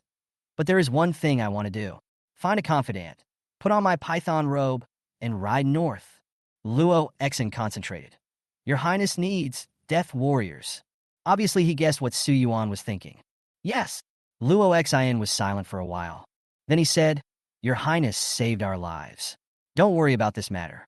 People of the Luo family are not afraid of death. It's settled. Everyone hurried to the camp stable. The Zhou army's fast horses are tied here, allowing Su Yuan and others to reach the Luo River as quickly as possible. Your Highness, look, it's the precious horse. In front of the stable, Zhao Yinyang led a brown horse. Su Yuan took a look, and it was true. Is this also Yun's? This time it was Luo Xian who responded. That's right. Everyone in Luo Bay knows that the Yun family has a precious horse that can travel 1,000 miles a day. It was bought by the clan leader Yun Xiao for his wife. It has always been kept here because they are afraid that something might happen to the granary, so that Madame Yun can escape on the precious horse. Very good. Su Yuan looked delighted. I really didn't expect to have an unexpected game before leaving. He jumped on his horse and led everyone to the lower reaches of the Luo River through another route. The other two members of the Luo family rushed in the opposite direction. One of them was wearing Su Yuan's python robe.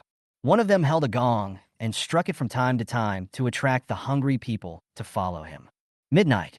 The lower reaches of Luo Shui River.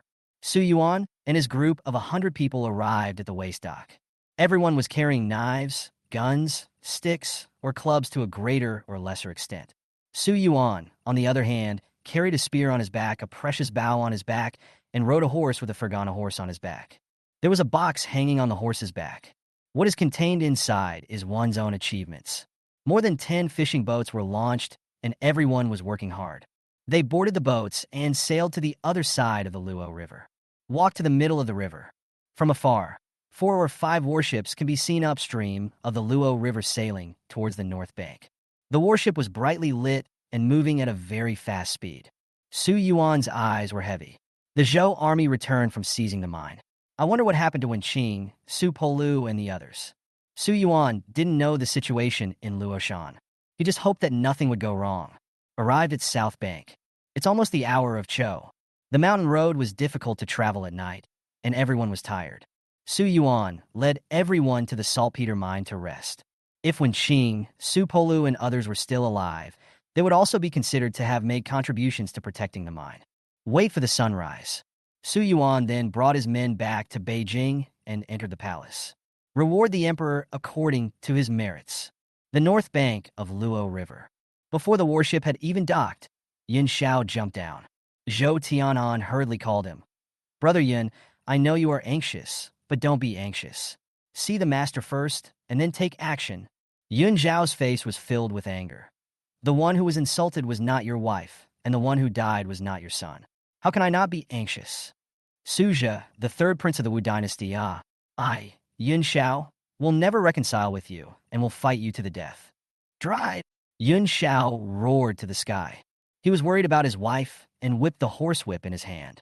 Put on your hat firmly and rush towards the granary behind the army. The following are heartwarming words. Please take a break, readers.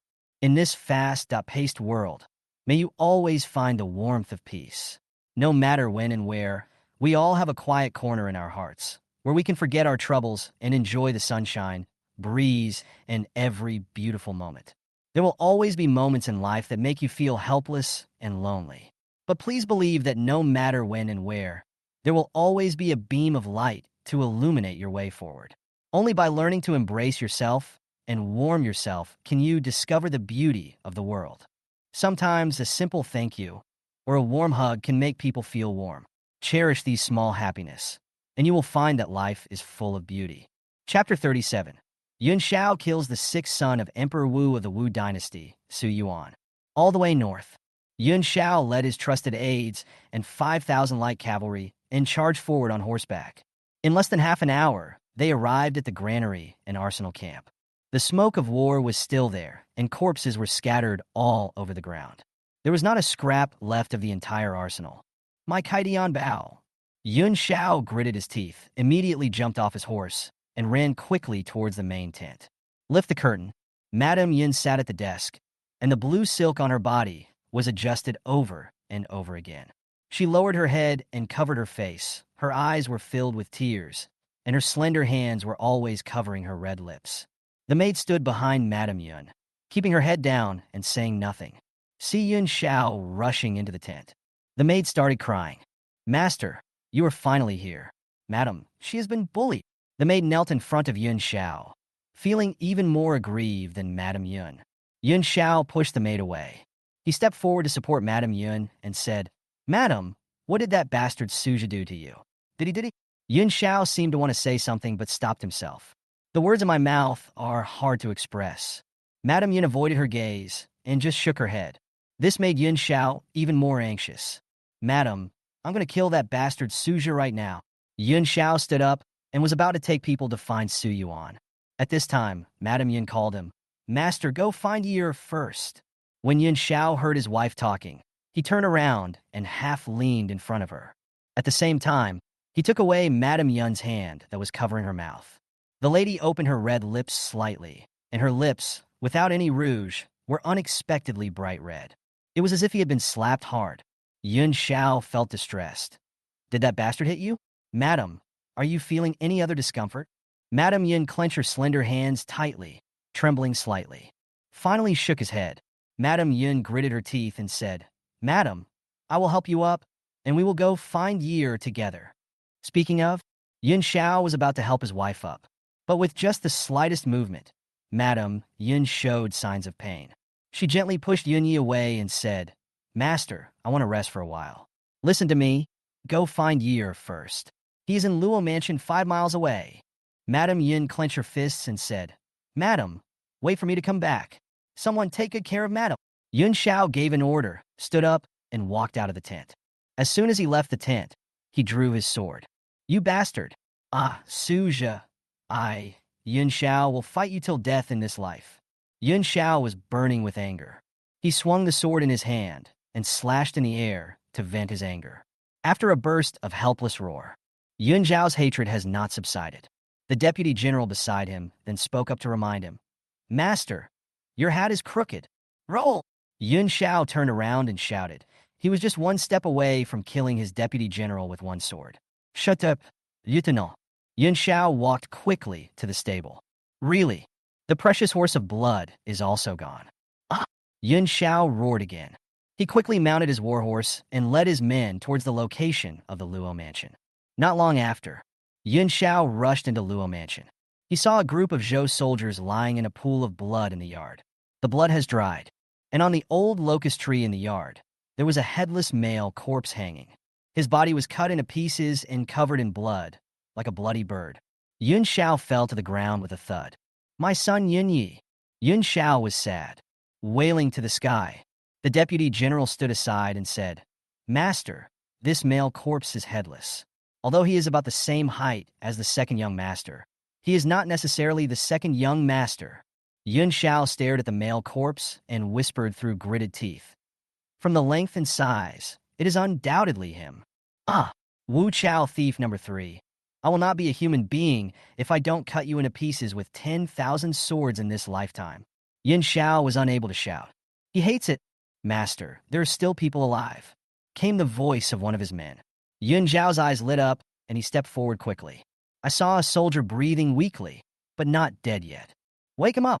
Upon hearing this, his men quickly provided treatment. The soldier woke up quickly. Yun Xiao came forward. Tell me everything you saw. The soldier quickly told in detail how Su Yuan killed Yun Yi. Yun Xiao listened to the whole thing with his back teeth clenched. One could even hear the sound of Yun Xiao's back teeth being bitten off. At this time, a scout from the army came walking quickly. Master, the hungry people nearby said that the third Prince Su Zhe left the granary half an hour ago and rushed north. He was still beating gongs and drums in the places he passed by to gather the hungry people. Yun Xiao spat out his broken teeth and said, All troops, mount your horses and chase the bastard Suzhen northwards to take his head. Then, he turned to look at the soldier and said, Do you recognize Suzhen's face? I recognize you. Take him and chase him. Yun Xiao gave the order to lead the troops and charge northward regardless of their lives. We encountered hungry people along the way. Without saying a word, he drew his sword and killed. We chased north for a full half hour. Yun Xiao could see 2 people leading the hungry people galloping in the distance. One of them was wearing a dragon robe, and the other was beating a gong.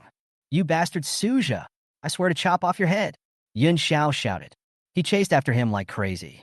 Wherever he went, the starving people died under his iron hooves and sword. A breath. Yun Shao came to kill him.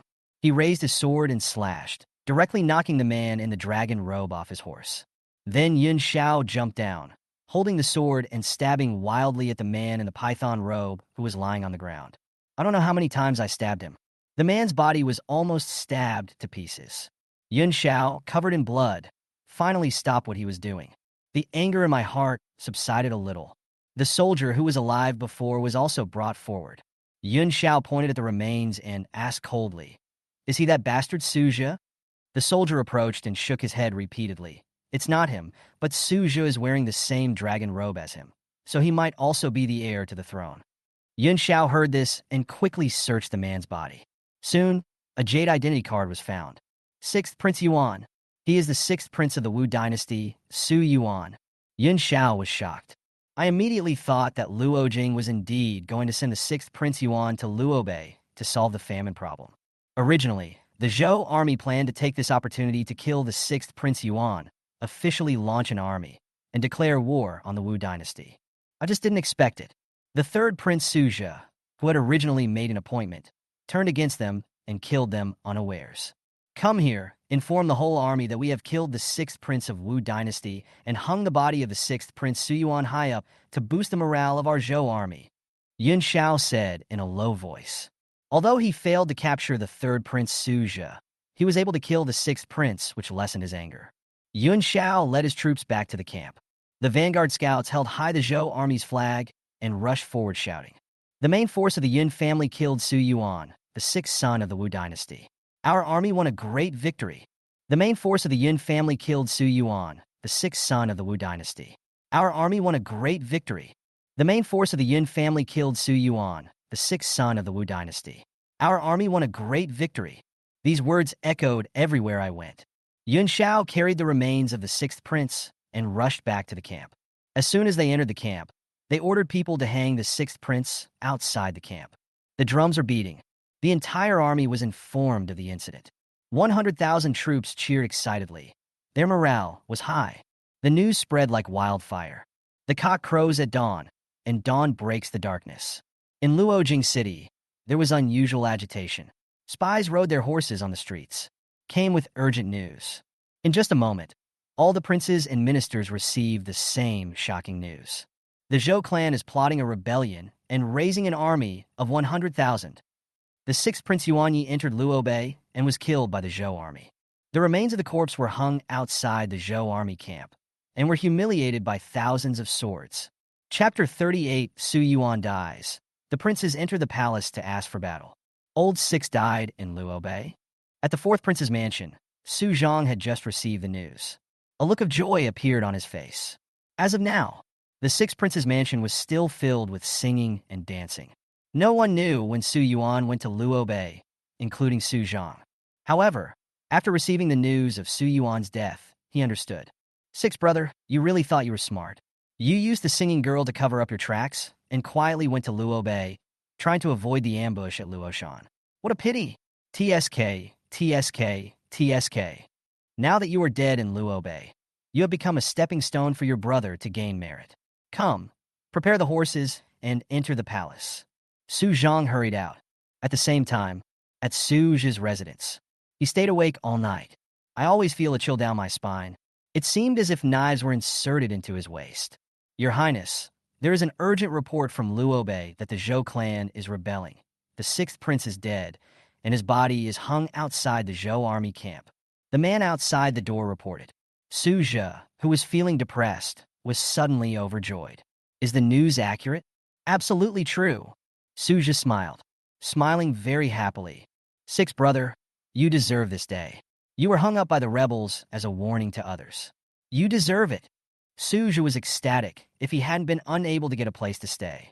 I'm afraid he'll jump up and down a few times. After being happy, Su Zhe immediately ordered. The Zhou tribe is plotting a rebellion, and my father will definitely send troops to encircle and suppress them. If you can ask for a fight, you will surely make great contributions.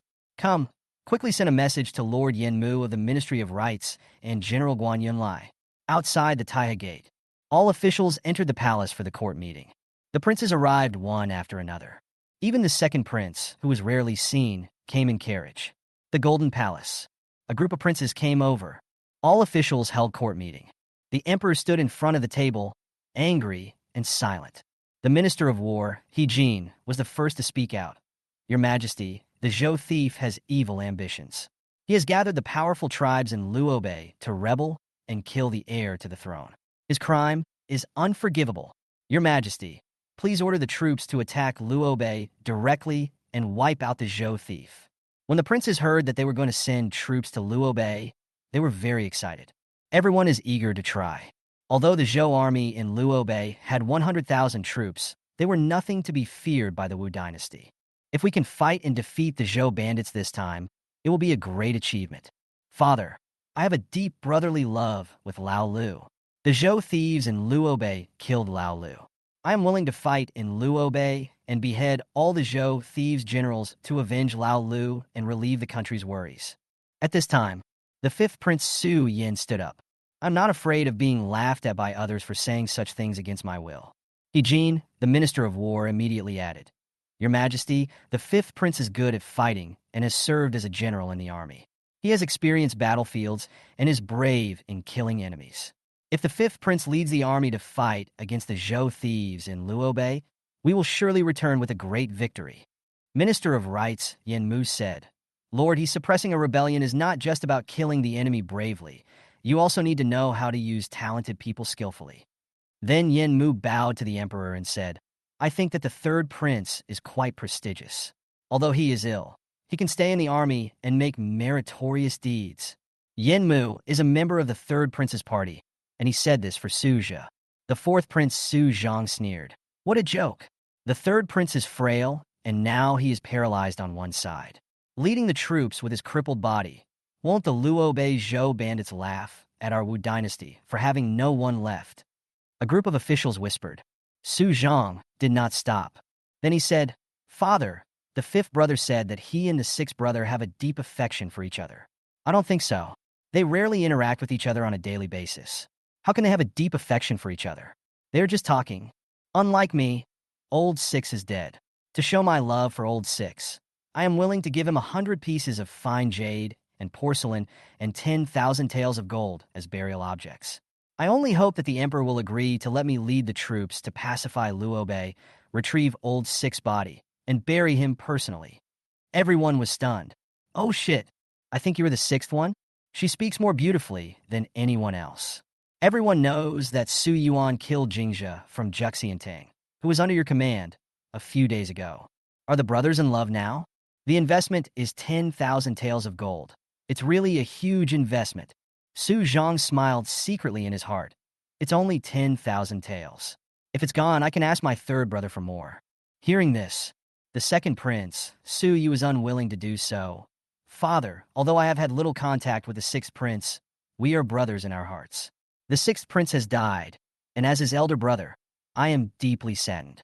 I am willing to give you 30,000 taels of gold as a gift for the sixth prince's burial. After saying this, the second prince, Su Yu, stepped forward and kowtowed. Please allow me to lead the troops and seek justice for the sixth prince. Everyone in the hall was stunned. If the second prince hadn't said it, no one would have known that he was so rich.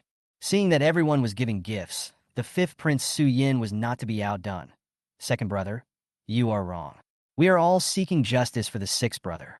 To defeat the Zhou bandits, I am willing to give the sixth brother 1,000 pieces of precious armor and swords. But when it comes to leading troops, the other brothers are not as good as me, right? Several princes were arguing fiercely. The emperor's face became increasingly gloomy. The princes saw this, kneeled down and kowtow quickly. They almost said in unison, I and the sixth brother have a deep affection for each other. I am willing to give you money and treasures to be buried with you. I beg you to let me lead the troops to Luobai to defeat the Zhou bandits. Civil and military officials were also arguing with each other about who should lead the troops to attack Luobai. That's enough, the emperor shouted. He slapped the table in front of him. Angry, the court fell silent instantly. All the officials bowed their heads and sweated. The princes bowed their heads and dared not say another word. The emperor took a deep breath, turned his head slightly, and looked at the eldest prince, Su Jing, who had not yet spoken. Boss, what do you think about this matter? Su Jing is calm. As the eldest son, he handles things with kindness. There were occasionally regents in the court. He was highly valued by the emperor. The Zhou clan rebelled, and Su Yuan died. The princes were arguing with each other until they were red in the face, which was really disappointing to him. The eldest prince, Su Jin, bowed and said, "Father, I think that the sixth prince was killed by the Zhou bandits when he went to Luo Bay to relieve famine. He died for the country." The news said that the sixth prince was hung outside the bandits' camp with sword wounds all over his body. It can be seen that the sixth prince was not afraid of the Zhou bandits and fought to the death, not losing the prestige of the crown prince. It is reasonable to credit the sixth brother for his meritorious service in leading the troops to suppress the bandits. The fifth brother is good at fighting, the fourth brother is good at making plans, and the third brother is not bad either. They can all be stationed in Luoshan. Upon hearing this, the emperor's expression eased a little. Su Yuan was originally weak. All the princes would only step on him, except the eldest prince, Su Jing. Be fair in life and rational in dealing with things. At least he did not disappoint the emperor. After a few breaths, the emperor waved his hand. "All the ministers listen to my order." All officials knelt on the ground and bowed their heads, listening to the emperor's will. There is unrest in northern Luoyang, and the Zhou bandits are plotting a rebellion. Now I appoint Guan Yunlai as General Anbei and order him to lead an army of 100,000 into Luoshan, kill the Zhou bandits, and pacify northern Luoyang. General Guan Yunlai was overjoyed and stepped out. Quickly stepped forward and kowtow. "I have received your order. Thank you for your trust. I will definitely fulfill my mission." The emperor's order did not stop. "Old 5, I order you to be the commander of the army. Conquer Luo Bay within 10 days and retrieve the remains of Old 6. Your son obeys your order." The fifth prince, Su Yin, tried hard to suppress his smile. "My dear brothers, the achievement of suppressing the rebellion goes to you, my younger brother." The other princes looked at him with jealousy. At this time, the emperor called for his troops again. "Fourth brother." When the fourth prince, Su Zhang, heard the emperor calling him, he was delighted. "Your son is here. You lead the 10,000 cavalrymen of the Tiger Roar camp and set up camp downstream of the Luo River to support the main army. Wait for an opportunity to cross the river into Luo Bay, go around the rear of the rebels, and join forces with the front army to encircle and annihilate the rebels." Su Zhang raised his lips. "Your son obeys your command. Second brother." The emperor looked at the second prince, Su Yu. He also smiled with joy. "It's my turn. Your son is here." The emperor said, "I know that you and Lao Lu are deeply in love. The 30,000 taels of gold promised just now must be fulfilled. And the same goes for the rest of you." The second prince, Su Yu, was stunned. "Is that all? Not recruiting troops? I promise, I will keep my word." The second prince, Su Yu, stood there. But the fourth prince, Su Zhang, and the fifth prince, Su Yin, agreed readily. They pay money for merit. Naturally, there is no objection. But the second prince, Su Yu, got nothing, and even gave away 30,000 taels of gold to the sixth prince for burial. He almost vomited blood. Su Zhang and Su Yin were laughing secretly. The second prince, Su Yu, could only endure it secretly and agreed. The emperor has finished selecting his troops. However, he did not let everyone leave, but looked at Han Changshi beside him. "Han Changshi, draft another imperial edict." "Yes." The sixth Prince Yuan, a man of both virtue and martial arts, sacrificed his life for his country. He is posthumously named the seventh Pearl Prince, given the title, How, and is given a pair of 9 dragon jade cups, a jade robe with gold threads, and a reward of 10,000 taels of gold. As soon as the emperor's edict came out, the government and the opposition were shaken. There has never been a Prince Chiju in the current dynasty. Among the 6 princes, the one with the highest status is the eldest Prince Su Jing. This was because the eldest prince was the regent and had made outstanding contributions, so he was given the title of Prince Wuju. Like Su Zhe, but 3 beads. Everyone was horrified. But when I think about the fact that the 6th Prince Yuan is dead, these are just empty names. The princes sneered. The 6th brother was a playboy during his lifetime, and it was a relief for him to be named Prince Chiju after his death. It's a pity that Lao Lu can't enjoy it. The imperial edict came down, and just at this moment, the guards outside the palace came to report. "Your Majesty, the 6th Prince Yuan requests to see you and is outside the palace." Everyone was shocked. "Oh shit, really the 6th one?" Chapter 39. My deep brotherly love with my royal brothers. Lao Lu is still alive? Everyone turned and looked towards the palace door. The emperor took a step forward excitedly and said hurriedly, "Let him in." King Xuanhao enters the palace. The guards called out. Then I heard the neighing of horses outside the hall. Just see. Su Yuan entered the palace. His ragged clothes as a starving person shocked everyone. He carried a spear on his back, a precious bow on his body, and a wooden box containing heads hung on his waist. In his hand, he was leading a precious horse. "Your son pays respect to your father."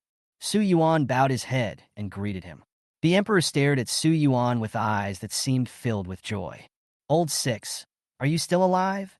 The fourth prince Su Zhang looked at Su Yuan in amazement. In front of the Luo Beizhou army camp, the body of Su Yuan, wearing a python robe, was hanging. This news is absolutely true. Even the Royal Secret Service is like this. Su Yuan was actually standing in front of everyone alive. This is exactly the same as the last time when a corpse emerged from the coffin. Could it be that this old Six has the ability to bring the dead back to life? Su Yuan glanced at the fourth prince Su Zhang. "Oh, fourth brother, do you want me to die so much?" Su Zhang looked embarrassed and quickly explained. How? How is it possible? We have a deep brotherly love. I should be happy that you are alive." The words have already been spoken. If he doesn't make it up now, he won't be able to end it. Last night, at showtime, Su Yuan led the Luo family to the Yinyan saltpeter mine. At that time, the elite soldiers of the Tiger Roar camp had already left, leaving only Wen Qing and others. After understanding what happened during that period, Su Yuan also gained insights into the trip to Luo Bay. I seem to have been taken advantage of. He didn't believe that no one in Luojing would notice the unusual movements in Luo Bay. Perhaps his trip to Luo Bay was just a cover. The real purpose was to take advantage of this opportunity to send troops to Luo Bay to pacify the powerful Zhou clan. "Sixth brother, tell me about your outfit," the emperor asked. He really wanted to know how Su Yuan survived. How did he conceal his true intentions and deceive the Zhou bandits' army? Su Yuan cupped his hands and said, "Father, last night the Zhou bandits launched an uprising and crossed the river to seize the mines. Do you know about this?" This rhetorical question surprised the emperor. He nodded slightly. "Yes, I sent 2,000 soldiers from the Tiger Roar camp in Luoshan and scared away the Zhou thieves." "Wrong." Su Yuan immediately wrote a word. Everyone was shocked. Dare to say that the emperor is wrong. Su Yuan is really daring, the best person in the world. I was wrong. The emperor was a little surprised. But he did not blame Su Yuan. Instead, he had more appreciation for Su Yuan. Su Yuan replied, "The Zhou bandits won a great victory in seizing the mines. And the reason they retreated was because I was behind the Zhou bandits' army, opened their granaries, burned their arsenals, and stole their precious bows and horses." "Nonsense." Su Zhang immediately challenged him. "The Zhou bandits have 100,000 soldiers stationed there. How could you, Lao Lu, go to Luo Bay alone? How could you accomplish such a feat?" The emperor was slightly angry. "Did I let you speak?" With a low shout, Su Zhang immediately shut up. Su Yuan was not in a hurry. He took off his things. Ba Chong Tsang Qing, the treasure of the Zhou army's rebel Yun family. The blood that sweating horse, the precious horse of the Yun family. The mountain that opening bow is the Zhou clan's treasure. Su Yuan presented his spoils one by one. Finally, he opened the wooden box around his waist and rolled the heads out. The ministers gasped. The civil servant was so shocked that he took several steps back. If what I said cannot prove anything, then the head of the Yun family's son can prove it. The more than 100 members of the Luo family, a powerful clan in Luo Bay, outside Taya Gate, can prove it. The emperor was surprised and delighted. Okay. After hearing several good words, the emperor was very pleased. "Then tell me, how did you do it?" Su Yuan said sternly. "Call on the hungry people and open the warehouses to seize the food." What a good strategy. All the officials praised him. Act with momentum and act with swiftness and vigor. Prince Hao is meticulous and has made many remarkable achievements. He is truly a great talent of the royal family. These people know how to adapt to changing circumstances. The emperor applauded. They naturally want to go with the wind. Su Yuan added, "There is famine in northern Luoyang, and the streets are full of starving people. This time, the Zhou bandits have lost the support of the people by seizing food. Moreover, I have infiltrated the inner circle of the Yun clan. The alliance formed by the Zhou and Yun clans will soon be disintegrated. During this trip to Luo Bay, I discovered that the grain stored by the Zhou bandits is all the disaster grain allocated by the court every year. There must be something fishy going on, the emperor pondered. The third one, Su Yuan hurriedly said. I don't know about that. The emperor was very suspicious, and Su Yuan only needed to point out the key point. The rest depends on the luck of the third brother. Censorate, thoroughly investigate this matter. I want results within 3 days. The emperor gave the order, and the left censor Din, chief of the censorate, received it. I obey your order. The princes all showed expressions of secret delight. The third child is going to be beaten. Sitting on the dragon throne, the emperor's eyes changed when he looked at Su Yuan. It turns out that Lao Lu has been hiding his incompetence for many years, but now he is able to surprise you in one day. Sixth brother, are you willing to lead the troops to fight, quell the rebellion in Luo Bay, and wipe out the Zhou bandits? The emperor wanted to help Su Yuan, so he asked. The fifth prince's heart suddenly tightened. He was afraid that the cooked duck at his fingertips would fly into Su Yuan's hands. In the Wu dynasty, military exploits were everything. If you have made contributions, you can obtain everything. For example, the fifth prince Su Yin, who holds the position of a general and holds military power. This is the emperor's trust in him. Certainly, the emperor has the Tiger Roaring Camp, the Imperial Guard, and the military department. The fifth prince has some military power, but it is not enough. I'm not going. Faced with the emperor's invitation, Su Yuan actually refused directly. The sixth prince is really stupid. He didn't even want the military achievement right in front of him. A rotten tree cannot be carved. I think your highness is afraid of death. Su Yuan snorted in his heart. Agreeing to lead the troops means death. Now the whole Luo Bay is looking for him like crazy. As soon as he shows up, the 100,000 strong Zhou army will probably attack in full force and eat him alive. Wrong. It should be said that he was looking for the third prince of Wu dynasty, Su Zhe, like crazy. After all, the thief Zhou only knew how to kill and set fire to the third prince. It has nothing to do with him, the sixth prince Su Yuan. Why not? The emperor was curious. The other princes all volunteered to fight and take credit. Su Yuan refused instead. Su Yuan, Father, I have a deep relationship with my brothers. How can I, as a younger brother, take credit for such an achievement? The fourth prince and the fifth prince paused. What evil thing is Lao Lu doing again? Is this the start of the show? The emperor asked. Is it true? Really? Su Yuan said firmly. But I have someone to recommend. Who? Su Yuan said seriously. My third brother, Ji Yi, has a deep brotherly relationship with me. Chapter 40. His Royal Highness Prince Hao is so broad-minded and a wise ruler. What a deep brotherly love. Who doesn't know that Su Zhe and Su Yuan are incompatible? You just hinted that Su Zhe was involved in the Luo Bay famine, and now you're strongly recommending him to lead the army to fight the bandits? I believe it. The emperor frowned slightly. Reason. The Luo Bei Zhou bandits are a coalition of many tribes. They may seem huge, but in reality, they're a loose group. Third brother is good at using people's hearts and using your strengths to attack their weaknesses. As long as third brother wants, he will surely win the battle of Luo Bei. Su Yuan's words were very clear. If I don't win then, it will have nothing to do with me. Aside, Minister of Rights Yin Mu quickly agreed. Your Highness Prince Hao is absolutely right. Your Highness the third prince is very capable. I also recommend you to fight against the enemy this time. I second this motion. Several bureaucrats stood up. All of them must be members of Su Zhe's party. Su Yuan glanced at it from the corner of his eye and took note of it secretly. At this time, Su Zhang, who had been silent for a long time, spoke up. Father, I agree with the sixth prince's idea. I am willing to give up the position of commander of the Tiger Roar camp. Please issue an order and let my third brother lead the troops to the battle. Su Zhang retired? They were arguing with each other just now, but why did they suddenly change their ways? The emperor narrowed his eyes slightly. No one can guess what he is thinking. Han Changshu, draft the decree. Everyone recommends the third Prince Su Zhe and appoints him as the leader of the side army. He is in charge of the main army support, protecting the rear's food and grass, setting up camp in the lower reaches of the Luoshui River, and waiting for an opportunity to cross the river and quickly attack the Zhou bandits. The list of people to be punished has been finalized. The emperor looked at Su Yuan again. Sixth brother, you performed a great deed last night. Since you don't want to lead the troops to fight the enemy, What do you want?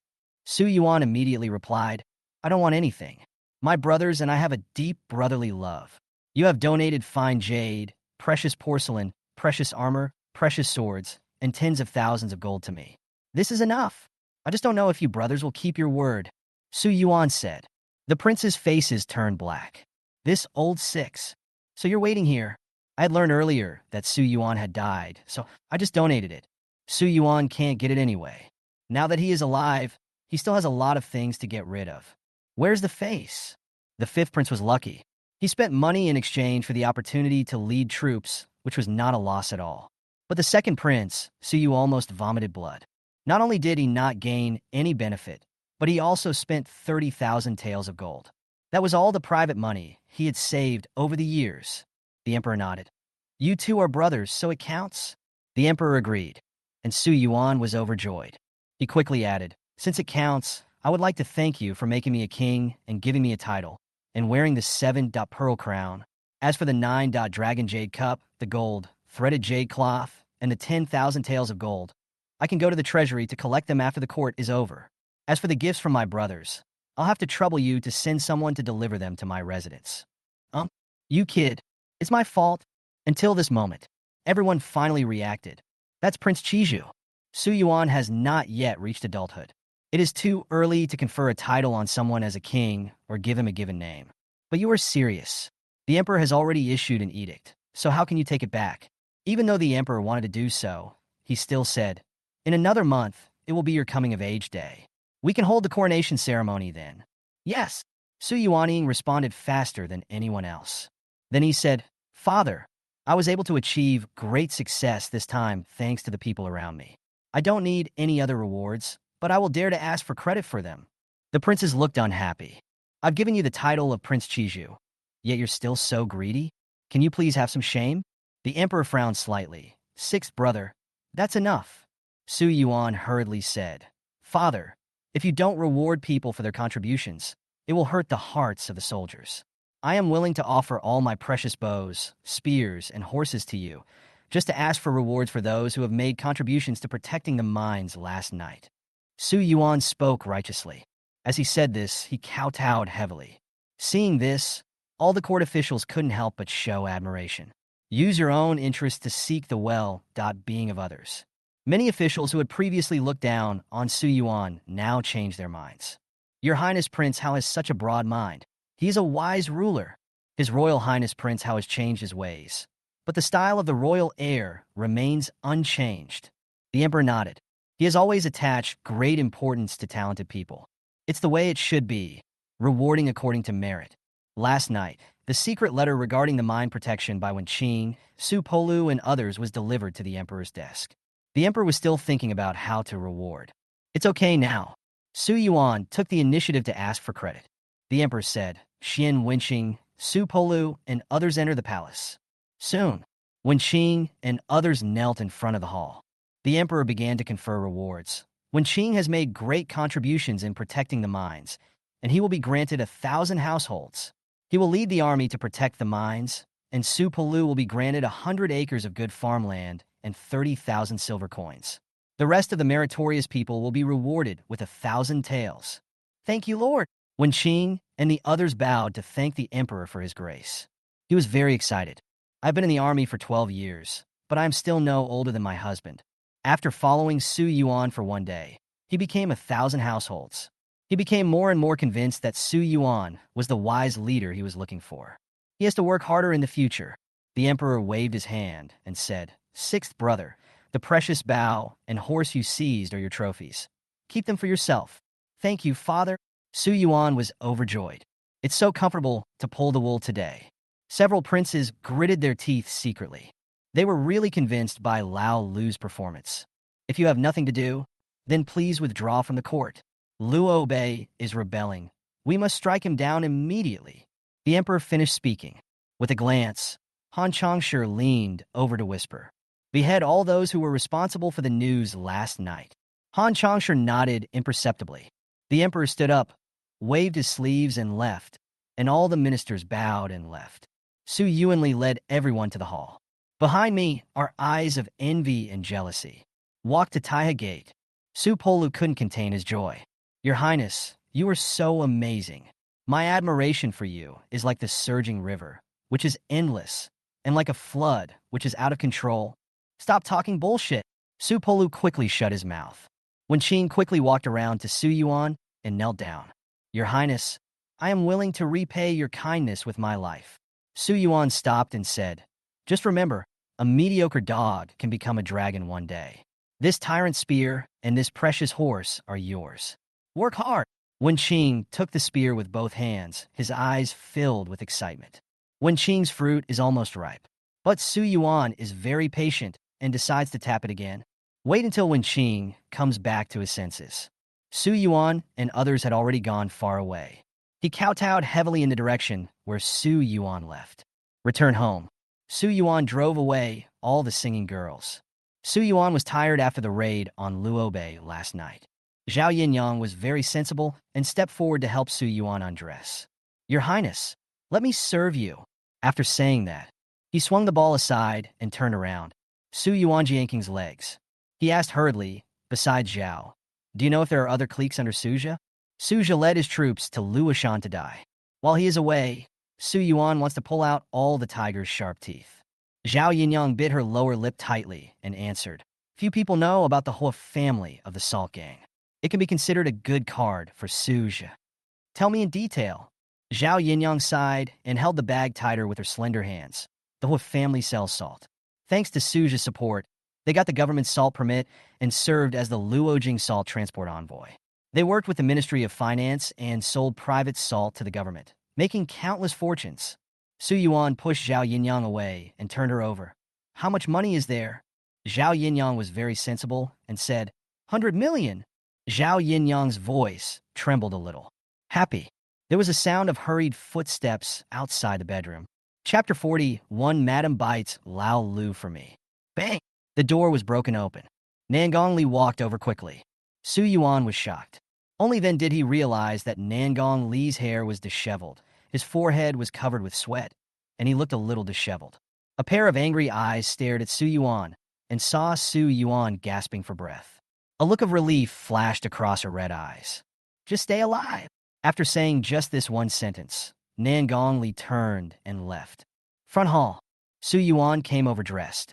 Nangong Li glanced at him and asked, are you done? Su Yuan laughed dryly and asked, Sister Li, you were not here when I returned home earlier. Was it? You can play, but you can't have a name. The words haven't been finished yet. Nangong Li interrupted Su Yuan and then grabbed Su Yuan's side hard. Su Yuan felt pain. I thought you were dead. Nangong Li interrupted Su Yuan with a serious look on his face. Su Yuan lowered his head to look at Nangong Li. His eyes were red, probably because he had been crying. Last night, she rode into Luoshan on horseback. While passing through the dangerous area of Luoshan, the horse fell off a steep cliff. Danger lurks on every side. It was almost dawn. Nangong Li arrived at the south bank of Luoshui River. Find a lone boat to cross the river and quietly sneak into the land of Luobei. Learned that Su Yuan was dead. Then he saw the corpse in the python robe hanging in front of the Zhou army camp from afar. Nangong Li's heart was completely dead at that time. Return home with a dead heart. If Nangong Li had not passed by the saltpeter mine and heard that Su Yuan was not dead, he would have almost done something stupid. So she took a fast horse from the saltpeter mine and hurried back to Luojing. As soon as he entered the city, he saw the imperial edict announcing that Su Yuan was conferred the title of Prince Chiju. Nangong Li did not dare to slack off for a moment and rush back home. That's why she kicked the door open just now. Don't worry, Sister Li. How could I die so easily before I share a bed with you and enjoy bliss with you? CO1 joked. Nangong Li rolled her eyes at Su Yuan and said, get lost. There was silence. Nangong Li got back to the point. His Majesty named you King Hao and wanted to help you. So why didn't you lead the army to conquer Luobei? If you can take such a military achievement, you will have more foundation to seize the throne in the future, but you gave the achievement that was delivered to your mouth to other princes. Su Yuan chuckled. To trick Suja, Su Yuan's words stunned Nangong Li. What is this brat doing again? Seeing this, Su Yuan explained, I have been named the Prince of 7 Pearls, and my brothers are jealous and want to kill me. If I still compete with them for credit at this time, then the brothers will be desperate and conspire together, and I won't live for a few days. Avoid its sharp edge. Hidden and ready to go. Su Yuan's mind is so meticulous. This was beyond Nangong Li's expectations. Nangong Li asked, "What does this have to do with Suja?" Su Yuan smiled and said, "Sister Li, have you ever heard this sentence?" "What? Kill him while he's sick." Nangong Li's eyes turned and he thought for a moment. The Luo Beizhou tribe is fierce, and the Wu dynasty army will definitely fall into a tense situation if they encounter them. By then, Suja will be dragged to death in Luoshan. And you want to take this opportunity to pluck out his wings in Luojing? That's right. Su Yuan nodded. He had already started planning since the day he entered Luoshan. Otherwise, how could the name of the third Prince Su should be known throughout Luobei? I pushed Suja forward, tricked him into going to Luoshan, and he was doomed to die. My target is his money bag, the Salt Gang. Nangong Li's eyes trembled slightly. How do you know that the Salt Gang is the third prince's crony? Did Zhao Yinyang tell you? Of course. Otherwise, what do you think I was talking to her about? Of course I was discussing this matter. Nangong Li glared at Su Yuanbai. Speechless. Shuja Palace. The imperial edict arrived as promised. But he didn't feel any joy at all. Old Six is actually not dead, and was even conferred the title of Prince of Seven Pearls by the Emperor. I only have 3 pearls, ah. Suja roared helplessly. He was in a good mood because he thought Su Yuan was dead. But now, Su Yuan died, and a Prince Chiju emerged. Last time it was the Emperor's sword. This time, it's the Prince's sword. It would be really possible. Suja also wished he could die. Princess Lu was at his side. Your Highness, Lao Lu is not dead yet. Although he did not get what he wanted, Master Yin Mu is striving for the position of leader of the army to fight against the bandits. Once the bandits are defeated and Zhou is pacified, it will be a great achievement. Wouldn't it be easy to kill Lao Lu by then? After hearing Lu's advice, Suja's mood eased a little. He let out a long sigh of relief. Humph. Then let Lao Lu be the Prince of Seven Pearls for a few days. It's a pity that he didn't get the position of the main army general. Lu showed her worry. Your Highness is ill. With a body like Luoshan, I'm afraid he can't stand the torment. It's good enough that he can get the position of a general. What are you afraid of? I have a divine Dr. Hua with me. Let him give me medicine. In a short time, I'll be able to walk. Then we can defeat the Zhou bandits quickly and come back to recuperate slowly. After all, this great achievement can't wait. Suja has already thought it through. Dr. Hua has a medicine that can paralyze the body and relieve the pain in his body. Although it will consume the Long Yang Qi, it is worth it. Lu wanted to persuade him, but seeing Suja was so determined, she changed the subject. Your Highness, I heard that in the court today, all the princes donated to the 6th brother. At least the 4th brother donated 10,000 taels of gold. Suja's brows fell. After thinking for a while, he said, spending money in exchange for the merit of defeating the thief? We will also give it to him, so as to avoid being criticized.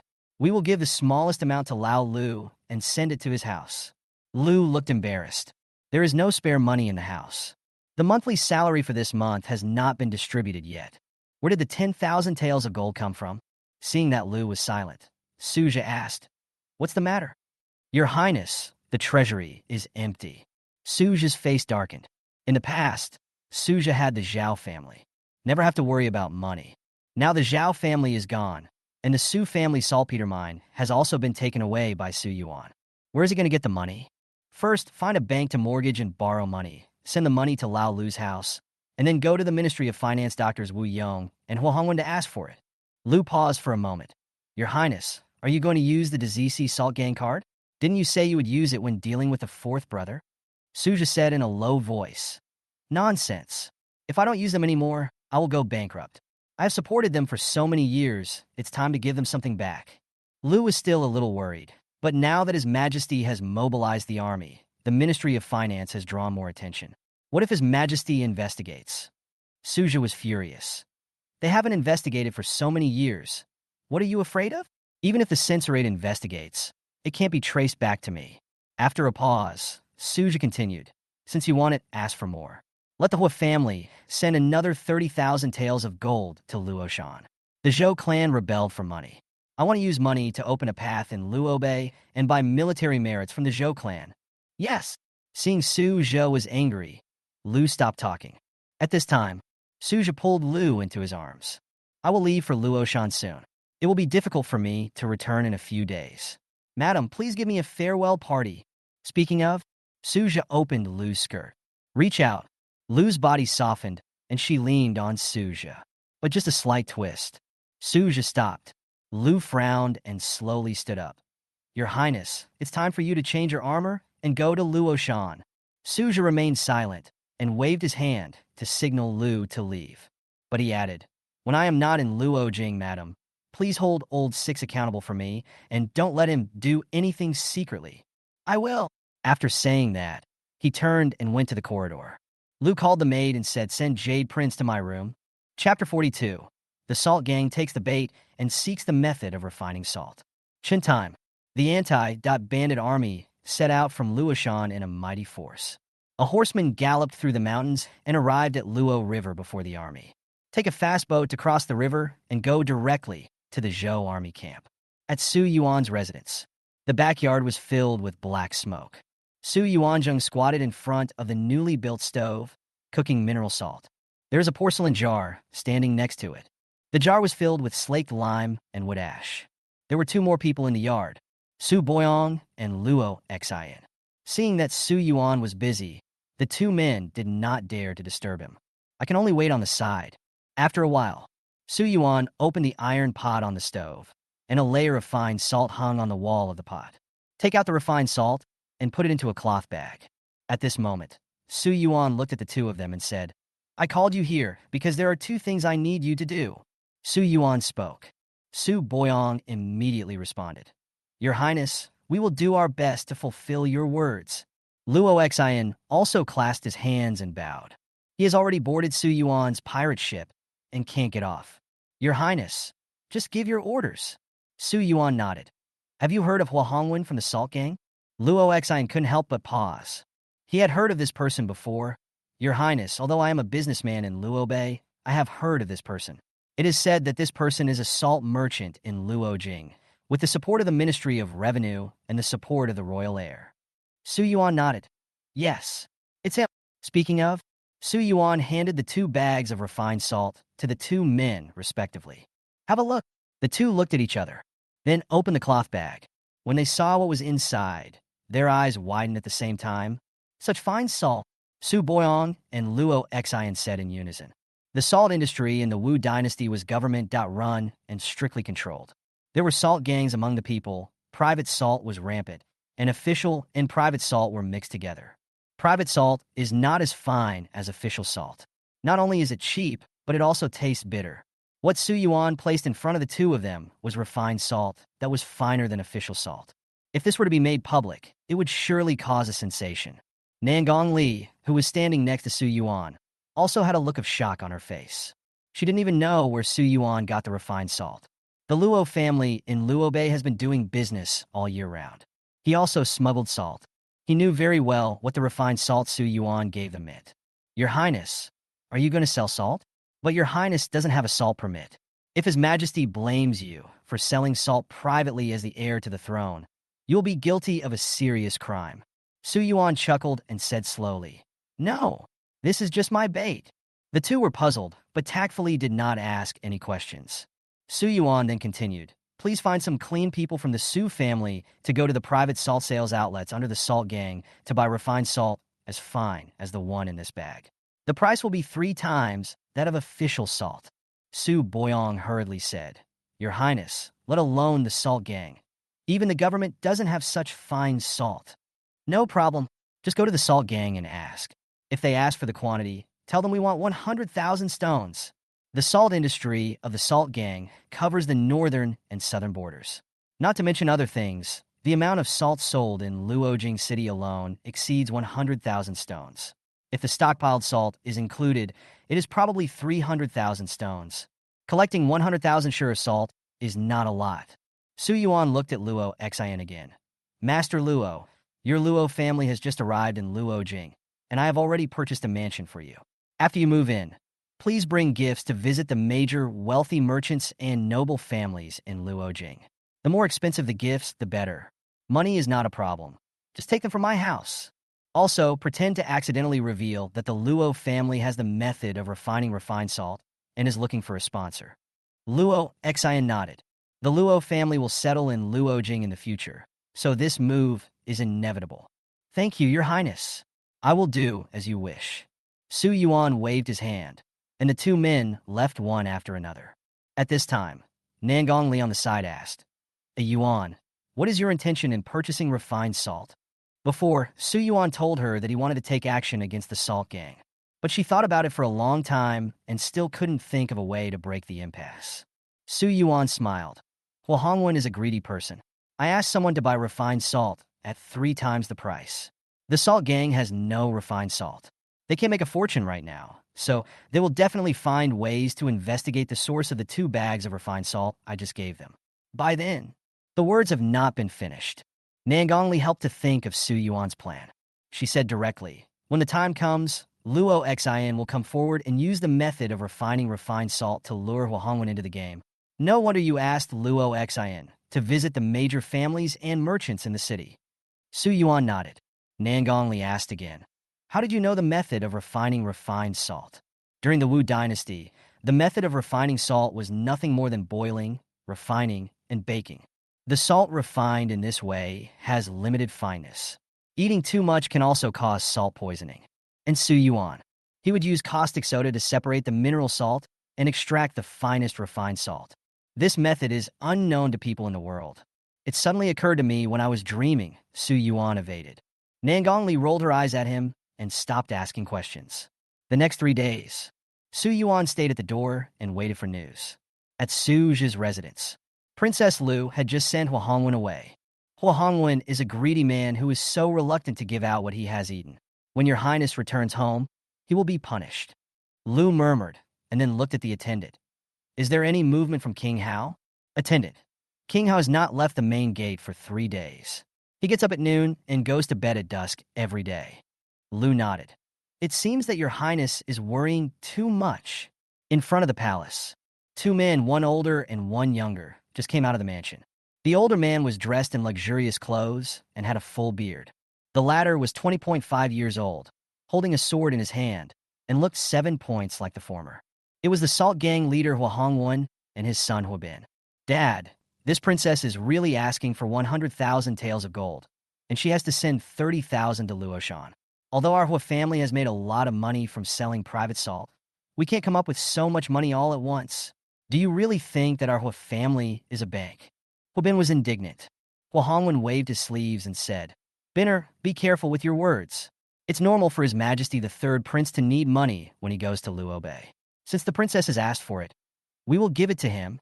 Anyway, the princess has already informed the Ministry of Finance. We just need to sell the private salt to the government. In the long run, we can still get back the 100,000 gold. The imperial court has sent out troops and used up money, and the Ministry of Revenue has also tightened its inspections. By the way, Dad, in recent days, several groups of people have come to our private salt sales point to buy refined salt. Huabin suddenly remembered what happened in the past few days and couldn't help but mention it. Huahongwen got on the carriage, pulled down the curtain, and said, Private salt is coarser. You can just give them official salt. No, Dad, the salt they want is finer than the official salt, and they are buying 100,000 stones at 3 times the price of the official salt. Before leaving yesterday, they even left me a small bag. What? Huahongwen was shocked. At this time, Huabin took out the bag of salt from his sleeve. When Huahongwen opened the bag of salt, he was stunned. Such fine salt! Huahongwen almost jumped up. He had been selling salt for half his life, but he had never seen such fine refined salt. 3 times the official salt price, a quantity of 100,000 stones. If this order is successful, there is no need to worry about the 100,000 taels of gold that the princess wants. Idiot. Why are you telling me such a big thing now?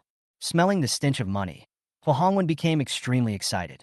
Huabin lowered his head with some self-blame. At first, I thought it was other salt merchants who deliberately came to cause trouble. Send someone to check the background of the salt collectors. Also, take some gifts and visit the homes of the uncles and merchants. They have a wide range of contacts. Ask them if they know how to refine this refined salt. Yes, Huabin responded. He got off the carriage immediately. 2 hours later, Huabin returned home. Dad, good news! Huahongwen, who had been waiting for a long time, stood up immediately. Hurry up and speak. Huabin showed joy on his face. We have found out that the people who collected the salt are not from Luojing. They're salt merchants from other places. They want to take advantage of the unrest in Luo Bay to raise the price of salt and make a fortune.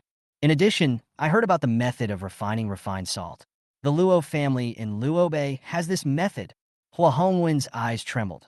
Is the news reliable? Hua Bin patted his chest and said firmly, "It must be reliable." Well, you go to the Luo family in person and make an appointment to meet the Luo family's patriarch and say, "The Hua family wants to send money and meet him. I'll go right away." Su Yuan's residence. Luo Xin came to visit. Sitting in the front hall with his eyes closed, Su Yuan slowly opened his eyes. "Your Highness, the Salt Gang's Hua Hongwen has taken the bait." Chapter 43, playing hard to get, Hua Hongwen gets anxious. Su Yuan had a smile on his face. After 3 days of planning, Hua Hongwen finally took the bait. I just don't know what kind of big fish can be let out by following Hua Hongwen. Su Yuan looked at Luo Xin. "What's the situation?" Luo Xin bowed and quickly replied, "Master Su has been buying refined salt from the Salt Gang at a high price for 3 consecutive days." Hua Hongwen became greedy and asked people everywhere about the method of refining refined salt. Half an hour ago, he learned from the wealthy merchants that I have the method of refining salt and asked me to meet him at Liuxiang Tower. Luoxianglu is a brothel. Hua Hongwen was quite cautious when discussing matters in the brothel, afraid of attracting attention. "Let's go to the appointment." Su Yuan stood up immediately. Liuxiang Tower is not owned by the Zhao family, but Su Yuan is familiar with it. Found a room upstairs. Su Yuan and Ning Su hid in the cabinet. Luo Xin was waiting in the outer hall. After a while, there was a knock on the door. The door is open. Hua Hongwen and his son stood with their heads held high. Luo Xin looked at the other party's last words and took the lead in greeting. "Envoy Huiyun, long time no see. I guess you must be Luo Xin, the head of the Luo Bei Luo family. Long time no see." Hua Hongwen also bowed, and then introduced the person next to him. "This is my son Hua Bin. Boy, meet the head of the Luo family." Hua Bin saluted. Luo Xin waved his hand and invited the two into the room. "Take a seat. Make tea." Hua Hongwen sipped his tea and said, "Master Luo, you and I are of similar age. If you don't mind, I will call you Brother Luo." Luo Xin smiled and said, "Brother Hua, you are too kind. It is my honor to have the friendship with you." They praised each other. Hua Hongwen followed up on what he was saying and continued, "Brother Luo, you are exaggerating. I heard that there was unrest in Luo Bay. Did you come here to escape?" Luo Xin pretended to be serious. "That's right, I moved to Kyoto and just settled down recently. I haven't had time to visit Brother Hua yet. Please forgive me." Hua Hongwen waved his hand. Hua Bin, who was standing next to him, couldn't help but talk when he saw that the two men had not mentioned the method of refining salt. "Master Luo, my father and I came here to learn how to make salt. I wonder if Master Luo can share it with our Hua family." "Binner, don't be rude." Hua Hongwen pretended to scold Hua Bin. This was what he thought in his mind. The father and son were just singing the same tune. Luo Xin chuckled. "The method of refining salt is of great importance. Brother Hua wants to share it. I wonder how much money you are willing to pay." Finally got to the point. Hua Hongwen was no longer vague. "If Brother Luo is willing, I am willing to pay 10,000 taels of silver to buy the salt refining method in Brother Luo's hands." In the cabinet, Su Yuan, who was listening to the conversation outside, couldn't help but sneer. This Hua Hongwen is really a stingy old fox. The method of making refined salt is so cheap that I am only willing to spend this little money. Seeing Luo Xin silent, Hua Hongwen added, "Brother Luo has just arrived in Luojing. He needs sufficient funds to rebuild his family. He will also need others to take care of him and help him in the future. If Brother Luo is willing to give up the salt linking method, no one in Luojing will dare to bully your Luo family in the future." Hua Bin agreed. "That's right, our Hua family has the support of Prince Sanju behind us. We can even introduce you to His Majesty the Third Prince. Brother Luo, I would never promise such generous conditions to anyone else. Would you consider it?" Luo Xin chuckled. If he hadn't been a businessman for many years, he would have been fooled by these two people. Hua Hongwen saw Luo Xin and smiled. He raised his glass and said, "Let's drink tea today. I wish us a happy cooperation." Luo Xin did not move. Instead, he replied calmly, "Not for sale." Hua Hongwen and his son's faces turned green. They promised half a day. After offering favorable conditions, Luo Xin finally said he would not sell it. This made them feel a little embarrassed. Hua Hongwen's face darkened. "Brother Luo, what do you mean?" Hua Bin even grasped the sword in his arms. "Master Luo, Please don't refuse the honor given by my Hua family. This is Luojing, not your Luo Bei. Coercion and inducement. It seems that Hua Hongwen has Luo Xin in his grasp. Luo Xin was not afraid. Just as he was about to speak, the door of the cabinet opened. Su Yuan walked out from inside. Hui Yunshi is so powerful. He dares to act like this under the emperor's feet. Aren't you afraid of being criticized? Su Yuan had a mask on his face. He's a prince. He often went in and out of brothels, and others could recognize him at a glance. If you don't show a mask, things will be difficult. When Hua Hongwen saw that there was another person in the room, he immediately became cautious. And Hua Bin even drew his sword directly. It's just that the sword has just been unsheathed. Ing Su moved. Clang! With a crisp sound, Hua Bin's sword was broken by Ing Su. So strong. Hua Hongwen and his son were shocked. They had met a tough guy today. His eyes rolled quickly, and then he showed a fake smile. Misunderstanding. I was just a little impatient. No wonder Brother Luo came from Luo Bei and was not afraid to travel in Luojing. It turns out that there are capable people around to help. I just don't know what your name is. Su Yuan lowered his voice. You asked too many questions. Hua Hongwen was embarrassed for a moment. You are wearing a mask, so it is inconvenient to tell others. I am sorry for being rude. Speaking of, Hua Hongwen quickly gave his son a look. He knows it very well. The Su Yuan in front of us should be the real mastermind behind the scenes. Hua Bin understood. He put away the broken sword and bowed to Su Yuan to apologize. I was rude just now. Please forgive me, sir. Hua Hongwen is indeed an old fox and knows how to adapt to changing circumstances. If Su Yuan hadn't come here today, Luo Xin might not be able to escape unscathed. Hua Hongwen was polite again. Regarding the method of refining salt, I wonder how you would like to deal with it? Su Yuan said indifferently. I will not let others do the salt refining. I agreed to come to meet you only because Hui Yunshi has the salt permit, which can transport a large amount of official salt and private salt, as well as all the salt mines in Luojing. Hua Hongwen raised his eyebrows and said, You want to refine salt in the salt mine? Su Yuan nodded. We will cooperate. You provide the salt mine, and we provide the salt refining method. We will split the profits of the refined salt 100% to 90%. You only want 10%. Is that too little? Hua Hongwen is a shrewd person. He was worried that Su Yuan asked for too little and might have other intentions. But Su Yuan smiled. Envoy Hua, you must have made a mistake. The 90% split is 10%. 10% is for your Hua family, and we want 90%. What? Hua Hongwen's face suddenly changed. Give him 10%? In Luojing, no one has ever dared to discuss business with him like this. Hua Hongwen stared at Su Yuan. Are you kidding, sir? Su Yuan ignored it. He just turned his head and looked at Luo Xin. I don't like being forced, it's all voluntary. If Envoy Hua can't accept it, we can find someone else. Su Yuan said this and walked towards the door. Playing hard to get. Hua Hongwen became anxious. He hurriedly called Su Yuan. Sir, please stay. We can discuss everything. Su Yuan said coldly, There is nothing to discuss. The method of refining salt is the same no matter who we cooperate with. It doesn't have to be your Hua family. Besides, there are people out there who are willing to pay a high price for refined salt. I either won't refine it or I will refine it for 300,000 stones. Envoy Hua may not have that many salt mines. Su Yuan laid out the conditions. The bait is 300,000 dan of refined salt. I don't believe this big fish won't eat it. Hearing this, Hua Hongwen looked strange. Hua Bin leaned close to his ear and whispered, Dad, this salt refining method is hard to come by, and business opportunities are fleeting. Although the profit is small, the volume is large. Moreover, if this business plan is successful, the Hua family will benefit, and it will be a great achievement for the third prince. That's all. Hua Hongwen fell into deep thought. Su Yuan opened the door and pretended to leave. Father, Hua Hongwen gritted his teeth and said, My Hua family agrees to your request.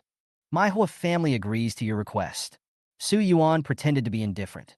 300,000 sure is not a small amount, but I will only give you 1 day. Tomorrow morning, we will inspect the goods outside the West City. I need you to ensure the quality and quantity. No problem. Hua Hongwen agreed immediately. If even the salt mine of the Hua family salt gang doesn't work, I guarantee that there will be no viable salt mine in the world.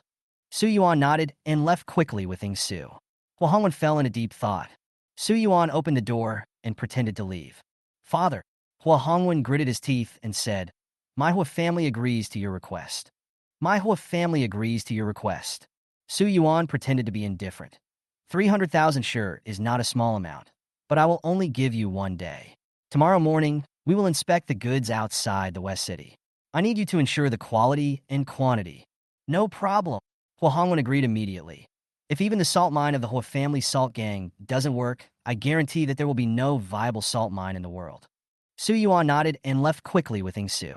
Luo Xen politely bowed and said, Brother Hua, I'll see you tomorrow. After everyone leaves, Hua Hongwen's face turned cold instantly. Binner, do you know the expert next to that person? Hua Bin shook his head. He looks familiar. Although I don't know him, his sword should be from the northwest. Hua Hongwen pondered. That's right. Luo Xian is from a powerful family in Luo Bay. The people behind him must also be from the northwest. The method of refining salt is of great importance. I should ask the princess for permission.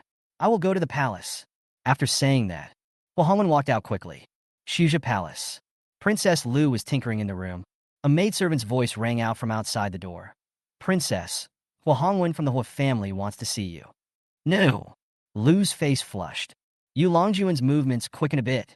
Chapter 44, Is she the Emperor's sister? Law? A little bit. Lu gasped. She stood up, straightened her skirt, and went out. He beckoned the maidservant over and said, Clean it up. The maid nodded. Only then did Lu come to the front hall. Hua Hongwen has been waiting here for a long time. Seeing Lu walking slowly towards him, he hurriedly stepped forward and bowed. Greetings, princess. Your face is rosy. It seems that you have guessed that there is a happy event coming. Lu frowned slightly. Then he secretly breathed a sigh of relief. Envoy Huiyun, I summoned you a few days ago. You are here today. Have you prepared 100,000 taels of gold? Almost. Hua Hongwen smiled. If he wanted to collect 300,000 stones of salt before tomorrow, he had to use official salt. At the Ministry of Revenue and Finance, Lu's words are more effective than his own. After hearing what Hua Hongwen said, Lu looked around the courtyard. But I never saw any box containing money.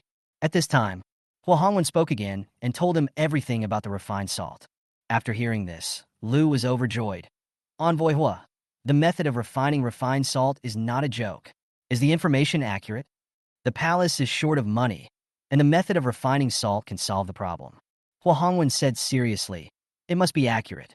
I got this information from the wealthy merchants in Luojing. They are also quite cautious and have not shown their true faces to others. They are also extremely greedy for money. Lu nodded. People who have something to plot against will have pure intentions. Since it is beneficial, I will say hello to the Ministry of Finance. If they have any requests, I will try my best to meet them. Yes. Hua Hongwen bowed and retreated. Lu paced in the yard. After a short pause, he put on a black robe and quietly went out. The next day, it was just dawn. Su Yuan prepared to go out with his men. Nangong Li accompanied him.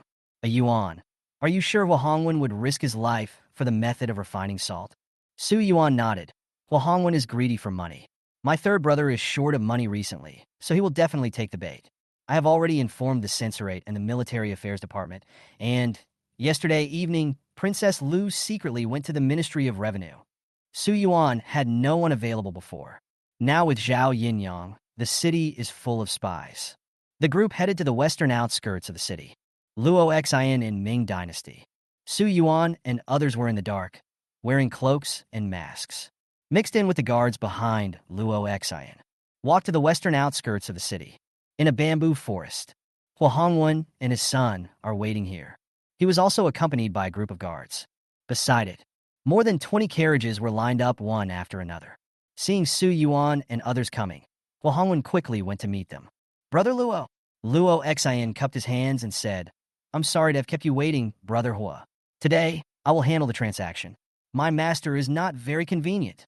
Hua Hongwen glanced at Su Yuan in the crowd. He pretended to understand.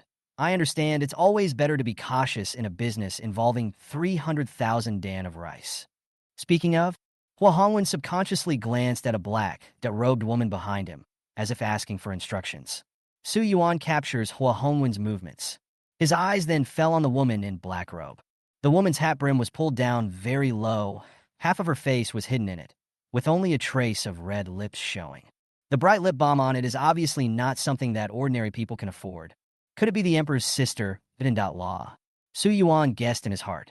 If Hua Hongwen wanted to gather 300,000 stones of salt, or he had to ask the Ministry of Revenue to transport it. With such a huge number, only Su Zhe, who is behind Hua Hongwen, can come forward.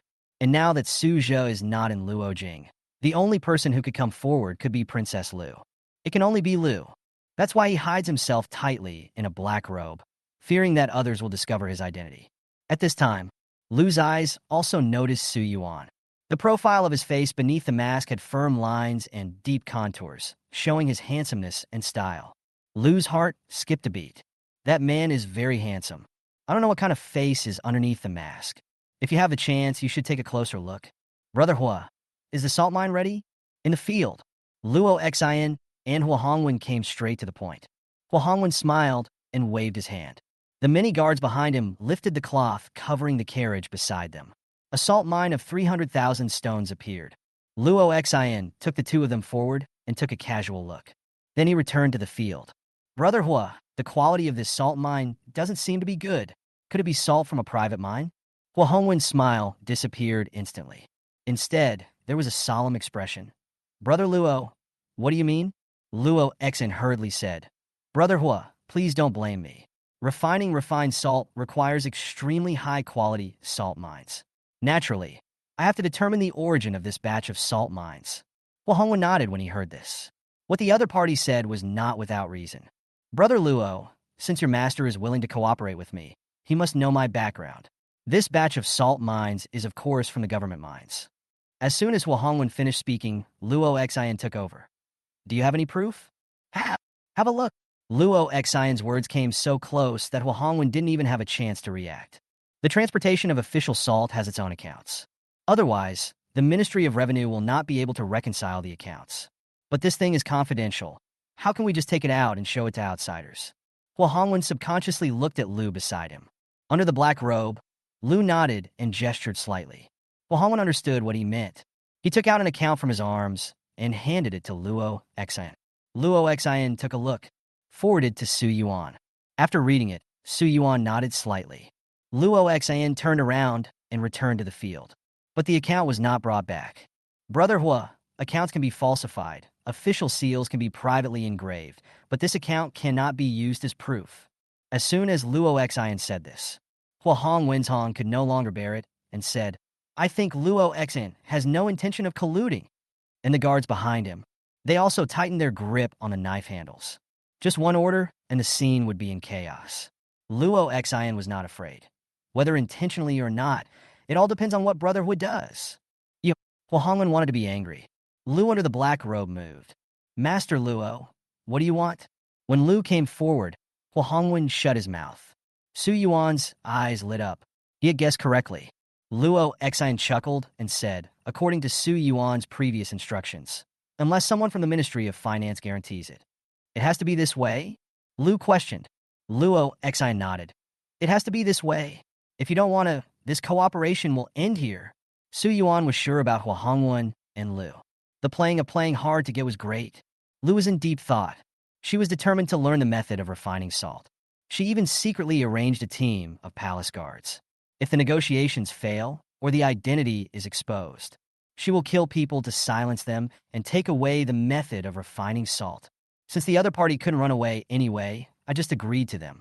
After a break, she looked at Hua Hongwen and said, Envoy Hua, go and get Lord Wu Yong, the doctor of the Ministry of Revenue. Yes, it only takes half a minute to enter the city from the suburbs. Half an hour is enough to go back and forth. Soon, a man in official uniform got off the carriage. He strode into the center of the field with his head held high. He first bowed to Lu in the black robe and then got permission. He took a step forward and said to Luo Xin, Master Luo, do you know what the consequences of calling me here are? Luo Xin nodded. I know. Either it succeeds or I die. The government stepped in. Of course, the news of the private adjustment of the salt mine must not be spread out. Hua Hongwen said, Brother Luo, is it okay now? Luo Xin was not in a hurry and asked slowly, Sir Wu, may I ask what position and rank you hold in the Ministry of Finance? Wu Yong did not answer. He turned to look at Lu. Seeing Lu nod, he replied, he is a doctor in the Ministry of Revenue, and his official rank is 6th. Does this batch of salt mines come from the government? Exactly. But if you sell the salt mine privately, you will lose your head. Wu Yong snorted coldly. Master Luo privately trades and develops refined salt. Isn't that right? Luo Exin chuckled. Oh, so the Ministry of Finance and the whole family of the Salt Gang were in cahoots with each other to create this batch of salt mines. That's right. When Lu heard this, she noticed something strange. A bad premonition suddenly came to my mind. She was just about to call Wu Yong. But then Luo Exine shouted, Lord Zwadu Yushur, did you hear that clearly? As soon as these words came out, everyone was shocked. Before he could react, he saw a large number of people pouring out of the bamboo forest. Chapter 45. The princess is captured and dies to stop Su Yuan from destroying his innocence. The bamboo forest is moving. A crowd of people instantly surrounded everyone in the center. Judging from their attire, they should be from the Censorate or the Military Affairs Commission. The two leaders quickly walked to the center. A man wearing a crane costume, he is the left censor Datin, chief of the Censorate Liang Jian. The other man was wearing armor. He was the commander of the military, Chao Chun. Wu Yong, you are so bold that you dare to abuse your power and privately adjust the salt supply. I think even 10 heads of yours are not enough to chop off. Come on, take them all down. Liang Jian stood with his hands behind his back and gave an order. People from the Censorate and the Military Affairs Commission immediately surrounded them. Wu Yong was terrified. I was so scared that I knelt on the ground. Hua Hongwen trembled and subconsciously looked at Lu beside him. Madame Wang, that bastard Luo Exan is plotting against us. What should we do now? Lu gritted her teeth. Her identity as a princess must not be exposed here. Otherwise, the matter will be reported to the emperor. Not only is she doomed, Suja will also be implicated. Lu shouted anxiously. Find a way to get out. As long as you don't get caught, I will find a way to save your life. He immediately blew the bamboo whistle. More than 20 palace guards hidden on the other side of the bamboo forest quickly rushed out. They held sharp blades in their hands and covered their faces, and no one knew where they came from. Madam, please leave, the leader shouted. When Chao Chun, commander of the Bingmasi, saw the bandits, he immediately led his men to rush over. Those who surrender will not be killed, and those who disobey will be executed immediately.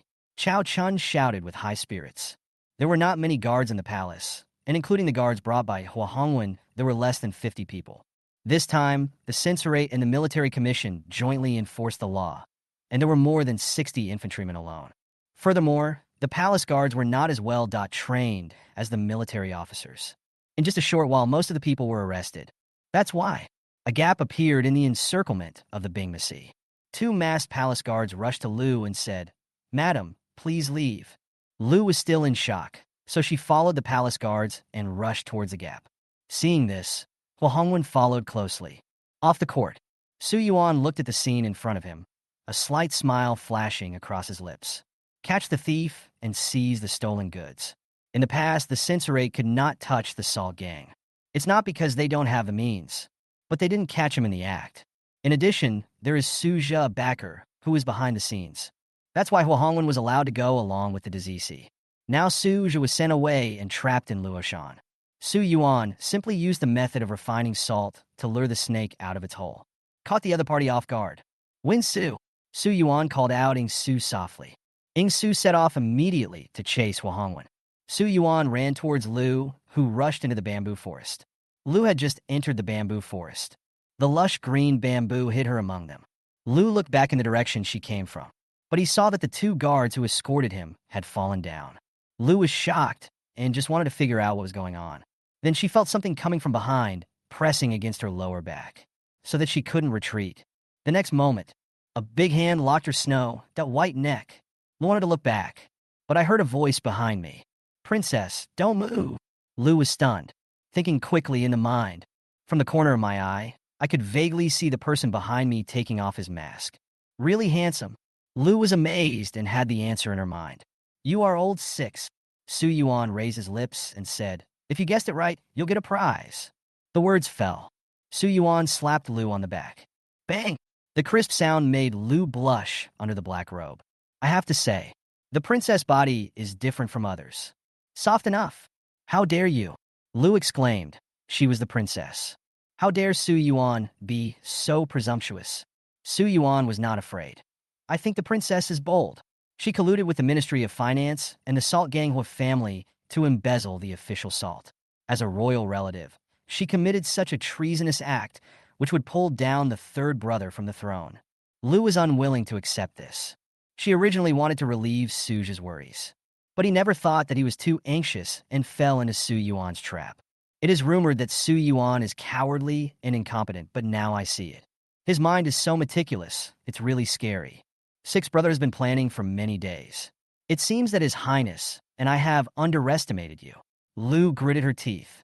Su Yuan was holding the person captive, but not revealing him. There was still room for the situation to turn around.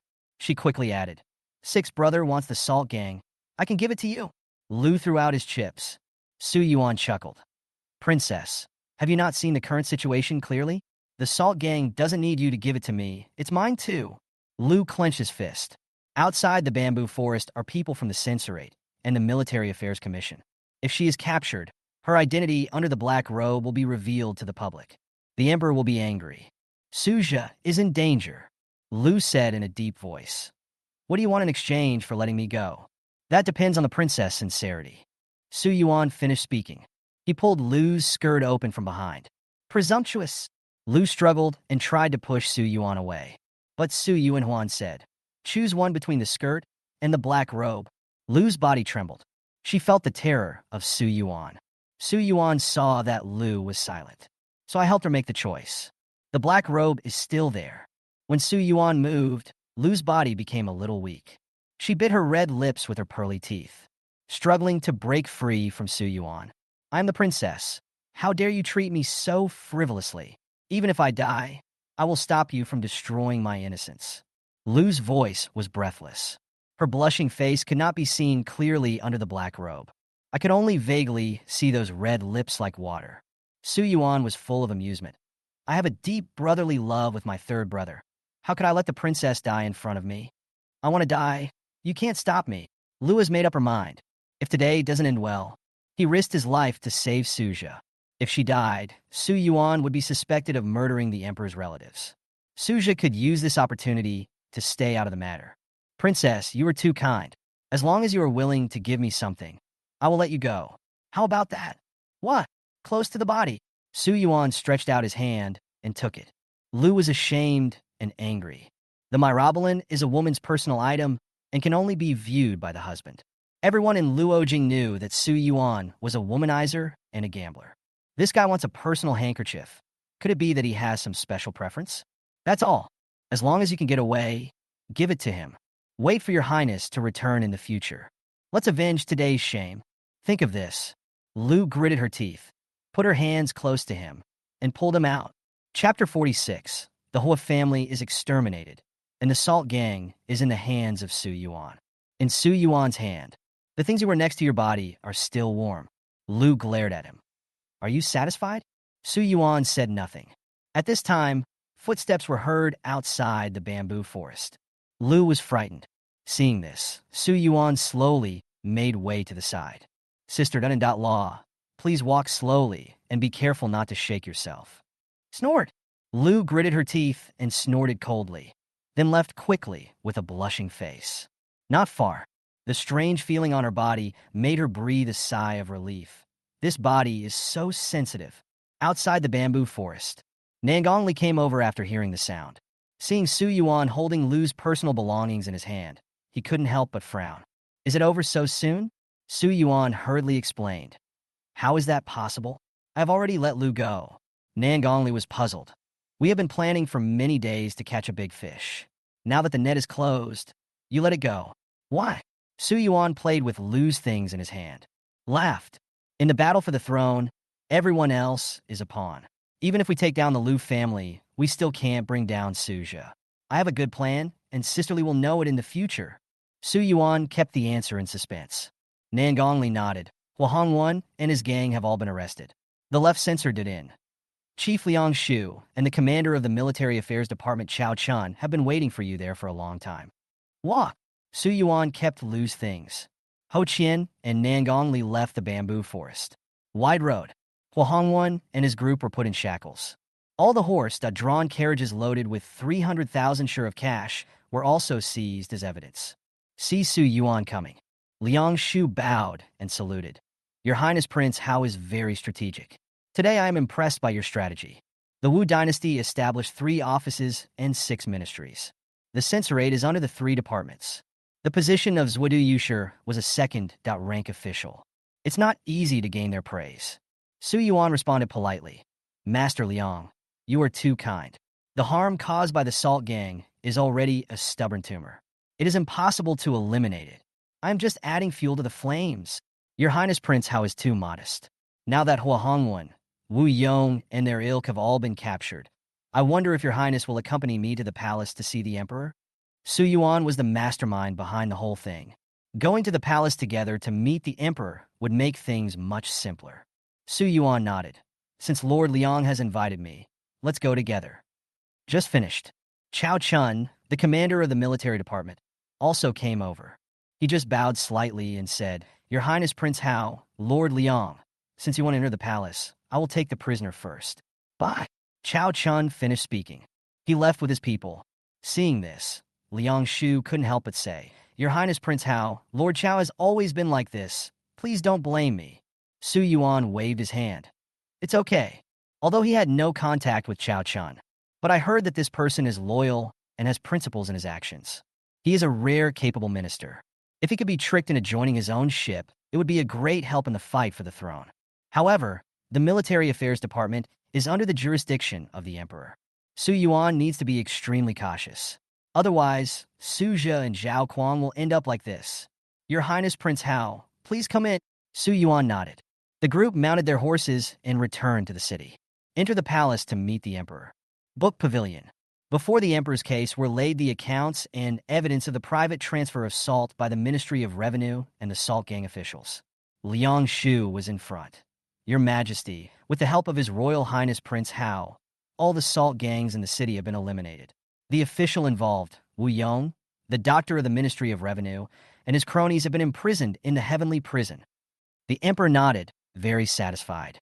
He looked at Su Yuan with surprise in his eyes. But just 3 days. Su Yuan had accomplished another remarkable feat. 6, brother, I have nothing to reward you. You can make your own conditions. All the rewards that deserved have been given. The emperor's sword, the prince of 7 pearls, and 1,000 pieces of gold. If there is any further reward, it means giving him military power. Su Yuan bowed his head and said, Father, I only contributed to the Salt Gang's affairs. The one who really contributed was Luo Xin. Su Yuan pushed Luo Xin out. This is also his purpose. Liang Shu, the left imperial censor-in-chief, bowed and said, Your Majesty, Luo Xin's use of salt refining to expose the Salt Gang and its behind at the Datsin's forces is indeed a great achievement. Liang Shu spoke. The emperor then turned his gaze to Luo Xin. Luo Xin, where did you get this method of refining salt from? Luo Xin glanced at Su Yuan out of the corner of his eye. He immediately replied according to Su Yuan's instructions. I have been doing business for many years and once got it from a mysterious businessman. I understand that the method of refining salt is of great importance. I am willing to present this method to your Majesty.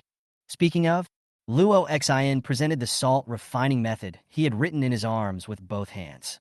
Han Changsha walked over slowly. Take it and present it to the emperor. The emperor reads it. Happiness. Are you really willing to offer this method of refining salt? The emperor suppressed his inner joy. The official salt production in the Wu dynasty was huge. Financial growth was largely based on salt production. If the official salt could be refined more finely, its price would increase several times. By then, Wu dynasty's finances would surge and national strength would be abundant. Are you still afraid of the strong invasion? Luo Xin quickly replied, I am your Majesty's subject. What belongs to you belongs to you. I am willing to offer you the method of refining salt. The emperor was overjoyed when he heard this. Luo Xin, you have eradicated the cancer of the Salt Gang and contributed to the Salt Law. You deserve a reward. The emperor looked at the left censor, Didin, Chief Liang Shu, and said, Mr. Liang, what do you think of the reward for Luo Xin's contribution? Liang Shu pretended to think. Wu Yong and his cronies were executed, and the position happened to be vacant. Luo Xin was a businessman and once sold salt. He is good at arithmetic, so he can be appointed as a doctor of the Ministry of Revenue. Liang Shu's suggestion is very pertinent. Su Yuan was delighted. There is more recognition for this person. The emperor pondered. A breath. As Liang Qing said, Then Luo Xian will be appointed as the director of the Ministry of Revenue. Hua Hongwen stole the government's salt and sold it privately. His entire clan will be exterminated and his property confiscated. The former Dazisi Longzhong Wu Yong, the whole clan will be exterminated. The collateral branches will be exiled. Chao Chun, this matter is up to you. Chao Chun, who had been silent the whole time, stepped forward with his hands clasped. I accept your order. Luo Xen was overjoyed and kowtowed immediately to express his gratitude. Thank you, your majesty. The emperor waved his hand and looked at Su Yuan again. Sixth brother, forget it. You have taken a lot of benefits, so I will not reward you. The emperor had other intentions in saying this. It was saying that the Hua family and the Ministry of Finance were wiped out and Suja was hurt. Luo Xian was appointed Longzhong of the Duji division. It undoubtedly strengthened Su Yuan's foundation. Su Yuan was secretly happy, but still said, Father, can you let me deal with the Hua family and Wu Yong? The emperor shook his head and said, You are a good planner. I approve it. You and Chao Chun will go together to deal with Hua Hongwen and Wu Yong's family. Thank you, father. After this matter is dealt with, we will go to Luoshan and settle the matter of the Yin mine. Although the Luo Beizhou tribe has rebelled, the hundreds of thousands of hungry people are still my people. The danger of famine must be resolved, and the method of using work for relief must also be implemented. The emperor changed the subject and reminded Su Yuan. Su Yuan, I understand. The army has been fighting against the northern Zhou bandits in Luo for several days. I also miss my two brothers very much. Afternoon, we will go to Luoshan. The emperor responded lightly and waved his hand to signal everyone to leave. Before he came forward, he called Liang Shu again. Mr. Liang, how is the grain disaster in Luobei going? Liang Shu stopped and said, Your Majesty, there is already some clues. I will present the relevant evidence before sunset. The emperor said again, This matter is with the third brother. Forget it, leave now. Several people bowed and left. Leave the palace. The emperor stood with his hands behind his back. He seemed to be thinking. An urgent message was delivered. Your Majesty, urgent news from Luo Shan. I just said that there will still be revolutions 10,000 years from now, and it will still be possible to establish greater democracy at that time. If some people are tired of living, engage in bureaucracy, do not say a single good word to the masses, but only curse them, and do not solve the problems of the masses, then they will definitely be overthrown. We must be vigilant and not foster bureaucratic practices or form an aristocratic class that is divorced from the people. If anyone commits bureaucratic behavior, does not solve the problems of the masses, scolds the masses, oppresses the masses, and never changes, the masses will have reason to remove him. I say it is good to remove him, and he should be removed. Determining the working policy in accordance with the actual situation is the most basic working method that all party members must keep firmly in mind. The mistakes we made, when we examine the causes of their occurrence, are all due to our subjective determination of our working policy without considering the actual situation at the time and place. This should serve as a lesson for all comrades. Chapter 47. Lao Lu killed Yunyi. What does it have to do with me, Suja? The Hua family was exterminated. The censorate and the military commission jointly searched the property. Su Yuan came as a prince by imperial decree. Outside the Hua family mansion, Su Yuan gave an order. Break the door. A group of infantrymen broke down the Hua family's gate, and Hua Bin and his clansmen were all controlled before they could react. The open space in the government courtyard. All 30.8 people in the Hua family knelt in front of Su Yuan. All the gold, silver, and jewelry in the house were confiscated and counted. Which department are you from? You broke into the mansion. Don't you know that my Hua family is supported by His Royal Highness the Third Prince? Hua Bin did not go to the western suburbs of the city this morning, so he naturally didn't know the reason. Su Yuan stepped forward. I know. So, destroy the clan. That's all. Emperor Su Yuan took out his sword. A sword fell. Hua Bin didn't have time to speak yet. The scene in front of my eyes began to spin and finally fell into darkness. Leave no one behind, Su Yuan said in a low voice. People from the censorate and the Military Affairs Commission took action. Just a breath.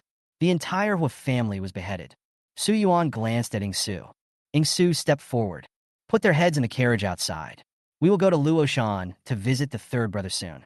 We must prepare some small gifts for him. Ingsu said nothing and just did as he was told. Aside, Chao Chun, the commander of the military department, looked at what Su Yuan had done and couldn't help but tremble in his heart. So cruel. The whole family was cleaned up. Su Yuan waved his hand. Next family, the Wu family. The former Dizisi family was not large, with only 10 people in the whole family. But Wu Yang's mansion really had a lot of money. I think he took advantage of his position to make a lot of profit. It's a good deal for Su Yuan. After the property was confiscated and the family was exterminated, Su Yuan rode his horse out of the city through the north gate. Nangong Li is beside. A horse-drawn carriage followed behind, with Ing Su sitting on the shaft. The curtain behind him moved in the wind, and one could vaguely see the pile of heads of the whole family inside. Among the people passing by, several people focused their attention. After Su Yuan and others walked away, those people left. One of them sneaked into Prince Su's palace. Inside the palace, Lu paced anxiously in the front hall. Seeing the servant coming to inquire about the news, he hurriedly let him speak. Princess, the entire Hua family was beheaded. Wu Yang's property was confiscated, and 1,000,000 taels of silver were confiscated. Thump! Lu heard the news.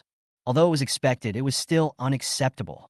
His body went limp, and he collapsed to the ground. The maid hurried forward to support her.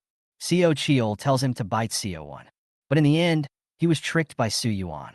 Lu gritted her teeth, and just as she was about to feel hatred, she was suppressed by Su Yuan's handsome face. At this time, another maid came to report.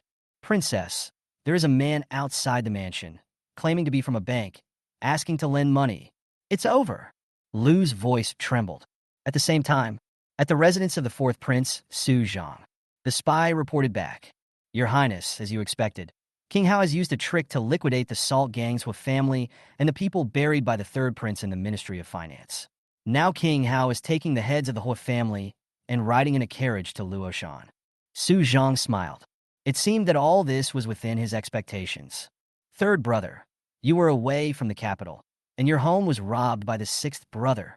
Su Zhang muttered to himself, then looked at the spy and asked, how is the battle situation in Luoshan? The spy said, the army was blocked from entering Luo Bay. They were unable to win battles or capture. They are already exhausted. The flank troops were attacked crazily by the main force of the Yun clan of the Zhou army. More than half of them were injured. The third prince was nearly killed. Su Zhang nodded, lost in thought. A long time. He looked at the attendant beside him and said, you will leave at midnight, avoid being seen. Leave the city and head to Luoshan. While Suja is away from the camp tonight, secretly meet with Divine Dr. Hua and tell him that I want to recruit you. Yes. Also, send this letter, Su Zhang said. He handed a secret letter that had been prepared long ago to the servant. The attendant took it. He bowed and walked away. Lower reaches of Luoshui River, the main camp of the flank army to attack the enemy. It's a dead atmosphere. Wounded soldiers could be seen lying on the ground everywhere, wailing in pain. Inside the commander's tent, Suja, with a bandage on his head, was slamming the table in frustration. Who can tell me why the Yun clan, who was part of Zhou's faction, would keep on chasing us? Why would they sacrifice their own lives to frustrate our army? And why did Yun Xiao of the Yun clan go crazy when he saw me? Opposite Suja, all the soldiers lowered their heads and dared not say a word.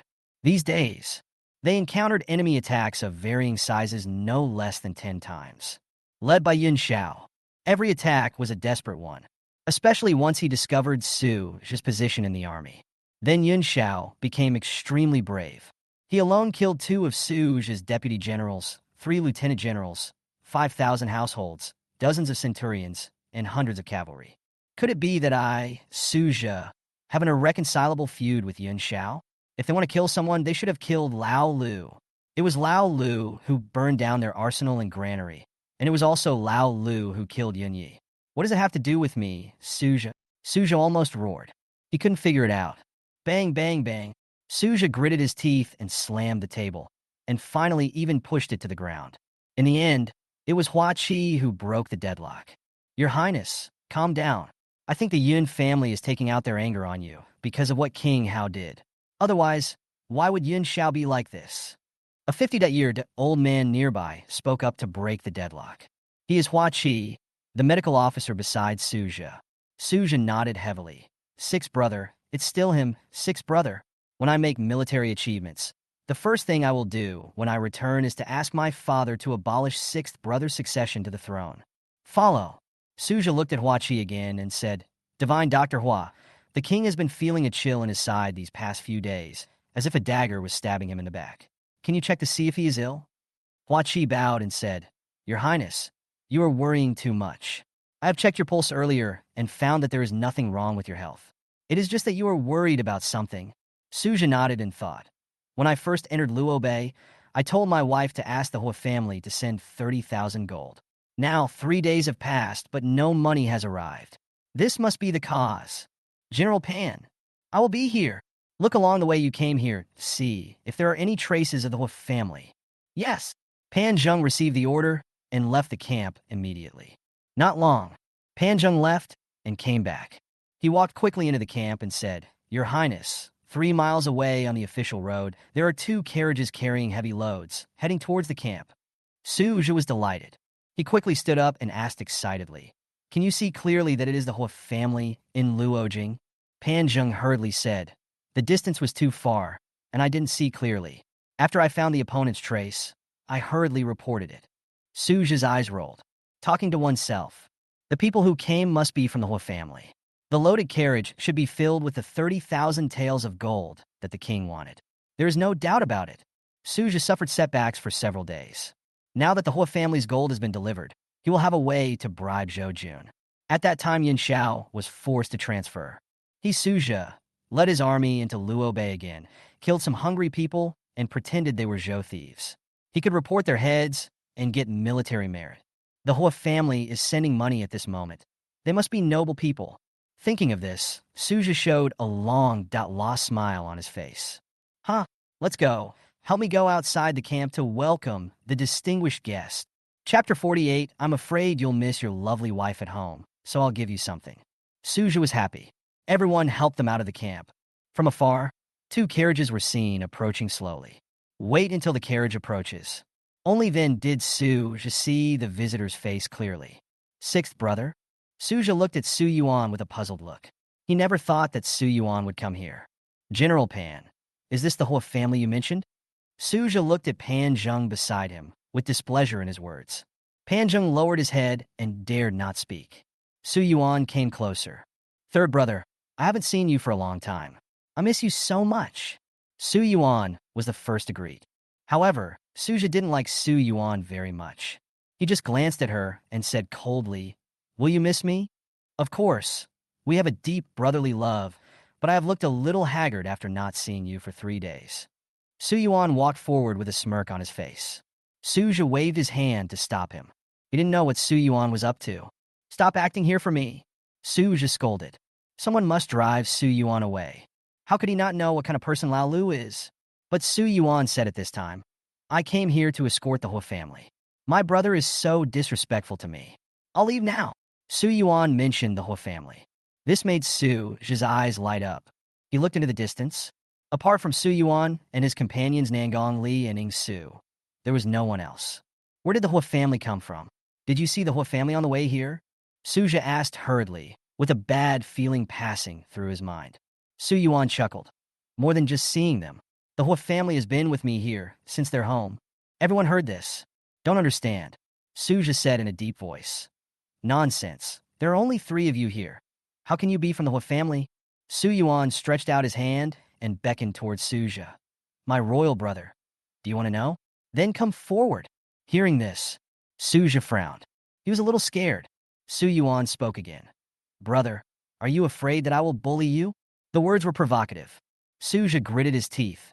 Let Pan Zheng support him and slowly walked to the carriage. Just when Suja was wondering what would happen to Su Yuan waved his hand. The curtain of the carriage behind him was lifted. The leaders of the Hua family were in the car. With a few thuds, it rolled down. It landed at Suja's feet, its dead white, empty eyes facing him. That face was Hua Hongwen. Pan Zheng, who was supporting Suja, was suddenly startled. He stepped back and nearly fell. Suja's pupils contracted sharply. The whole person seemed to explode. The anger instantly reached its peak. Su Yuan. Suja gritted his teeth and growled Su Yuan's name. Su Yuan. 3rd brother. Aren't these the Hua family? Look, this is the head of the family, Hua Hongwen. This is his son Hua Bin, and this looks a little unfamiliar. He should be his uncle. As Su Yuan spoke, He used his sword to push aside the piled heads one by one, revealing their true appearances. Suja's body was shaking. He had been planning this for years. Hua Hongwen was promoted to the position of leader of the Salt Gang, all for the purpose of doing great things in the future. There is enough money. Now that he is heading north to attack the Zhou tribe, he needs to use money to clear the way in exchange for military merit. It's okay now. The entire Hua family was wiped out by Su Yuan. To cut off someone's source of wealth is like killing his parents. He, Suja, and Su Yuan are sworn enemies. Suja clenched his fists. He never expected that the entire Hua family would be killed by Su Yuan. Fortunately, he still has Wu Yong from the Ministry of Revenue. He is here. Suja can also help another, Hua Hongwen up. Oh, by the way, besides the entire Hua family, my third brother should also know this person. Look, it's him, the former director of the Ministry of Finance, Wu Yong. Speaking of, Su Yuan found Wu Yong's head from among the crowd. Suja looked over. My throat suddenly felt sweet. The angry blood almost spurted out of his mouth. Su Yuan, you are so bold. Suja tore his face off. Su Yuan was not angry, but smiled and said, I was ordered to supervise the execution of the rebels Hua Hongwen and Wu Yong's family. My brother said I was bold? Could it be that my brother was questioning the emperor? What? You mean it's the emperor's order? Suja was surprised. He suddenly realized something. The execution of Hua Hongwen's entire clan must be a capital crime. The collusion between the Salt Gang and the Ministry of Revenue exposed the scandals of private salt being sold by the government, mixed with other salt and privately adjusted. Sixth brother, are you the one behind this? You took down the Hua family while I was away. It seems a little late for Suja to realize this now. His back teeth were clattering. She cursed inwardly. That idiot Lu let him bite Lao Lu, but she actually let Lao Lu take out Wu Yong from the Hua family and the Ministry of Finance. Su Yuan heard this. He laughed again. You were talking about the emperor's sister, Dindindot Law. She does everything herself and takes the emperor's words very seriously. Suja saw Su Yuan like this. Color change. What's the meaning? Su Yuan took a step forward and put the hat on Suja's head. He did not answer Suja's question, but smiled slowly and said, Third brother, I came here today and brought you a small gift. I know that you are lonely in the army, and I am afraid that you miss your wife at home. So I took something to offer to you to ease your thoughts. After saying that, Su Yuan took out Lu's things from his arms. Fragrant. Pretend to sniff lightly, then throw it out. Suja reached out and grabbed it, then spread it out and took a look. Eyes tremble.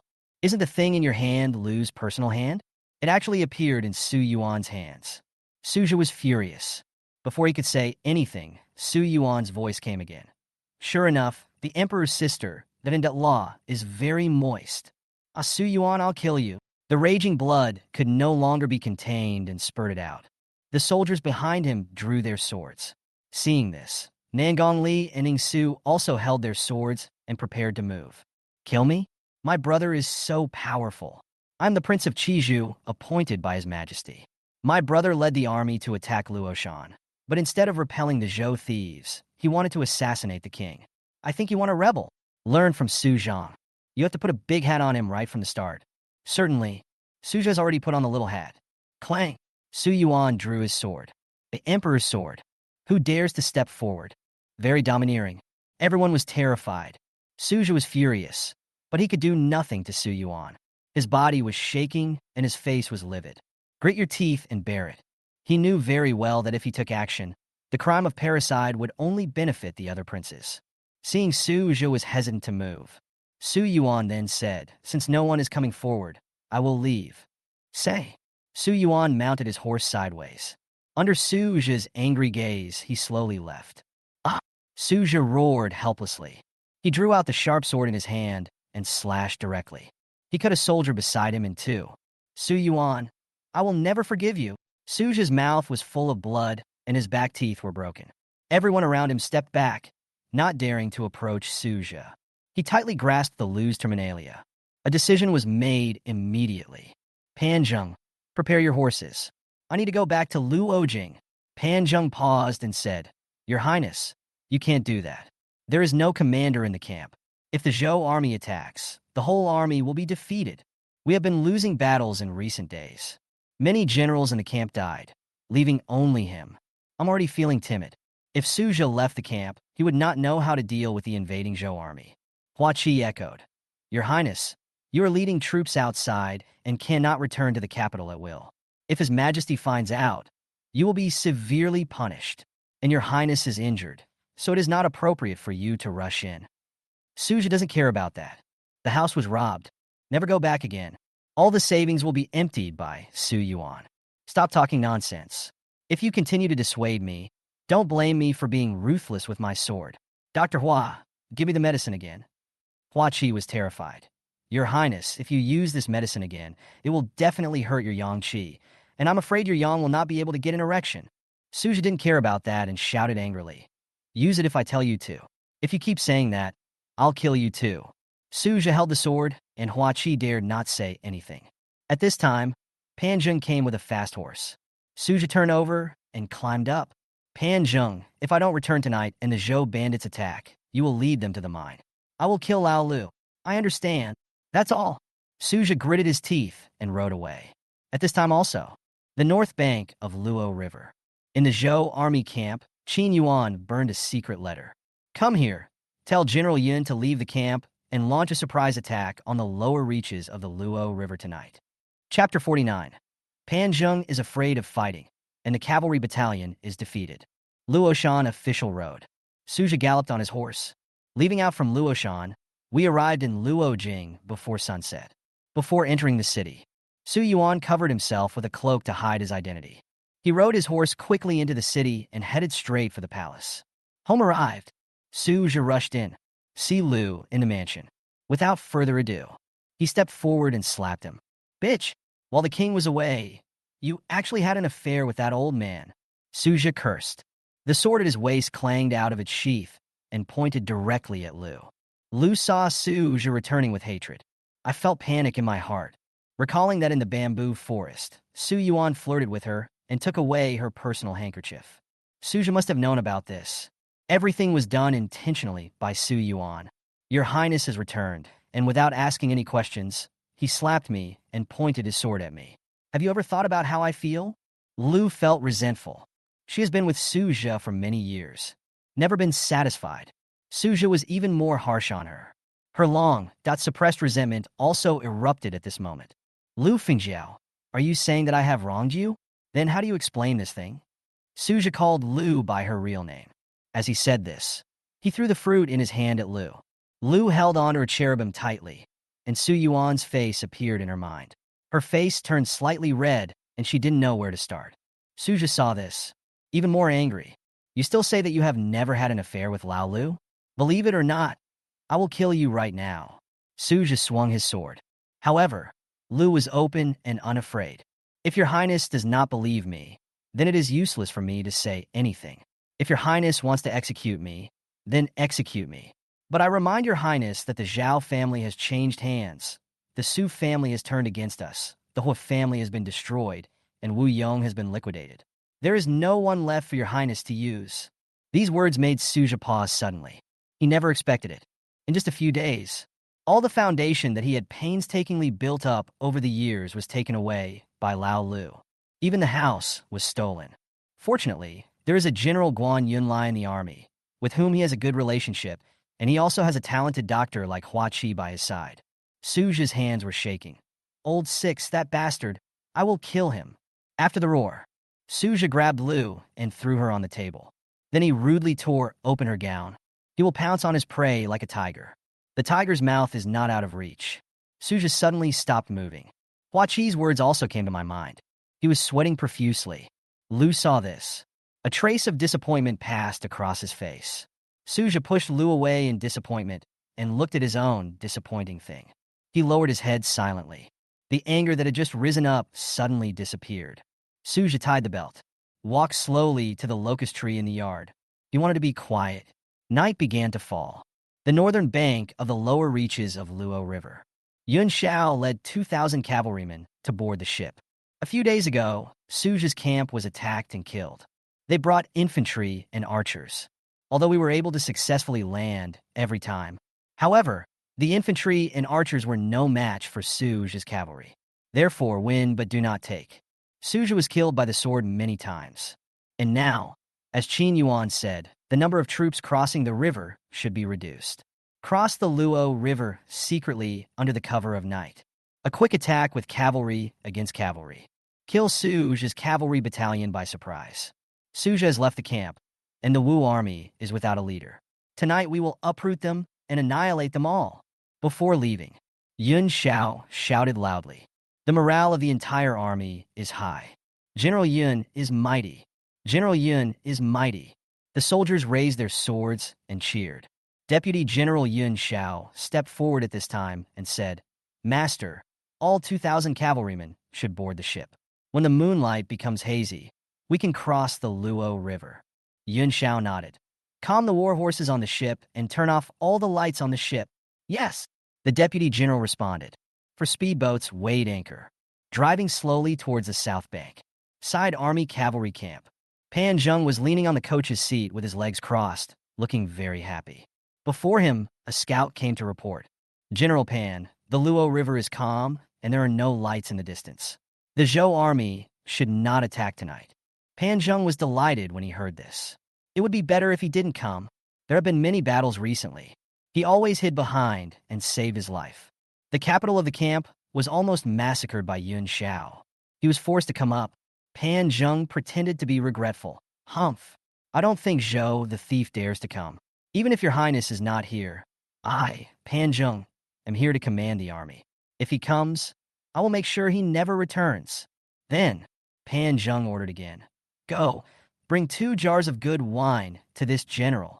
The scout paused and said hurriedly, Your highness said that drinking is prohibited in the army. How dare you? When your highness is not in the army, I am the commander. How dare you question me? Do you believe that I will chop you down right now? The scout was startled by Pan Zheng. I didn't dare to say anything else and quickly found someone to get it. Pan Zheng was secretly happy. So this is what it feels like to be the top commander. Soon, 2 jars of fine wine were delivered to Pan Zheng's tent. After a few mouthfuls, Pan Zheng cheered continuously. Pan drank a jar and a half of wine alone and was drunk. He staggered to his feet. Walk to the bank of Luo River. Untie the belt, and you will be like a dragon emerging from water. It feels so good. While the vision was blurry, I saw several huge monsters approaching quickly. Pan Zheng shook his head, thinking that he had drunk too much. Sudden, a hoarse neighing was heard. Immediately afterwards, a dazzling flame lit up on the river. Kill! Deafening shouts followed one after another. Not far away, the patrol guards beat drums and shouted, Enemy attack! It's an enemy attack! Pan Zhengming shuddered. The vision in front of me suddenly became clear. Just see. 4 warships are approaching.